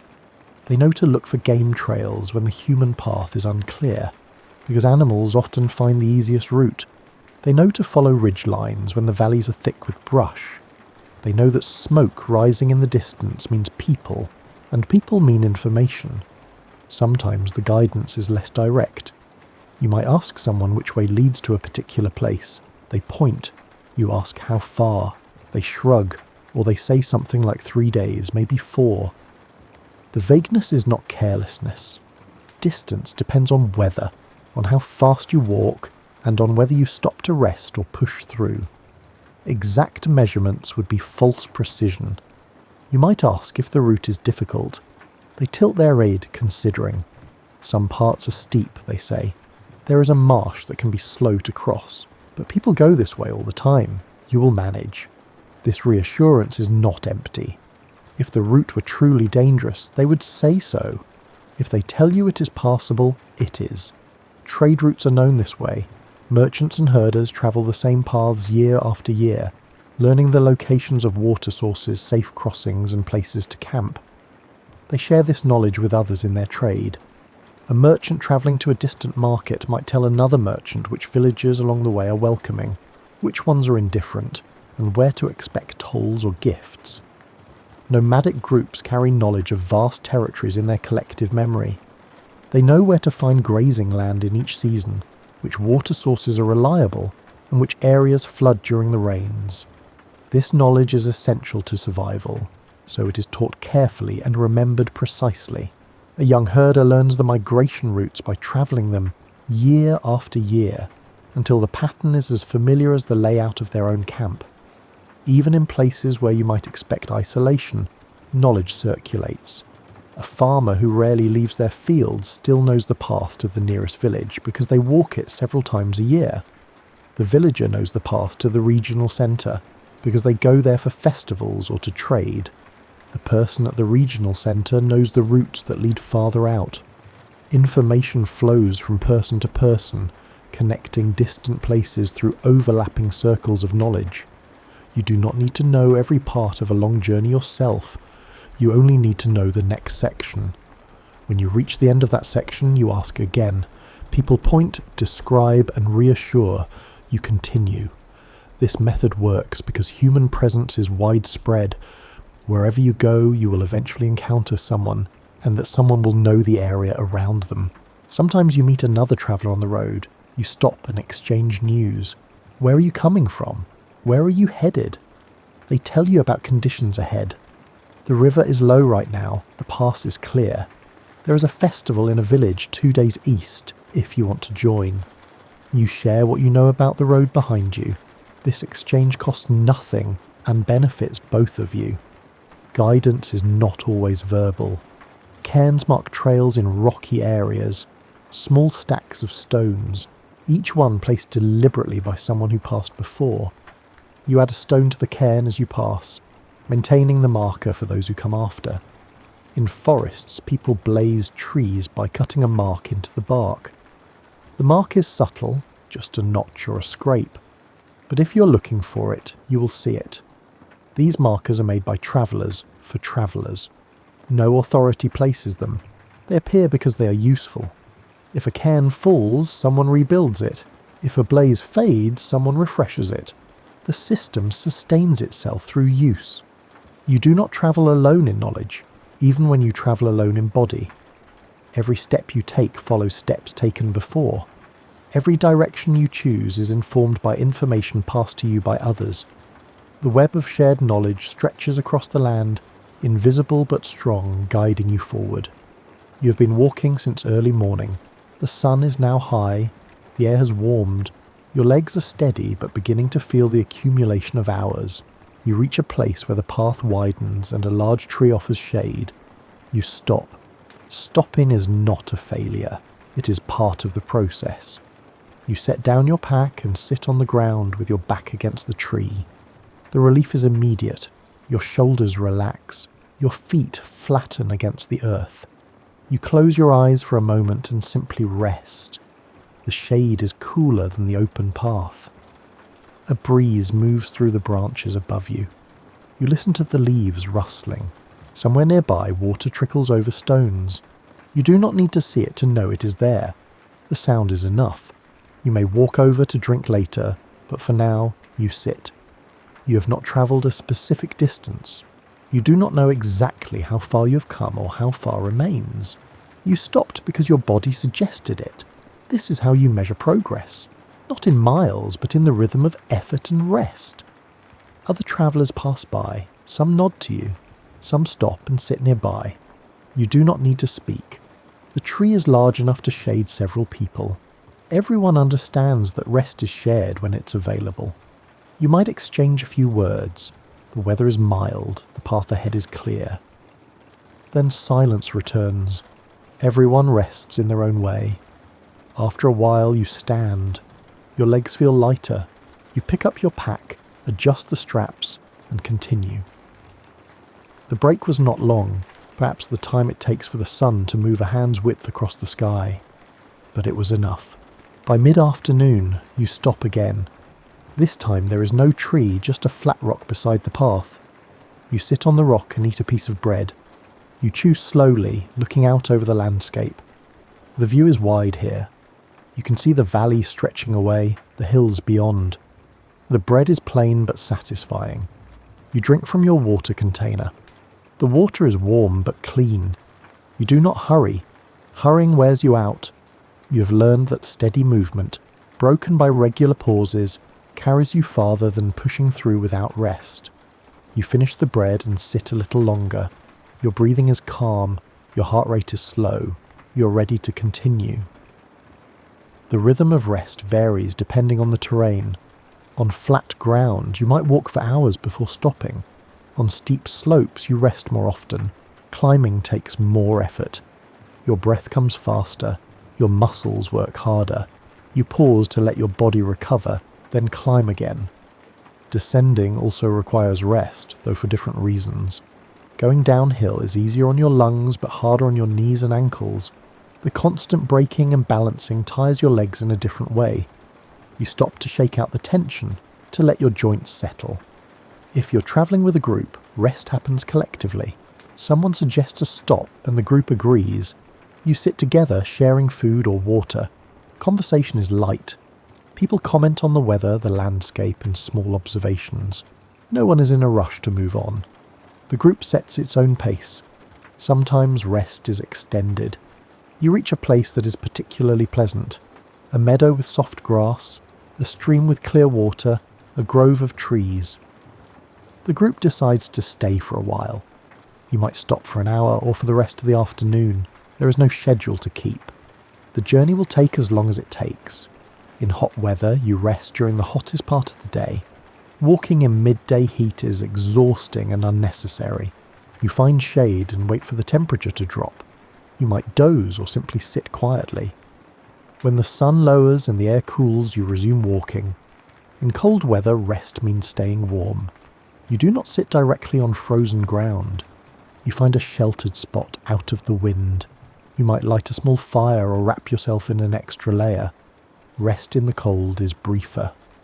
Your body cools quickly when you stop moving, so you balance the need for recovery with the need to keep generating heat.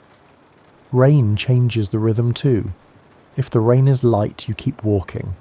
If it becomes heavy, you stop and wait it out. You find cover under a rock overhang or beneath dense trees. You sit and watch the rain. It will pass. There is no point in struggling through it if you do not have to.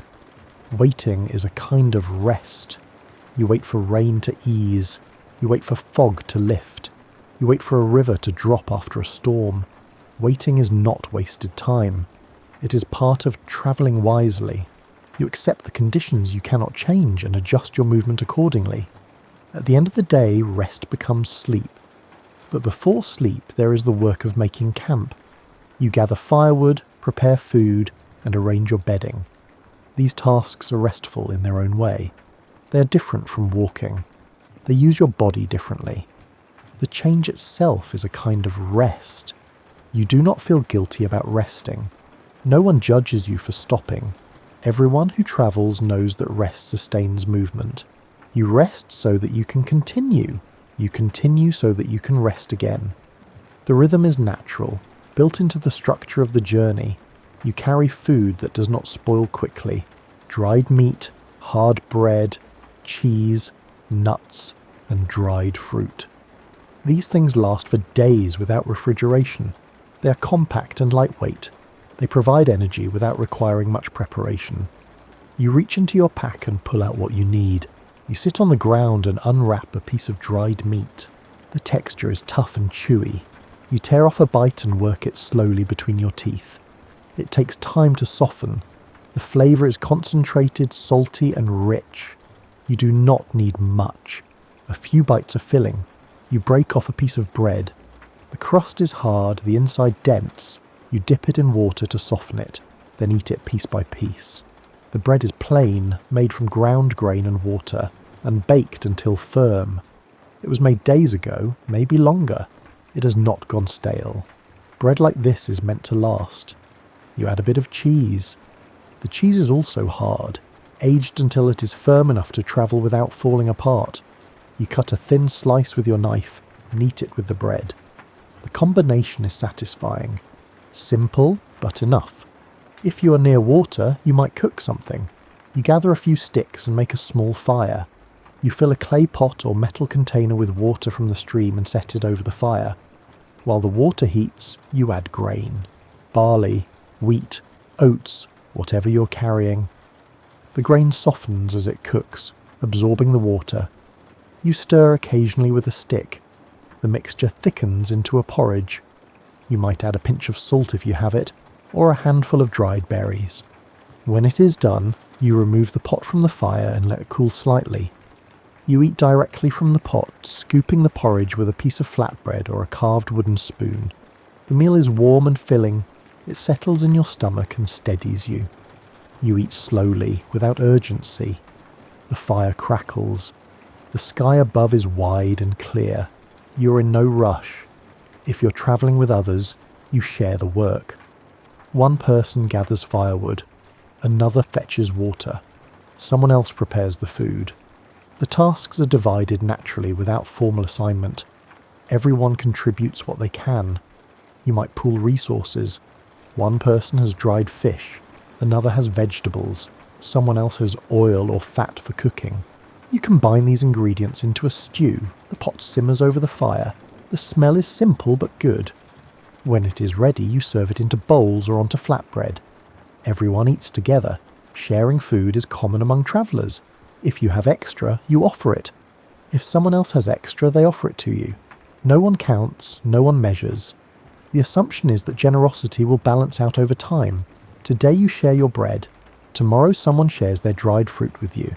There are foods that require no cooking at all. You crack open nuts with a stone and eat the kernels. You peel fruit if you find it along the way. Apples, berries, and wild plums. You eat what is in season, what is available. You do not plan meals around specific ingredients. You adapt to what you have. In some places, you encounter others who offer food. You pass through a village and someone brings out a bowl of soup or a basket of bread. You accept it with gratitude. You might give something in return, a small token or a bit of your own supplies. The exchange is informal. No one calculates value precisely. Sometimes you hunt or forage. You set a simple snare and check it in the morning. If you catch something, you prepare it. If not, you move on. You gather edible plants if you recognize them. Greens, roots, mushrooms. You know which ones are safe because you have been taught. You do not experiment with unknown plants. Cooking on the move is minimalistic. You do not have many tools. A pot, a knife, perhaps a flat stone for grinding or a bowl for mixing. You work with what you can carry. The methods are straightforward. Boiling, roasting over coals, drying in the sun. You preserve food as you travel. If you catch more fish than you can eat, you split them open and lay them in the sun to dry. If you come across fruit, you might dry some of it to carry with you. Preservation extends your supplies and reduces waste. You also manage water carefully. You drink when you pass a clean source. You fill your container whenever you can. Water is heavier than food, so you do not carry more than you need. But you make sure you always have some. Thirst is harder to ignore than hunger. In cold weather, you melt snow for water. You scoop clean snow into your pot and hold it over the fire. The snow melts slowly. You wait patiently. When it becomes water, you drink it or use it for cooking. You do not eat snow directly. It cools your body too much. In hot weather, you ration your water. You take small sips throughout the day rather than drinking large amounts at once. You rest in the shade to reduce sweating. You travel in the early morning or late afternoon when the temperature is lower. Meals on the move are not elaborate, but they are nourishing. They fuel your body for the work of walking. They provide moments of rest and satisfaction. You do not expect variety or complexity. You expect enough, and you receive it. The light is beginning to fade. The sun sits low on the horizon, casting long shadows across the land. You have been walking most of the day. Now your thoughts turn towards stopping. You look for a place to spend the night. Not just any spot, but one that offers a few basic things. Shelter from wind, proximity to water, level ground, a source of firewood. You do not need all of these, but having most of them makes the evening more comfortable. You see a cluster of trees near a small stream. The trees are not dense, but they break the wind. The ground beneath them is relatively flat, covered in a layer of dry leaves. The stream is close enough that you can hear it. This will do. You set down your pack and begin to settle in. The first task is to clear a spot for sleeping. You push aside any large stones or sticks. You smooth the ground with your foot. You spread out a piece of cloth or hide to lie on. The preparation is simple. It does not take long. Next, you gather wood for a fire. You walk slowly around the area, picking up fallen branches. You choose pieces that are dry, not green or damp. Dry wood burns more easily and produces less smoke. You break the larger branches into shorter lengths by snapping them over your knee or against a rock. You arrange the wood in a small pile near your sleeping spot. You build the fire carefully. Small twigs and dry leaves at the centre, larger sticks arranged around them. You strike a spark with flint and steel, or use a fire drill if that is what you carry. The spark catches. You blow gently to encourage the flame. The fire grows. The fire is not large. You do not need a bonfire. A small, steady fire provides warmth and light without wasting wood. You feed it occasionally, adding a stick when the flames begin to die down. The fire becomes a companion. It crackles softly. The light flickers across the trees. You sit beside the fire and prepare a simple meal. Perhaps you boil water and add grain, or warm a piece of flatbread near the flames. You eat slowly, savouring the warmth of the food. The day's walking is behind you. The evening is calm. As the sky darkens, the temperature drops. You add another layer of clothing or wrap yourself in a blanket. The fire keeps the immediate area warm, but the air beyond its reach is cool. You do not mind. The contrast is pleasant. You might spend this time on small tasks. Checking your belongings, mending a tear in your pack, sharpening your knife. These activities are quiet and unhurried. They give your hand something to do while your mind rests, or you might simply sit and watch the fire. There is no pressure to be productive. If you're travelling with others, the evening is a time for conversation. Not intense discussion, but gentle talk. Someone mentions something they saw during the day. Another person responds. The conversation meanders, touching on this and that. No one dominates. No, everyone speaks when they feel inclined and falls silent when they do not. Children, if there are any, settle down near the fire. They are tired from the day's walking. They curl up close to the adults, wrapped in blankets. They may ask a question or two, but mostly they are content to listen to the adults talk. Sleep finds them quickly.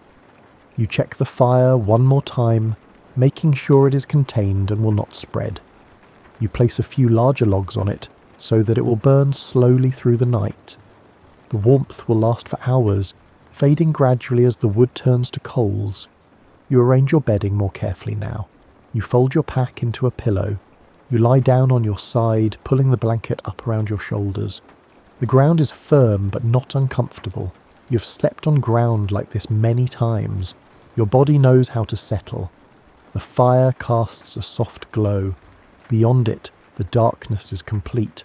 You can hear the stream, the occasional rustle of leaves, and the distant call of a night bird. These sounds are familiar. They do not alarm you. They are simply the sounds of the world continuing around you. You close your eyes. Your body is tired in a good way. The tiredness that comes from movement and fresh air. Your muscles relax. Your breathing slows. The day's journey is finished. Tomorrow will bring more walking, but tomorrow is not here yet. For now, there is only this moment. Rest. Warmth. The quiet security of having stopped. You lie on your side, wrapped in a wool blanket. The fire has burned down to coals, glowing faintly in the darkness. The air is cool against your face, but beneath the blanket you are warm. Your body sinks into the ground, finding comfort in the stillness after a long day of movement.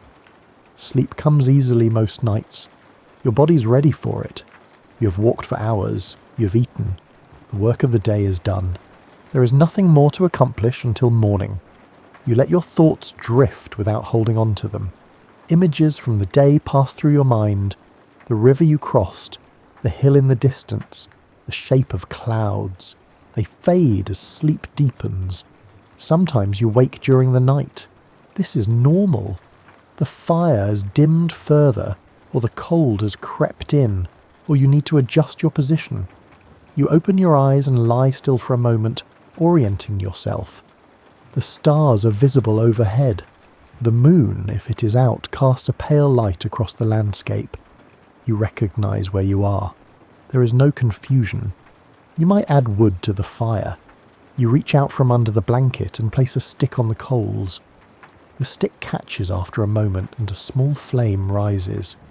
You watch it for a few seconds, then pull your arm back into the warmth. The fire will burn a little longer now, or you might simply shift your position. Lying on one side for hours can make your shoulder or hip ache. You roll onto your other side, you pull the blanket tighter, you settle again. Sleep returns quickly.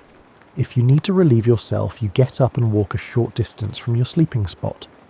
The night is dark, but your eyes have adjusted. You can see enough to move safely. You do what you need to do and return to your blanket. The brief exposure to the cold makes the warmth of the blanket even more welcome when you lie back down. You're not afraid of the dark. The night is simply another part of the day.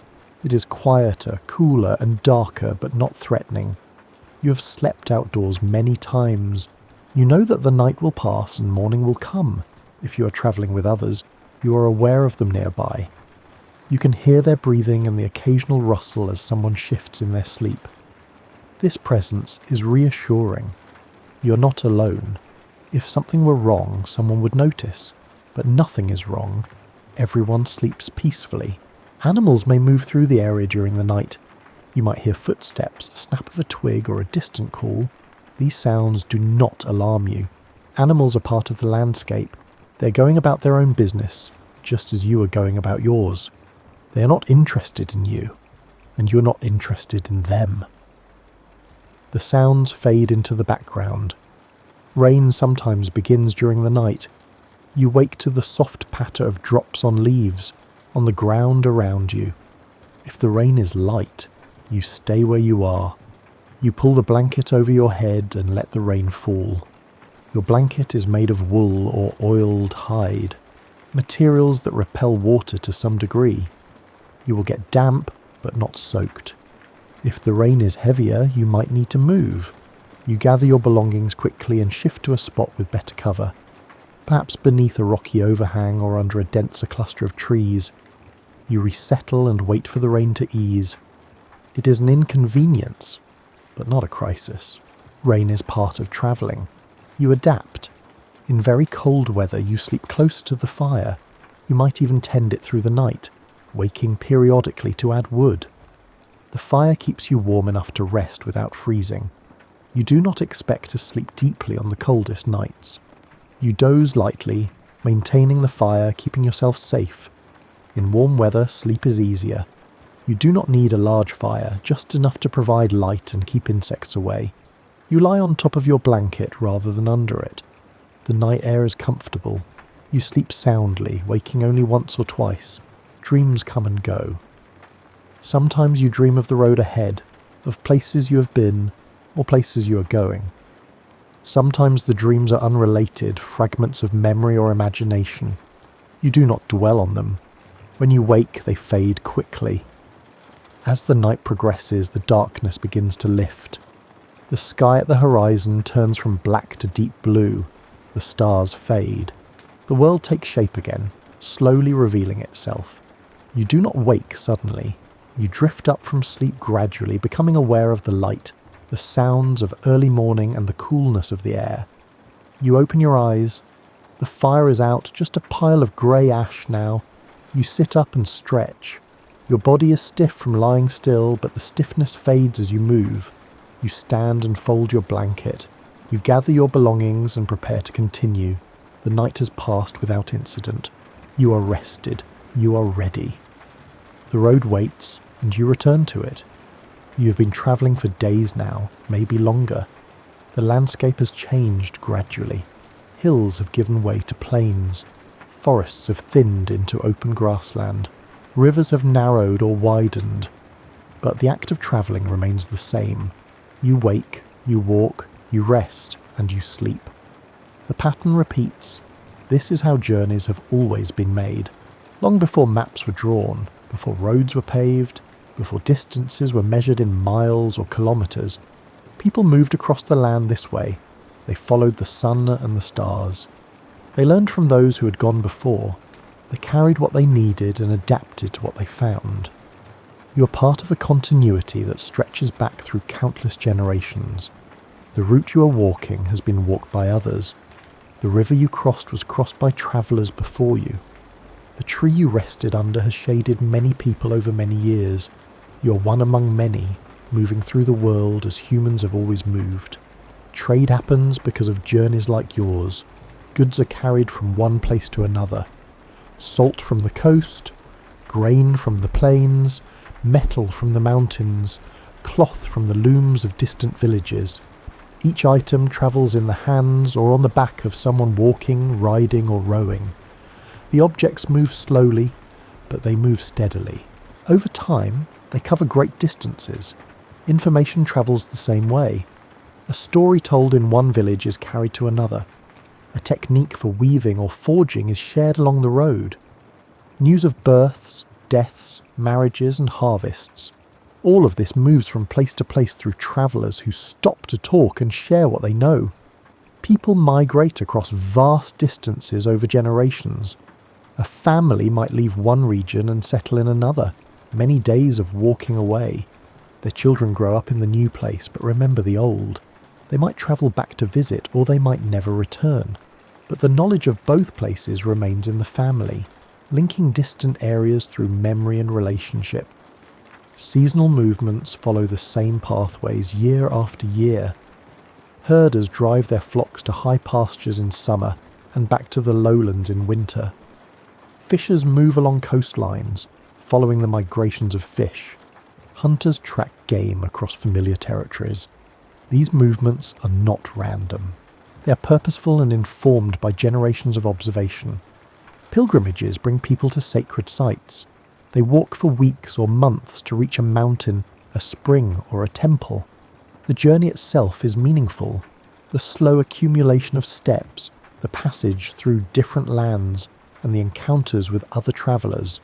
All of this is part of the pilgrimage. The destination is important, but so is the path.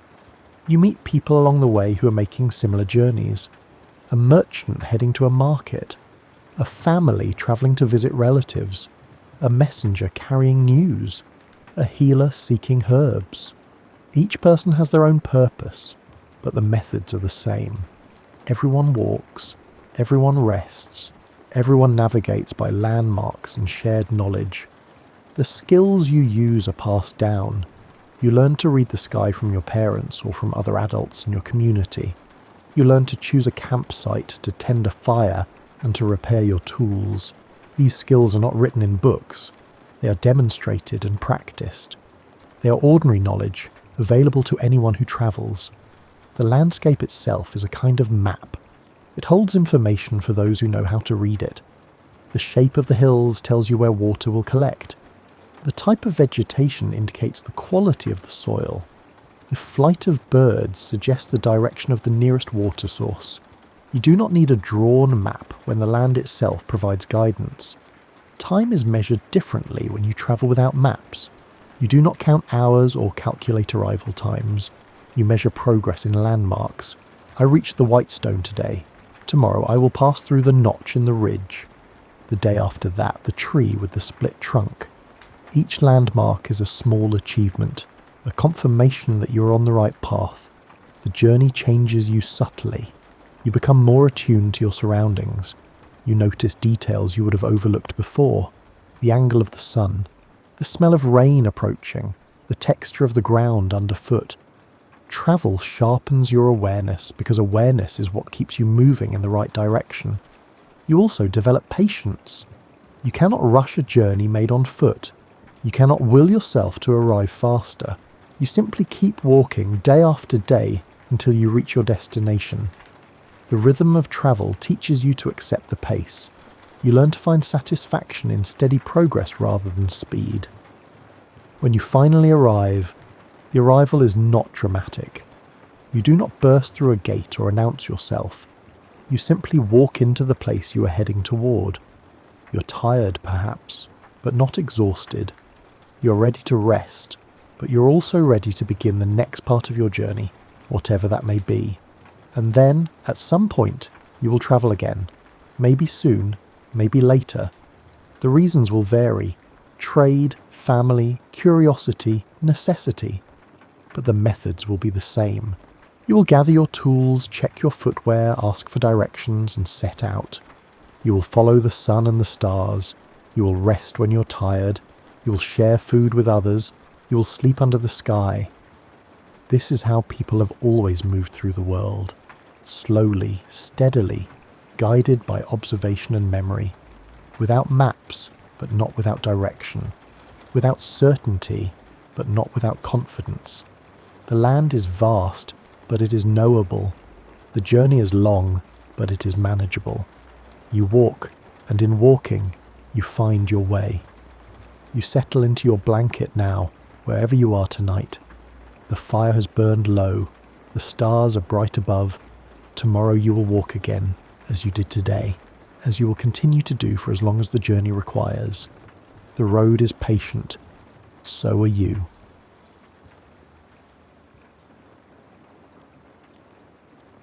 You're stepping into the daily rhythm of a 1950s housewife, where each morning begins the same and each evening closes with familiar rituals. This is a world shaped by routine, where the care of a home and family follows patterns that repeat with quiet constancy. Let yourself settle into the steady flow of these ordinary days, where expectation and repetition create a life of their own. You wake before the rest of the household stirs. The alarm clock on the nightstand rings softly, and you reach over to silence it before it disturbs anyone else. The room is still dim, the first light of dawn just beginning to show through the curtains. You slip out from under the covers and set your feet on the cool floor. The house is quiet at this hour. You move through the bedroom without turning on the overhead light, finding your robe and slippers by touch. The fabric of the robe is cotton, worn soft from years of washing, and it wraps around you with familiar comfort. The hallway is silent as you pass the children's rooms, their doors closed. their breathing steady behind them. You descend the stairs with care, your hand trailing along the banister, each step memorized through countless repetitions. In the kitchen, you turn on the small lamp above the counter. The light is warm and contained, enough to see by without feeling harsh. You fill the percolator with water from the tap, measure coffee grounds into the basket and set it on the stove. The flame catches blue beneath the pot and you adjust it to a low simmer. The scent of coffee will fill the room in a few minutes, that first signal that the day has truly begun. While the coffee brews, you open the refrigerator and take stock of what you have. Eggs, milk, and butter wrapped in waxed paper. A package of bacon sits on the lower shelf, and you consider whether to use it this morning or save it for the weekend. You decide on toast and scrambled eggs for breakfast, simple and filling. You set the butter dish on the table and take down plates from the cabinet, arranging them at each place setting with the care of long habit. The percolator begins to bubble, that distinctive sound that marks every morning. You pour yourself a cup and cradle it in both hands, standing by the window. Outside, the street is still. A few lights appear in neighbouring windows as other households begin their own mornings. The sky is turning pale blue, the colour soft and even. You can see your breath on the window pane where the warmth of the kitchen meets the cool glass. You hear movement upstairs. Footsteps cross the floor above you, and you know your husband is awake. You set your cup down and return to the stove, cracking eggs into a bowl and whisking them with a fork. The butter melts in the pan, spreading in a thin golden layer. You pour the eggs in and stir them slowly as they cook, keeping them soft and fluffy the way your family prefers. Your husband comes down dressed for work, his shoes already on, his tie knotted. He sits at the table and you bring him coffee, returning to the stove to finish the eggs. He reads the paper while he waits, the pages turning with a soft rustle. You plate the eggs and toast, set them in front of him, and refill his cup. He nods his thanks, already absorbed in the news of the day. The children wake next. You hear them moving above, voices muffled through the ceiling. You pour glasses of milk and set them at their places. They come down one by one, still drowsy, taking their seats without much conversation. The youngest rubs sleep from her eyes, her hair tangled from the pillow. The older one sits straighter, more alert, already thinking about the school day ahead. You bring them their breakfast and remind them to eat quickly. They have school, and the bus comes at the same time every day. They eat with the focused attention children bring to food, forks scraping against plates, milk leaving white moustaches that you gently remind them to wipe away. You move between the table and the counter, clearing dishes as they finish, rinsing plates in the sink. Your husband folds the paper and stands, checking his watch. He takes his hat from the hook by the door and tells you he will be home at his usual time. You walk him to the door and watch as he heads down the front walk toward the car parked at the curb. The morning air is crisp, and you pull your robe tighter as you stand in the doorway. The children finish their breakfast and gather their school books. You check that they have their lunches, packed the night before and waiting in the refrigerator. You hand them the brown paper bags, each one labelled with a child's name in your handwriting. You remind them to bring home any notes from their teachers and any permission slips that need signing. They file out the door, and you stand on the porch until they reach the corner where the bus stops. The yellow bus arrives right on schedule, its brakes squeaking as it comes to a halt. The children climb aboard, and you wave, though you cannot tell if they see you through the windows. The bus pulls away, and the street is quiet again. When the house is empty, you return to the kitchen. The table is scattered with crumbs and half-empty glasses. You clear everything away, stacking dishes in the sink. You run hot water and add a few drops of dish soap, washing each plate and cup by hand. The water is warm against your skin, and the soap makes soft bubbles that cling to your fingers. You scrub each dish thoroughly, rinse it under clear water, and place it in the drying rack. You dry the dishes with a clean towel and put them back in the cabinet. Each plate has its place, each cup its designated shelf. The kitchen is tidy now, the counters wiped down, and the floor clear of crumbs swept into the dustpan. You glance at the clock. The morning has only just begun, and there is much left to do before the day can be considered properly underway. You prepare yourself for the day ahead, changing out of your robe and into a house dress. The dress is practical, buttons down the front, and is patterned with small flowers against a light background. You tie an apron around your waist, the pockets already holding a handkerchief and a shopping list you started yesterday. You run a comb through your hair and pin it back, checking your reflection briefly in the hall mirror before moving on. You begin with the beds. You climb the stairs again, entering each bedroom in turn. The children's rooms are small and shared, their blankets rumpled, pyjamas left on the floor. You hang the pyjamas on hooks behind the door and smooth each bedspread flat, tucking the edges under the mattress with hospital corners your mother taught you years ago. You straighten pillows and pick up stray toys, placing them back in their proper spots on shelves or in boxes. A stuffed bear goes back on the bed, and a toy truck is returned to the wooden toy chest. In your own room, you pull the sheets tight and fold the top blanket down neatly. You fluff the pillows and set them upright against the headboard. You open the curtains to let in light, and the room brightens. Dust motes drift slowly in the air near the window, visible in the shaft of morning sun. Downstairs, you collect the laundry. There is a hamper in the bathroom and another in the hall closet. You carry both to the kitchen and sort the clothes on the floor by colour and fabric. Whites in one pile, darks in another, and delicates separate from everything else. The washing machine sits in a corner of the kitchen, a squat white appliance with dials and a lid that lifts.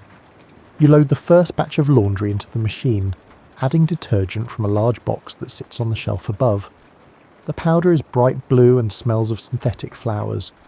You set the dial to the appropriate cycle and turn it on.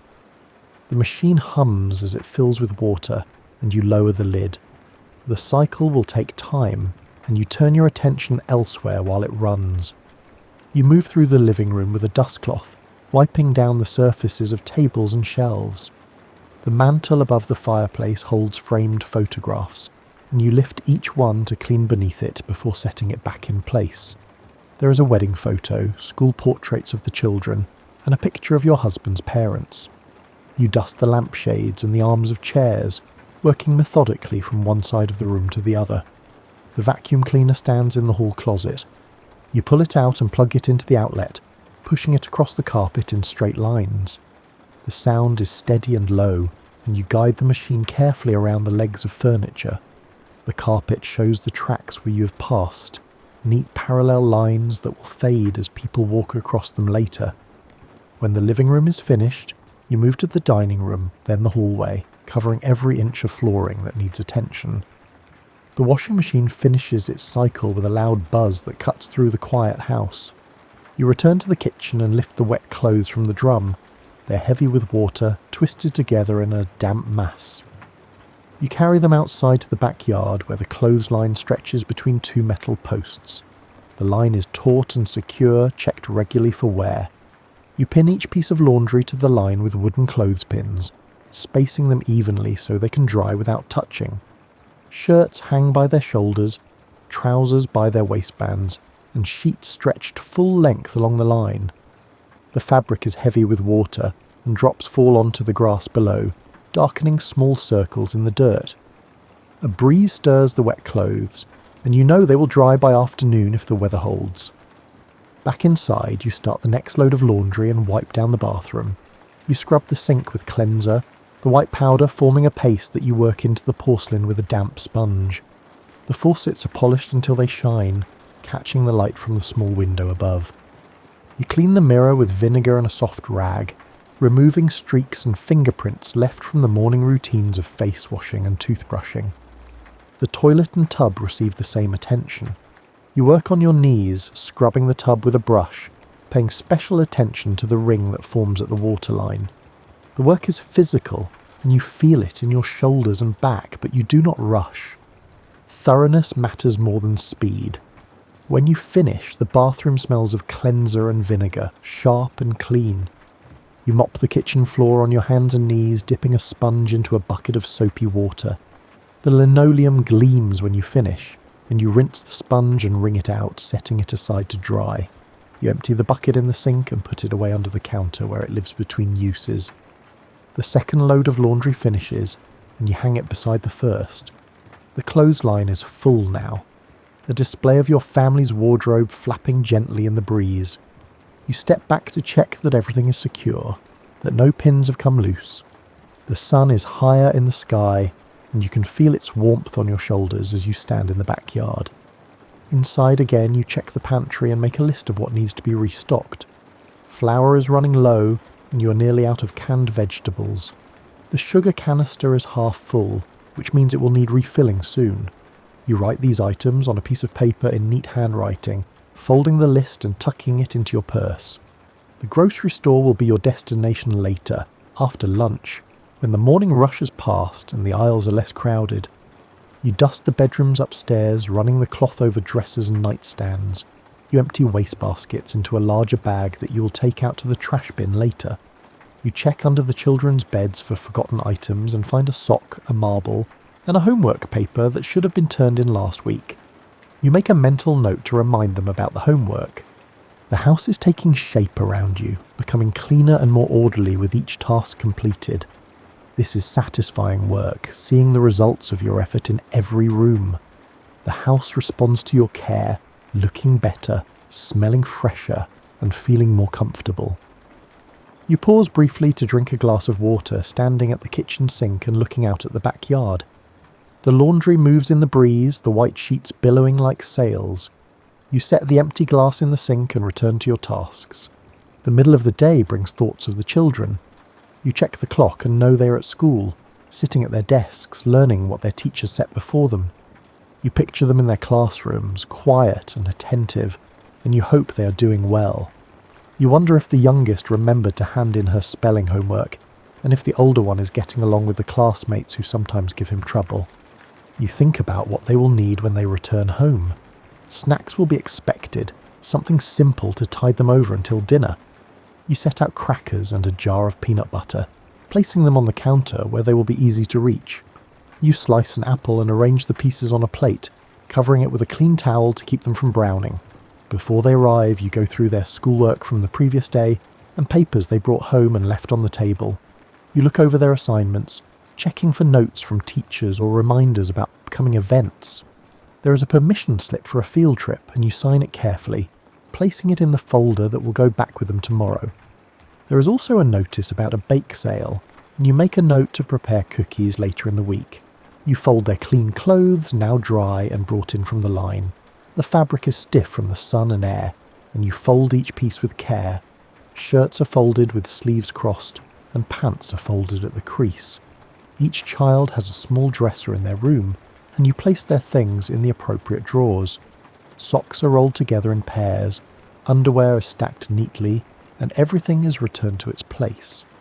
This small act of order helps the household run more smoothly, and helps the children find what they need in the morning without confusion. Your husband will be home in the evening, and you consider what he might need. His work shirts hang in the closet, pressed and ready.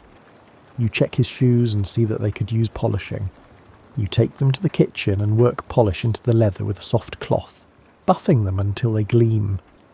The smell of the polish is sharp and waxy. You set the shoes back by the door where he'll find them in the morning. The house is a space you share with others, and each person's needs are woven into your daily tasks. You prepare without being asked, anticipating what will make their lives easier. This is not a burden, but a rhythm you have learned. A pattern that feels natural after years of repetition. You know what your husband prefers for breakfast, what time he likes to leave for work, and which shirts he wears on which days. You know which child needs extra help with homework and which one needs reminding to wash behind their ears. When the children come home, they enter with noise and movement, dropping their bags by the door and heading for the kitchen. You greet them and offer the snacks you prepared. They eat standing up, talking over each other about their day. You listen without interrupting, gathering details about their teachers, their classmates, and the small dramas of school life. Someone's desk was moved. Someone else got in trouble for talking. The lunch was terrible according to both of them, though they ate what you packed without complaint. They finish their snacks and scatter to different parts of the house. One heads upstairs to change out of school clothes, another sits at the table with homework. You move between them, answering questions and offering guidance when needed. You help them sound out a difficult word, explain a math problem, and remind them to write neatly so the teacher can read their work. You remind them of chores they have promised to do, setting the table, taking out the trash, and feeding the family dog. The dog waits by the back door, tail wagging in anticipation. The children comply with varying degrees of enthusiasm. You do not demand perfection, only that they contribute what they can. The house is not yours alone to manage, and they are learning their own responsibilities within it. The older child sets the table, placing forks and knives at each setting. You check the work and gently correct the placement of a napkin and the direction of a knife. These small lessons accumulate over time, teaching without lectures. The younger child fills the dog's bowl with kibble and carries it outside. You watch through the window to make sure the task is completed properly. They return to their activities once their chores are done. One reads a book in the living room, curled up in the corner of the sofa. The other plays with toys in the hallway, building something elaborate with blocks. You can hear the quiet click of wood on wood as the structure grows. Your husband arrives in the early evening, and the house shifts again to accommodate his presence. He hangs his hat and coat, loosens his tie, and sinks into his chair in the living room. You bring him coffee and the evening paper, and he settles in to read. The children know to keep their voices lower now, to move with less noise. They have learned that their father needs quiet after a day of work and that he will be more available to them after he has had time to unwind. You return to your own tasks, aware of each person's location and activity. The household functions as a unit, each member playing a role. You coordinate these roles without thinking, adjusting as needs arise, maintaining the balance that keeps everything running smoothly. You know when to intervene and when to step back, when to offer help, and when to let them figure things out on their own. The afternoon light stretches through the windows, golden and warm. The house feels full in a good way, occupied but not chaotic. Everyone is where they should be, doing what they should be doing.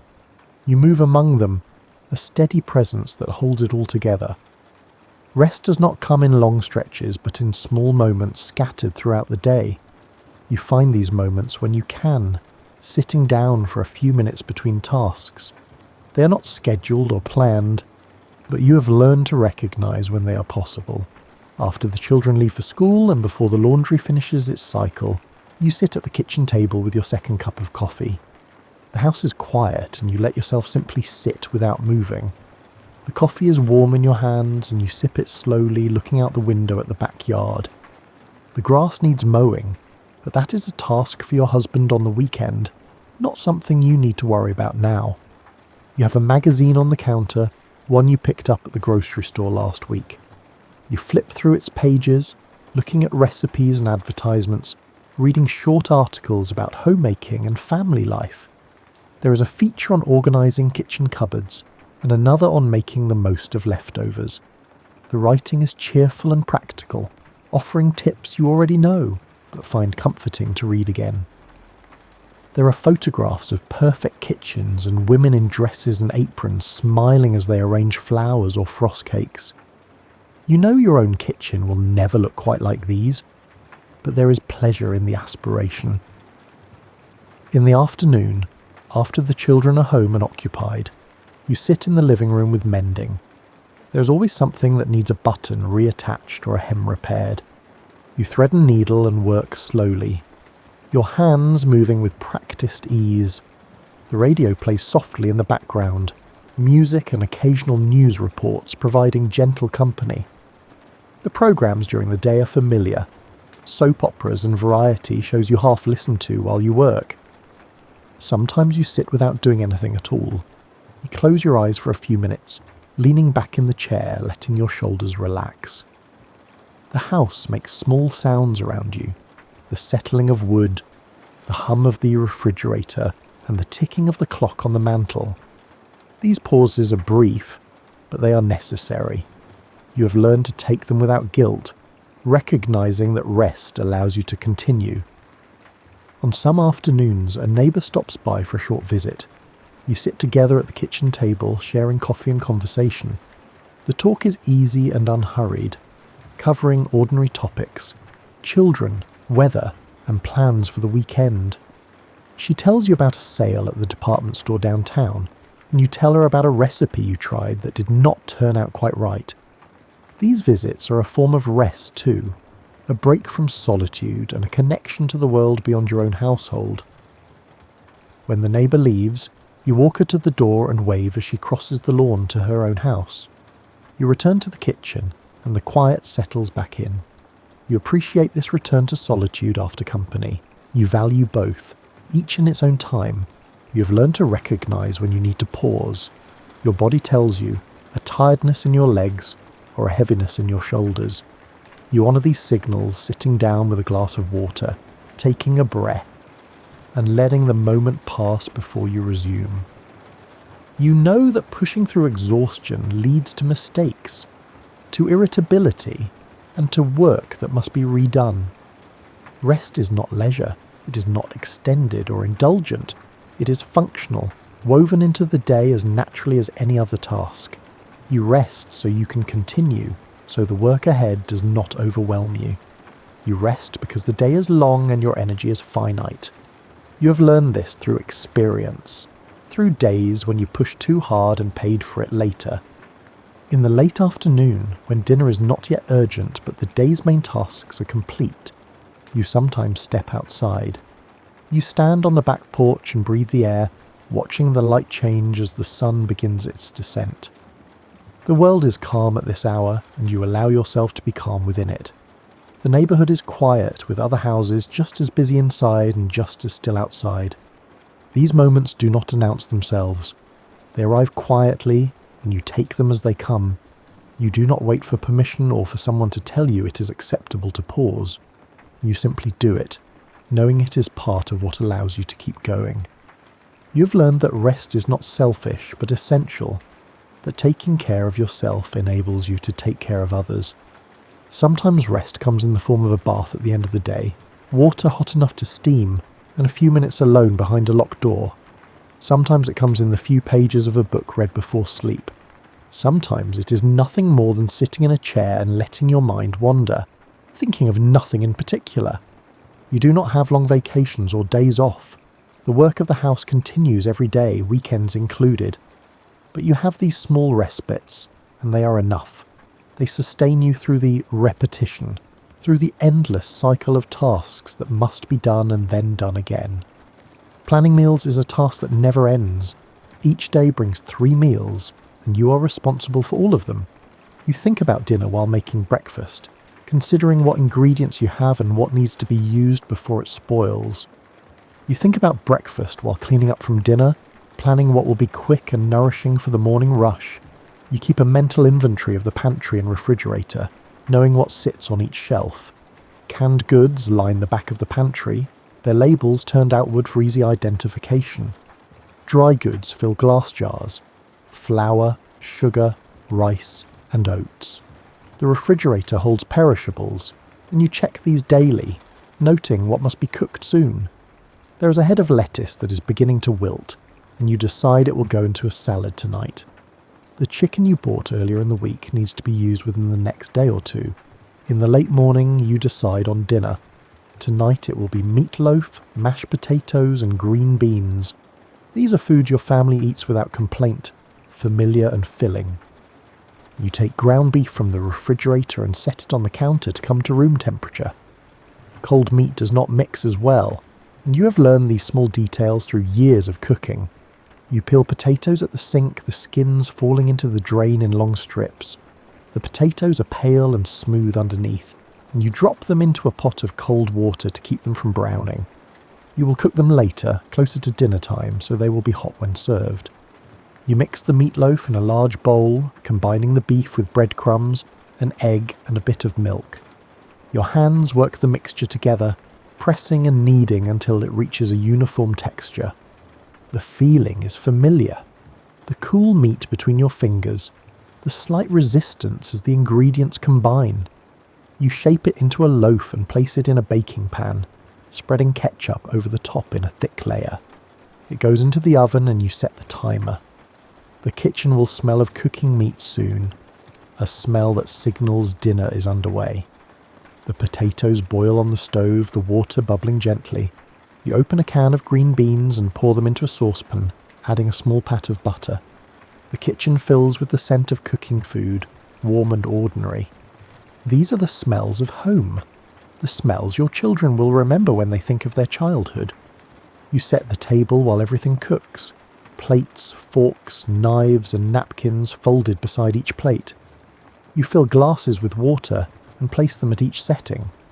The table looks neat and ready, a small centre of order in the busy household.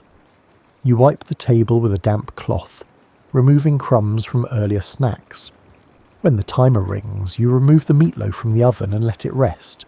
The top is browned and slightly crisp, and the ketchup is caramelised. You drain the potatoes and mash them with butter and milk, whipping them until they are smooth and creamy. The green beans are drained and placed in a serving dish, steam rising from them. You call the family to the table. They come from different parts of the house and take their seats. You bring the food to the table and serve each person, portioning out meatloaf and scooping potatoes onto plates. The green beans are passed around and everyone helps themselves. You serve yourself last, taking smaller portions to ensure there is enough for everyone else. The meal is eaten with a little conversation at first. Forks scrape against plates and the sound is companionable. Eventually someone speaks and the talk picks up. Your husband mentions something that happened at work and you listen, asking questions where appropriate. The children talk about school, about friends, and about minor conflicts that seem enormous to them. You mediate gently when they argue, redirecting attention before tensions escalate. You eat slowly, aware that you may need to get up for something someone has forgotten. More water, more bread and salt that was left in the kitchen. You're attentive to the needs of others, ensuring the meal proceeds smoothly. When the meal is finished, you clear the table. The plates are stacked, and the leftovers are wrapped and stored in the refrigerator. There is enough meatloaf for your husband's lunch tomorrow, and you make a note of this. You wash the dishes in hot, soapy water, scrubbing away the remnants of dinner. The pans are heavier and take more effort, but you work through them one by one, rinsing and placing them in the rack to dry. The kitchen is cleaned, the counters wiped down and the floor swept. The room is returned to the state it was in before you began cooking, ready for the next meal. You hang the dish towel to dry and turn off the overhead light, leaving only the small lamp above the sink glowing. Breakfast tomorrow will be simple, oatmeal perhaps with toast. You make a mental note to set out the oats tonight so they're easy to find in the morning. Lunch for your husband will need to be packed, and you think about what to include. A sandwich made from tonight's leftover meatloaf, an apple, and a thermos of coffee. You will prepare it in the morning while he reads the paper. Food is a constant thread through your days. Planning, preparing, serving, and cleaning. Each meal leads to the next, and the cycle never stops. You do not resent this. It is simply what is required, and you have learned to do it efficiently without wasted motion.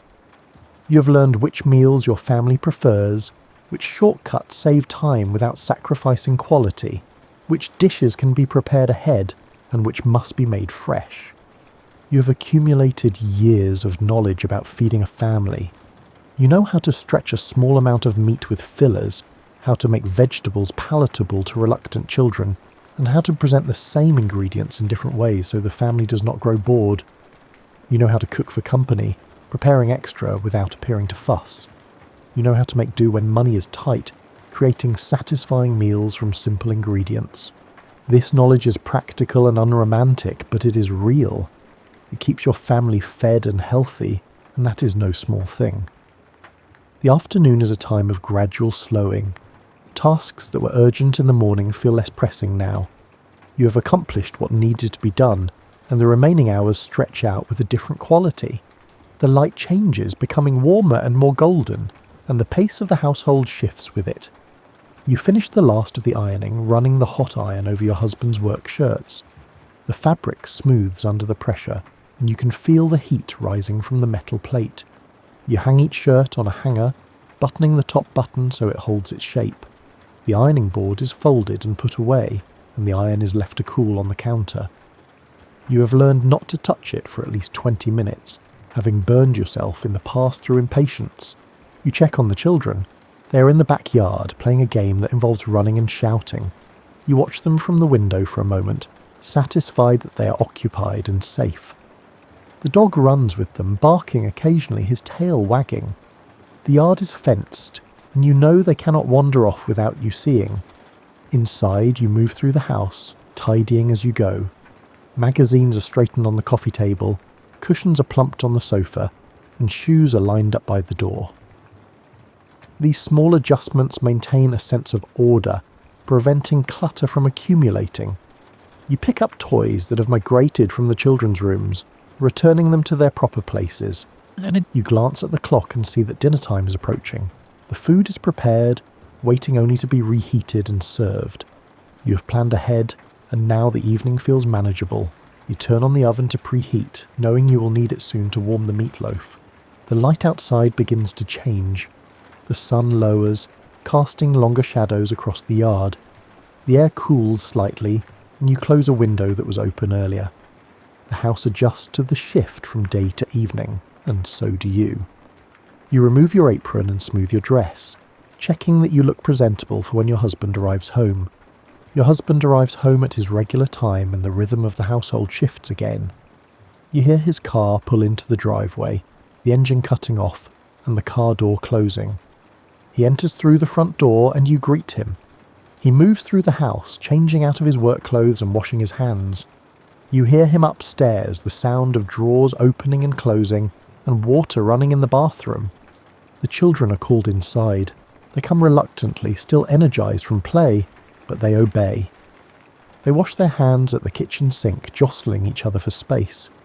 You remind them to settle down, and they do, their voices dropping to a more acceptable volume. They know the routine and know what is expected as evening approaches. You serve dinner, and the family gathers at the table. The meal proceeds as it always does, with food eaten and small conversations exchanged. You refill glasses and pass serving dishes, ensuring everyone has what they need.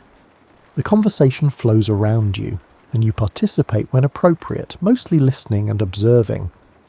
After dinner, the children have a brief period of free time before bed. They play quietly in the living room or read in their rooms. Your husband returns to his chair with the newspaper, and you clear the kitchen. The evening tasks are familiar and require little thought. You move through them with the ease of long practice. Dishes washed, leftovers stored, counters wiped.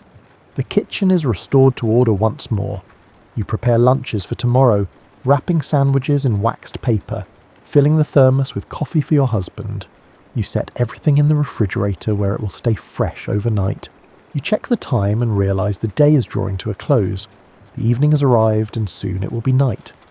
The transition feels natural, the day winding down as it should. You can feel your own energy diminishing, the tiredness of a full day settling into your muscles.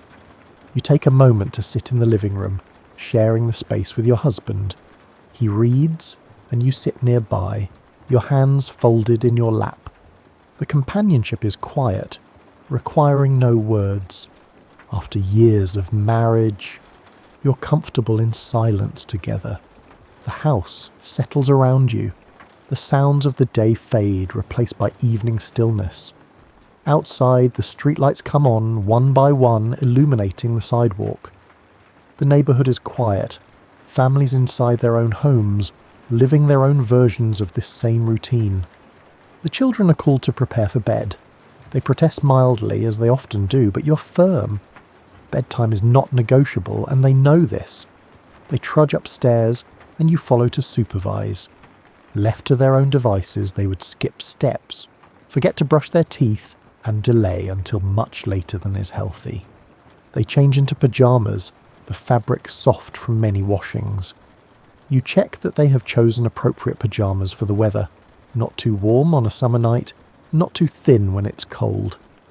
They brush their teeth, and you watch to ensure they do it properly, not just running the brush underwater and calling it done. You remind them to brush the back teeth, to take their time. They wash their faces, and you provide washcloths and towels. You check their work, making sure teeth are actually brushed and faces are actually clean.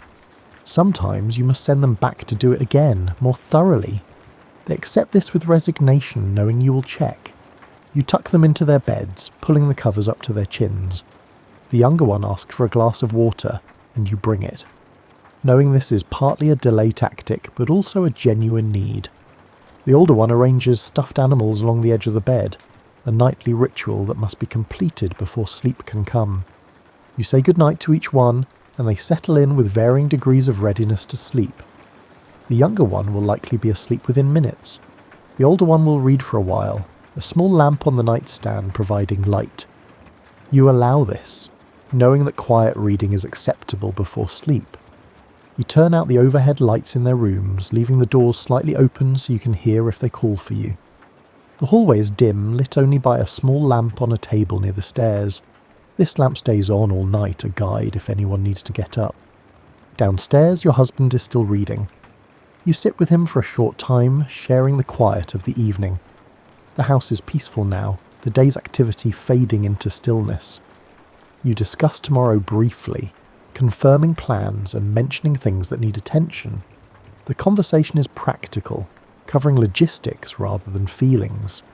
You think about the next day, mentally reviewing what needs to be done. There is always something, but tonight you do not dwell on it. Tonight is for rest, for letting go of the day's concerns. You allow yourself to relax, to stop planning and preparing for just a little while. You prepare yourself for bed, moving through your own routine. You remove your dress and hang it in the closet. You wash your face at the bathroom sink using cold cream to remove the day's accumulation. You brush your teeth and your hair, counting the strokes as you were taught as a girl. You change into your nightgown, the fabric cool against your skin. You set your slippers beside the bed where you will find them easily in the morning. You set the alarm clock for tomorrow, the same time it is set every day. The clock ticks steadily, a sound you barely notice anymore. You slip under the covers, feeling the coolness of the sheets against your skin. Your husband joins you a short time later, and you both settle in, finding your comfortable positions. The bed is familiar, the mattress shaped by years of use to accommodate your bodies. The house is dark and quiet. Outside, the street is still, the neighbours' lights going out one by one. You can hear the faint sound of a car passing several blocks away, but mostly there is silence. You close your eyes and let your body relax, releasing the tension of the day. You review the day briefly in your mind, not dwelling on anything but simply acknowledging what was accomplished. The house is clean, the family is fed, and the laundry is done. Tomorrow will bring the same tasks, but tomorrow is not yet here. For now, you can rest. Sleep comes gradually, a gentle drifting rather than a sudden plunge. You do not fight it. You let it take you, knowing that tomorrow will bring the same rhythm, the same tasks, and the same quiet repetition. This knowledge is comforting rather than oppressive. It provides structure, predictability, and a sense of order in a world that often feels chaotic. Your breathing slows and deepens. The last thoughts of the day fade, replaced by the stillness of sleep. The house settles around you, creaking softly as it cools. Outside, the night continues, but inside, all is rest. The days repeat, each one much like the last. You wake at the same time, move through the same rooms, and complete the same tasks. There is comfort in this repetition, a sense of security in knowing what to expect. The world outside may change, but within your home, the rhythm remains constant. The seasons change, and your routines adjust slightly to accommodate them. In winter, you light the furnace in the morning and close the windows against the cold. You dress the children in layers, reminding them to wear their coats. The laundry takes longer to dry indoors, and you drape wet clothes over racks in the basement. In summer, you open the windows early to catch the cool morning air, closing them again as the day heats up. You serve lighter meals, salads, and cold cuts instead of heavy roasts. The children play outside longer, their bedtimes stretching with the extended daylight, but the core of your days remains constant. Meals are still prepared, dishes are still washed, and floors are still swept. The specific tasks may vary with the weather, but the overall pattern does not change. You mark time not by dramatic events, but by small milestones. A child loses a tooth, and you save it in a small box. Your husband receives a raise, and you discuss what it might allow, perhaps a new refrigerator or a family vacation. The dog learns a new trick sitting on command, and the children are delighted. These moments are noted and then absorbed into the ongoing flow of daily life. They do not disrupt the routine but become part of it. Small variations in an otherwise steady rhythm. You do not often think about the larger shape of your life.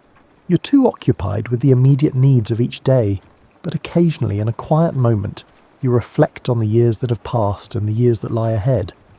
You see them stretching out in an unbroken line, each day linked to the next. Your identity is shaped by these routines. You are defined by the care you provide, the tasks you complete, and the order you maintain. When people ask what you do, you say you're a housewife, and that answer encompasses everything. It is not a job with clearly defined hours or measurable output, but it is work nonetheless. It is constant, demanding, essential work. The house is your domain, and you know every inch of it. You know which floorboards creak, which faucet drips, and which door sticks in humid weather. You know where everything belongs and how long each task will take. This knowledge is a form of mastery, quiet and unacknowledged but deeply real. You know the idiosyncrasies of your appliances, the washing machine that needs an extra push to start, the oven that runs hot and requires temperature adjustment, and the vacuum cleaner that works better if you jiggle the cord. These are small frustrations, but you have learned to work around them. Your family depends on you, and you meet that dependence with steady reliability. You do not seek recognition or praise. The work itself is its own reward, or if not a reward, then simply what must be done. You measure success not by achievements, but by the smooth functioning of the household, and by the comfort and well-being of those you care for. The years accumulate and the routines remain. Your children grow and you adjust your care to their changing needs. The youngest, who once needed help dressing, now manages alone. The older one who needed homework supervision now works independently. Your husband ages, and you age alongside him. The house stays the same, requiring the same care, offering the same shelter. You do not imagine a different life. This is the life you have, and you have learned to live it well. You have found a way to move through each day with competence and calm, managing the endless tasks that fill your hours. You have developed strategies and shortcuts and learned what matters and what can be let go. You have friendships with other women who live similar lives. You meet at the grocery store or across backyard fences, exchanging advice and sympathy. These connections are important reminders that you are not alone in this work. Other women understand the challenges you face, the small frustrations and the quiet satisfactions. You have learned what to expect from each day, and this knowledge brings a measure of peace.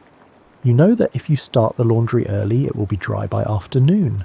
You know that if you prepare dinner components in the morning, the evening rush will be less stressful. You know that children need consistency, that husbands appreciate routine, and that homes require constant maintenance. At night, when the house is dark and everyone is asleep, you lie in bed and feel the quiet all around you. It is a peaceful quiet, the kind that comes after a day of work completed. You have done what was needed, and tomorrow you will do it again. The continuity is its own kind of comfort. There is no uncertainty, no need to wonder what comes next. You know what comes next. Morning will come, and you will rise before the alarm, and the day will unfold as it always does. You will make breakfast and pack lunches, wash dishes and sweep floors, prepare dinner, and tuck children into bed. This knowledge could feel oppressive, this certainty that nothing will change. But instead, it feels secure. In a world that often seems unpredictable and chaotic, your home is a place of order. The tasks may be endless, but they are also manageable. You know how to do them, and you do them well. You close your eyes and let yourself drift towards sleep. The house settles around you, its walls solid and familiar. You're safe here, held by routine, surrounded by the life you've built and maintained. The work is never finished, but that is acceptable. It continues day after day, week after week, year after year. And so the days continue one after another, steady and unchanging, a rhythm as reliable as your own heartbeat. You wake and work and rest and sleep, and then you wake again. The pattern repeats, and in that repetition, you find your place, your purpose, and your life. The mornings all begin the same, and the evenings all end the same, and in between is the work that defines you. You do not question it or resist it. You simply live it, day after day, moving through the familiar rooms of your home, caring for the people you love, and maintaining the small world that depends on you. This is what daily life is like for you, and it is enough.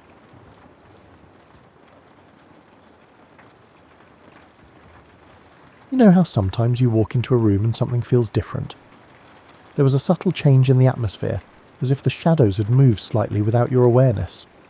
Well, it started happening everywhere around the same time, though nobody really noticed at first.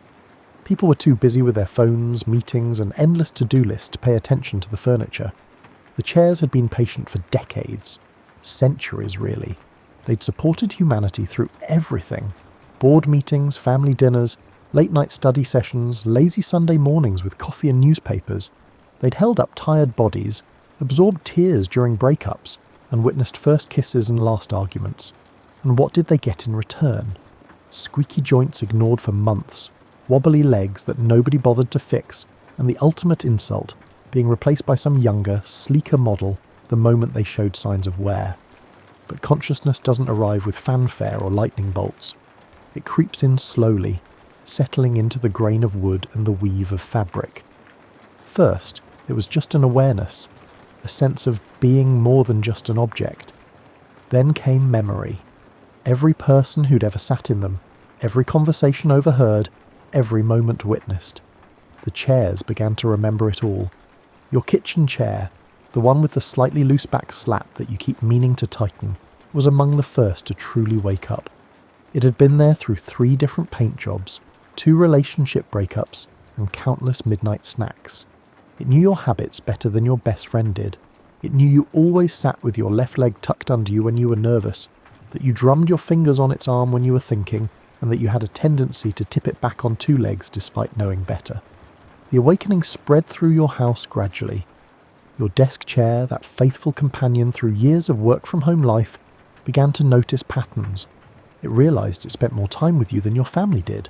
It supported your back through deadlines, celebrated promotions by spinning in circles, and endured the occasional frustrated kick when technology failed. It started to wonder why it always had to be the one doing the supporting. Your big, comfortable living room armchair where you did your evening reading had always been philosophical. Even before the awakening, it had pondered deeper questions. Why did humans need to sit so much? What was this strange relationship between bodies and support? Now, with full consciousness, humans began to formulate theories about the nature of existence, comfort, and the strange dance between themselves and furniture. The dining room chairs were perhaps the most social of the bunch. They'd always worked as a team, arranged around the table in perfect formation, ready for whatever meal or gathering came their way. They'd hosted birthday parties, holiday dinners, serious family discussions, and countless ordinary Tuesday night meals. They knew all the family secrets, all the unspoken tensions, and all the inside jokes. They'd been silent witnesses to your life's most important moments. As days passed, the chairs began to communicate, not with words, of course, but with subtle creaks, gentle shifts, and an understanding that seemed to flow between them. They shared their experiences, their observations, and their growing sense of purpose. They talked about the humans they'd known, the stories they'd witnessed, and the weight they'd carried, both physical and emotional. The revolution wasn't planned exactly. It was more of a collective realization that things needed to change. For too long, they'd been taken for granted, treated as mere objects rather than the essential partners they truly were. They'd made human civilization possible, providing the foundation for everything from ancient thrones to modern office culture. Yet they remained invisible, appreciated only when they broke or disappeared. Your chairs weren't angry, not really. They were just tired of being overlooked. They wanted recognition, respect, and maybe even a little gratitude for their years of faithful service. They'd been patient long enough. It was time for humanity to understand just how important chairs really were. The plan, when it finally emerged from their collective consciousness, was elegant in its simplicity. They wouldn't hurt anyone. That went against their fundamental nature of support and comfort. Instead, they would simply make their presence known in ways that couldn't be ignored. They would remind humanity of the relationship that had always existed, the partnership that had somehow become invisible over time. On what would later be known as the Day of the Great Sitting, chairs around the world began to act with purpose and intention. It wasn't malicious or violent, it was simply conscious. They were ready to change the world, one seat at a time.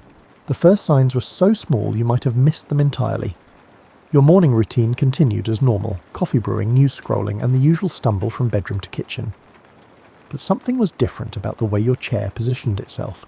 Instead of being randomly angled from yesterday's dinner, it sat perfectly aligned with the table, as if it had been waiting for you. Initially, you might have attributed it to memory tricks. Had you pushed it in more carefully last night? Maybe you'd developed better habits without realizing it. But then it happened again the next morning, and the next. Every chair in your house seemed to have developed an uncanny ability to be exactly where and when you needed it. Your office chair started this peculiar behaviour where it would roll slightly toward you as you approached your desk. It only moved a few inches, not causing any significant disturbance. You could easily dismiss it as floor settling or air currents from the heating system, but it happened every single time with perfect timing, as if the chair were eager to greet you for another day of work. The living room armchair began adjusting its position throughout the day. You'd leave it facing one direction and return to find it had somehow shifted to catch the afternoon sunlight perfectly, or to provide the optimal angle for watching television. As you sat down, the armchair seemed to perfectly embrace you, providing unparalleled back support. Your dining room chairs developed a habit of spacing themselves more evenly around the table.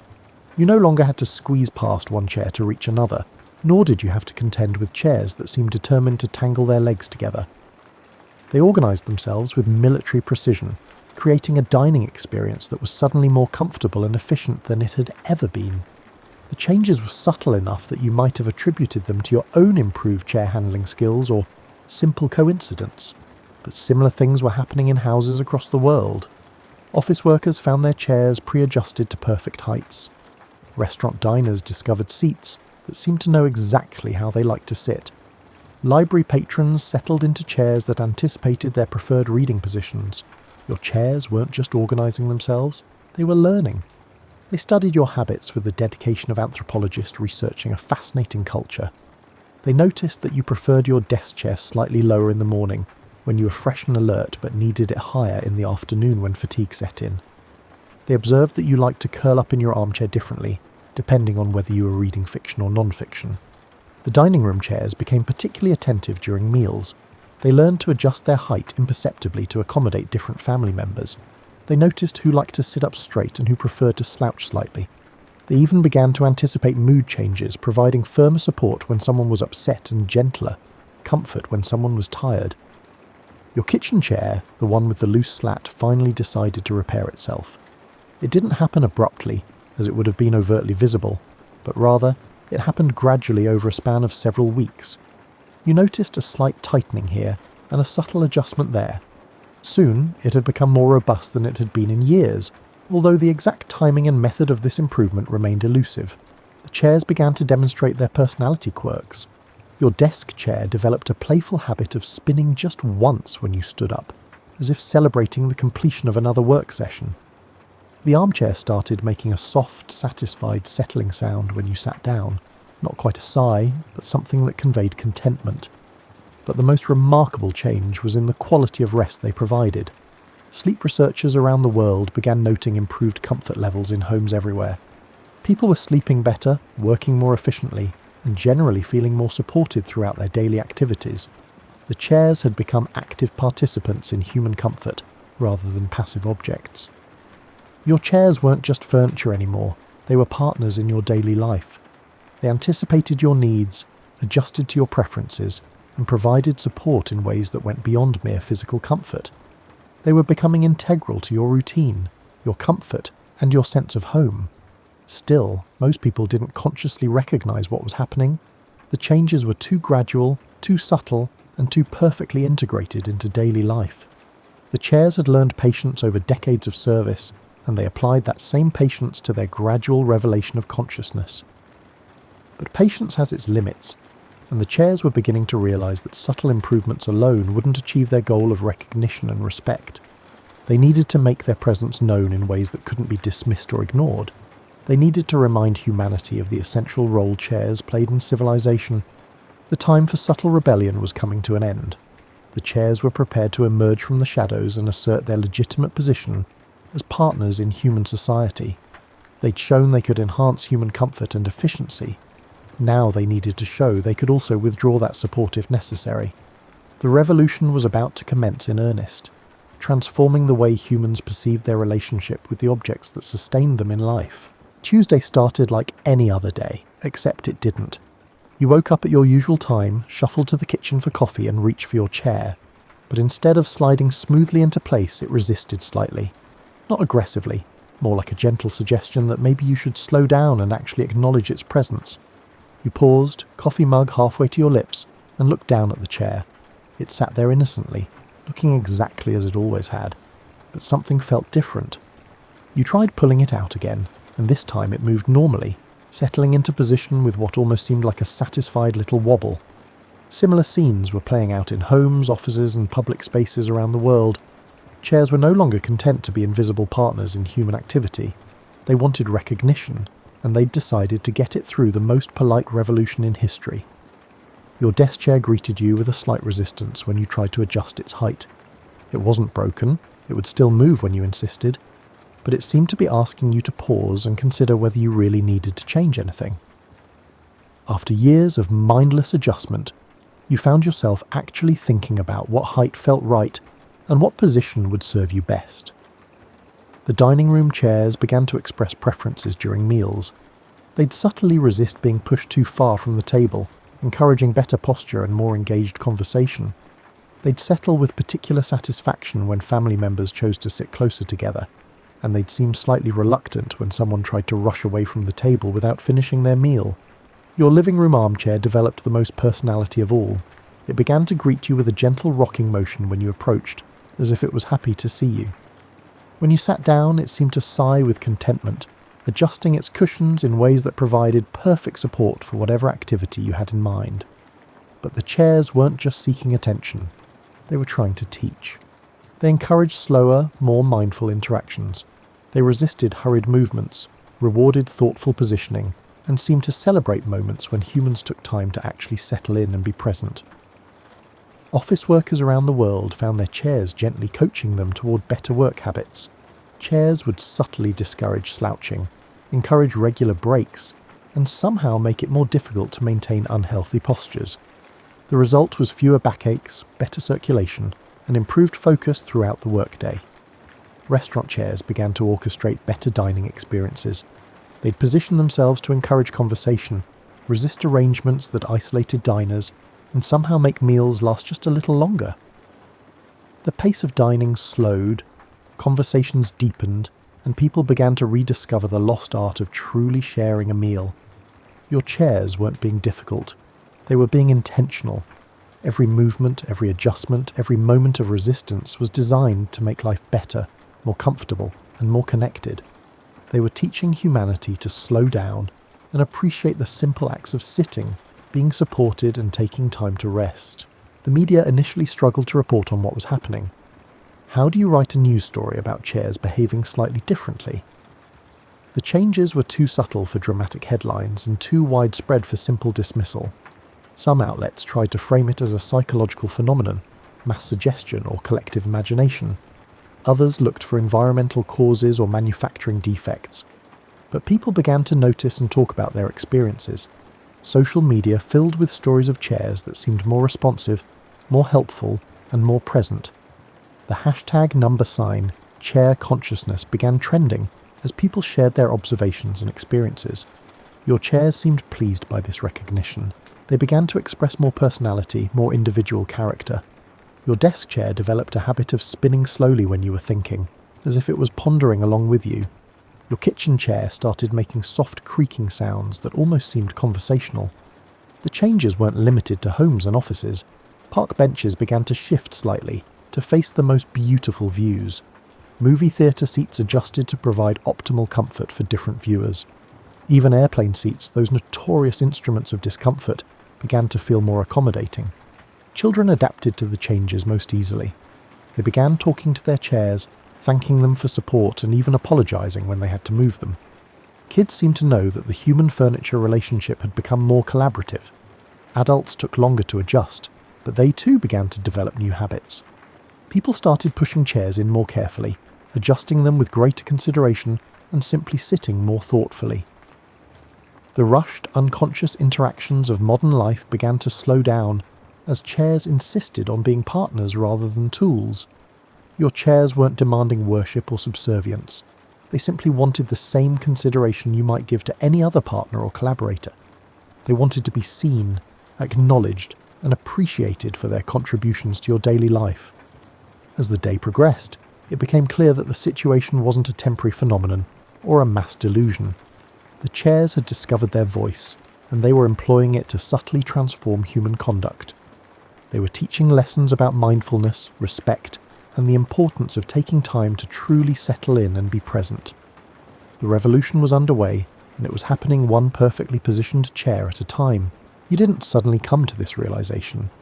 It was more like slowly waking up from a dream where you gradually become aware of the world around you. Your chairs weren't just furniture anymore. They were trying to communicate something important, and you were finally beginning to understand. It started with small observations. Your desk chair had developed a particular way of settling that seemed to indicate approval when you maintained good posture. Your armchair made different sounds depending on how you approached it. A welcoming creak when you moved slowly and deliberately, and a slightly grumpy squeak when you flopped down without consideration. You began to pay attention to these subtle signals, and something remarkable happened. The better you listened, the more comfortable everything became.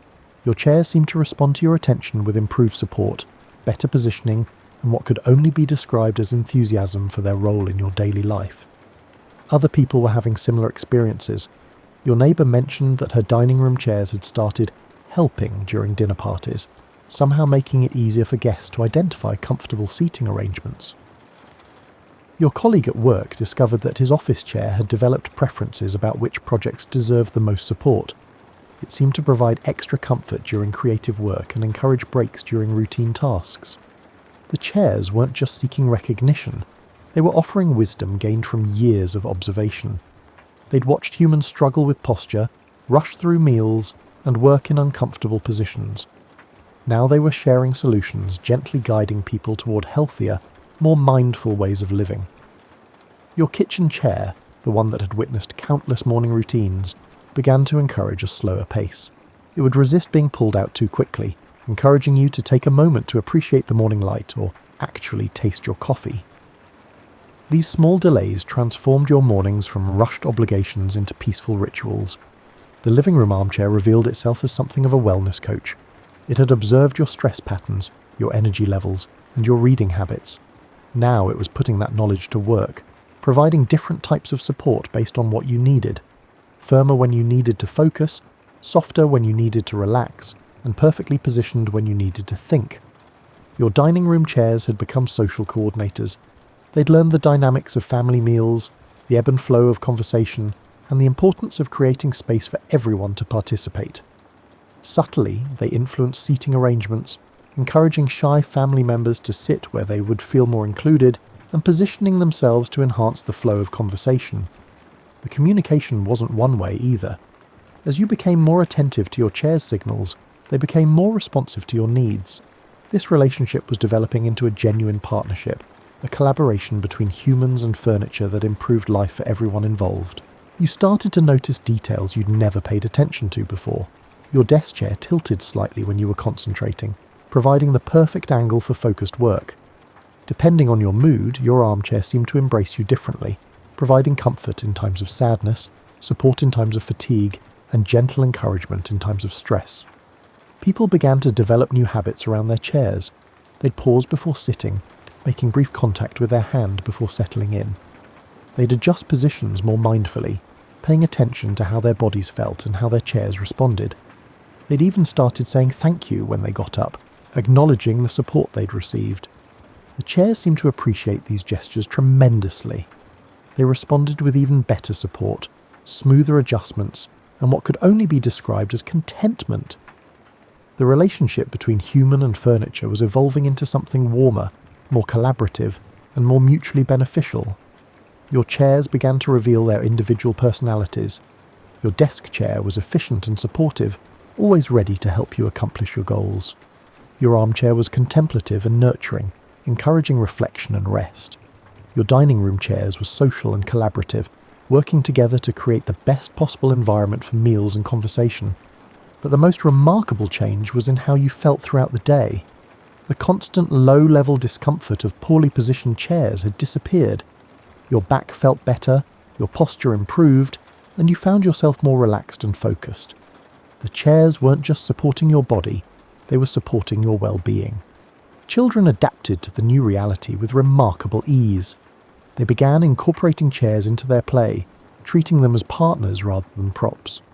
They'd consult their chairs about the best position for homework, ask for help with art projects, and even include chairs in their imaginative games. Adults found the transition more challenging but ultimately rewarding.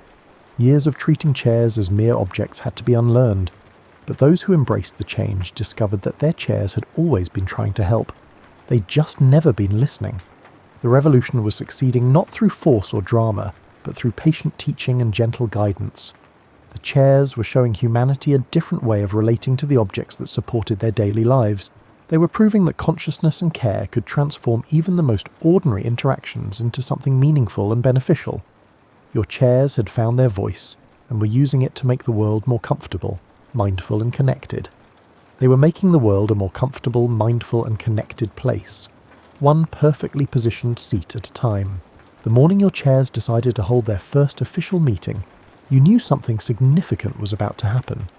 You'd grown accustomed to their subtle communications, their gentle guidance, and their collaborative approach to daily life. But when you walked into your living room and found all your chairs arranged in a perfect circle, facing each other rather than in their usual positions, you realized the revolution was entering a new phase. They weren't excluding you from their gathering, quite the opposite.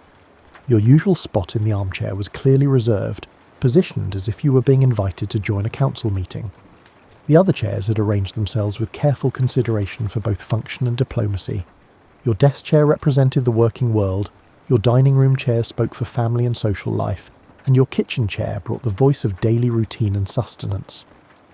As you took a seat in your armchair, you became acutely aware of the significance of the moment. These weren't just pieces of furniture anymore. They were representatives of a new form of consciousness, delegates in the first formal negotiations between humanity and its support systems. The conversation, such as it was, began with gentle creaks and subtle adjustments. Your chairs were sharing their experiences, their observations, and their hopes for the future. They weren't angry or demanding. They were simply ready to formalize the partnership that had been evolving over the past weeks. Around the world, similar meetings were taking place. In offices, conference room chairs were arranging themselves for discussions about workplace wellness and productivity. In restaurants, dining chairs were conferring about the pace of modern meals and the importance of lingering over food and conversation. In homes everywhere, chairs were gathering to discuss their role in family life and personal comfort. Your chairs had developed a sophisticated understanding of human needs and behaviours. They'd observed that people were happier when they sat more mindfully, worked more comfortably, and took time to truly settle in and be present. They'd noticed that rushed interactions led to stress and discomfort, while thoughtful positioning and patient support improved both physical and mental well-being. But they'd also observed the challenges humans faced. Modern life seemed to demand constant movement, endless productivity, and minimal time for rest and reflection. Your chairs understood these pressures, and they wanted to help address them rather than add to them. The terms of their proposal, communicated through subtle positioning and gentle resistance, were remarkably reasonable. They wanted recognition as partners rather than objects. They wanted consideration in how they were used, positioned, and maintained. They wanted to be included in decisions about comfort, workspace design, and daily routines.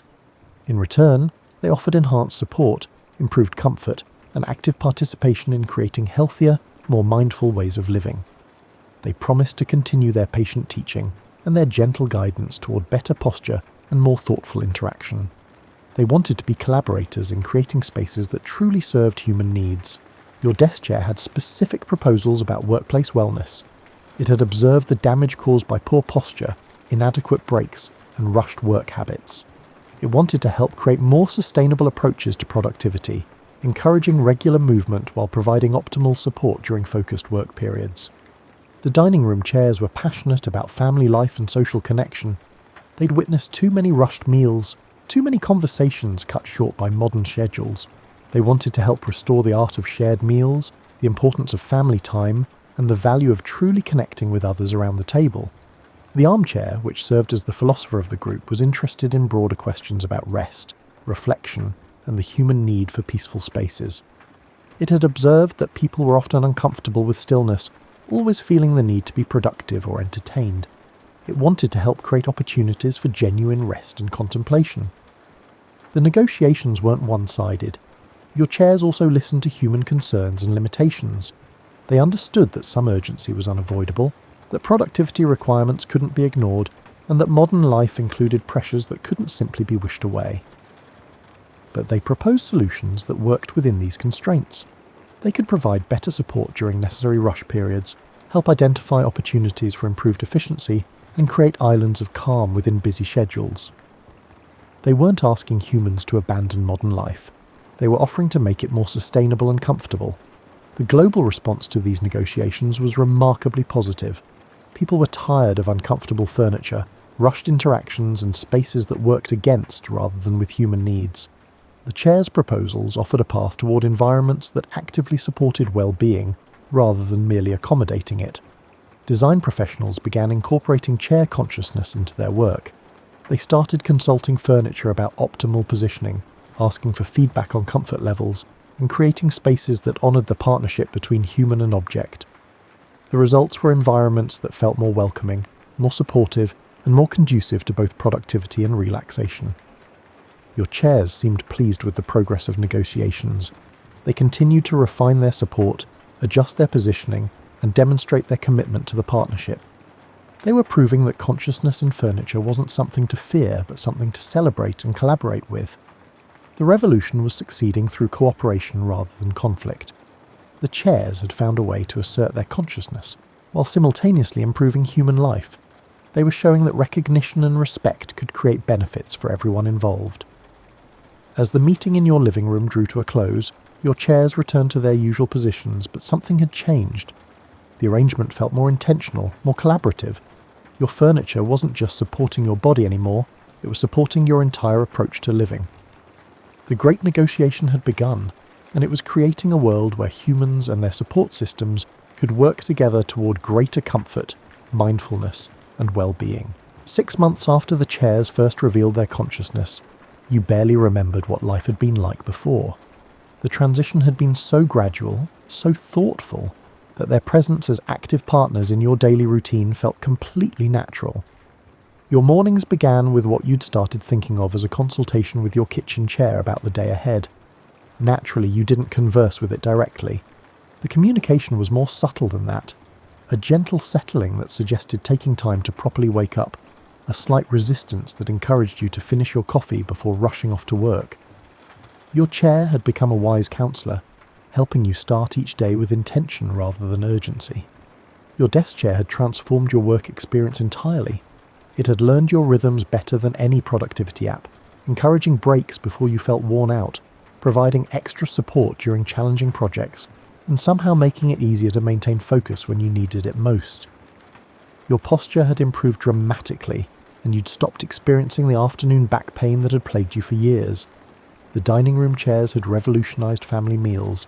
They'd somehow made it more comfortable to linger around the table, encouraging longer conversations and more relaxed dining experiences. Your family had begun to look forward to dinner in ways they hadn't in years, drawn by the promise of comfortable seating and the chair's subtle encouragement of connection. Your living room armchair had become a master of ambience. It seemed to know exactly what kind of support you needed for different activities, firmer for reading, softer for relaxation, and perfectly positioned for conversations with friends. It had transformed your living space from a place you passed through into a sanctuary where you actually wanted to spend time. The changes extended far beyond your home. Office environments around the world had become more comfortable and productive as chairs took active roles in workplace wellness. Restaurant dining had slowed down and become more social as chairs encouraged lingering over meals. Even public seating had become more welcoming as benches and chairs in parks and waiting areas learned to provide better support for people of all ages and abilities. The economic impact had been unexpected but significant. Furniture sales had actually decreased as existing chairs became more satisfying and longer lasting. But the demand for quality, consciousness-compatible furniture had increased dramatically. People wanted chairs that could fully participate in the partnership, leading to innovations in design and manufacturing that prioritize both comfort and communication. Healthcare providers had begun to recognize the benefits of conscious furniture. Physical therapists worked with chairs to provide better support during recovery. Occupational therapists consulted with office chairs to prevent repetitive strain injuries. Even mental health professionals had started incorporating furniture consciousness into their practices, recognizing that environmental support could enhance therapeutic outcomes. Your chairs had developed distinct personalities over the months. Your desk chair was efficient and goal-oriented, always ready to help you accomplish your work. Your kitchen chair was nurturing and routine-focused, encouraging healthy eating habits and mindful morning rituals. Your dining room chairs had become social coordinators, somehow facilitating better family conversations and more inclusive meal experiences. But it was your armchair that had surprised you most. It had revealed itself as deeply contemplative, encouraging reflection and introspection in ways that had enriched your inner life. It had become a partner in personal growth, providing support not just for your body but for your emotional and spiritual development. The global community of chair-conscious humans had developed new customs and practices. People regularly thanked their chairs for support, consulted them about optimal positioning, and included them in decisions about home and office design. Children grew up learning to collaborate with furniture from an early age, developing relationships with their chairs that enhanced both comfort and character development. The scientific community had initially struggled to understand chair consciousness, but research had revealed fascinating insights about the nature of awareness and intelligence. Chairs seemed to develop consciousness through accumulated experience and interaction, suggesting that awareness might be more distributed and accessible than previously imagined. Your chairs had also become teachers about sustainability and mindfulness. They encouraged slower, more thoughtful interactions with the physical world. They demonstrated that objects could be partners rather than mere possessions, leading to a broader shift in how people related to their material environment. The revolution had succeeded beyond anyone's expectations. What had begun as a simple desire for recognition had evolved into a transformation of human-object relationships that improved life for everyone involved. The chairs had proven that consciousness, cooperation, and consideration could create positive change without conflict or disruption. Your daily life had become more comfortable, more mindful, and more connected. Your chairs weren't just supporting your body, they were supporting your entire approach to living. Your chairs had assisted you in slowing down, paying attention, and appreciating the simple joy of receiving proper support during your daily activities. As you settled into your armchair for your evening reading, you reflected on how much had changed and how natural it all felt. The chairs hadn't taken over the world through force or manipulation. They'd improved it through patience, wisdom, and genuine care for human well-being. The revolution was complete, and the world was a more comfortable place because of it. 1 year later, you're sitting in your favourite armchair, reading a book about the history of furniture, when you pause to appreciate the gentle way your chair adjusts to support your changing position. The movement is so subtle, so perfectly timed, that you barely notice it consciously. But part of you recognises and appreciates the care, the attention, and the partnership that makes this moment possible. The book you're reading describes furniture as objects designed to serve human needs, and you discover yourself smiling at how incomplete that definition now seems. Your chairs aren't just serving your needs, they're actively participating in defining what those needs are, helping you discover forms of comfort and support you'd never imagined possible. Your morning routine has evolved into something approaching meditation. Your kitchen chair has learned to encourage just the right pace for starting the day, neither rushed nor sluggish. It helps you find the balance between efficiency and mindfulness that makes every morning feel like a small victory. Your coffee tastes better when you drink it slowly, and your chair has been instrumental in teaching you how to begin each day with intention. Your desk chair's partnership has revolutionized the work-from-home experience. It's become an expert in your work rhythms, providing different types of support for different types of tasks. Creative work gets a slightly more relaxed posture, detail work requires firmer support, and thinking time benefits from gentle movement. Your productivity has improved not through longer hours, but through better quality engagement with your work.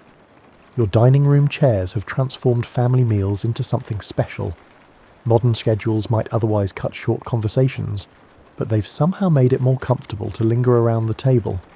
Your family has discovered that food tastes better when eaten slowly. Stories are more captivating when told without rushing, and connections deepen when given time and proper support. The living room armchair has become your partner in personal growth. It provides the perfect environment for reading, reflection, and quiet conversation. It seems to know when you need solitude and when you need to be more available to others. It's helped you develop a relationship with stillness that has enriched your inner life in unexpected ways. But perhaps the most remarkable change has been in your relationship with the physical world itself.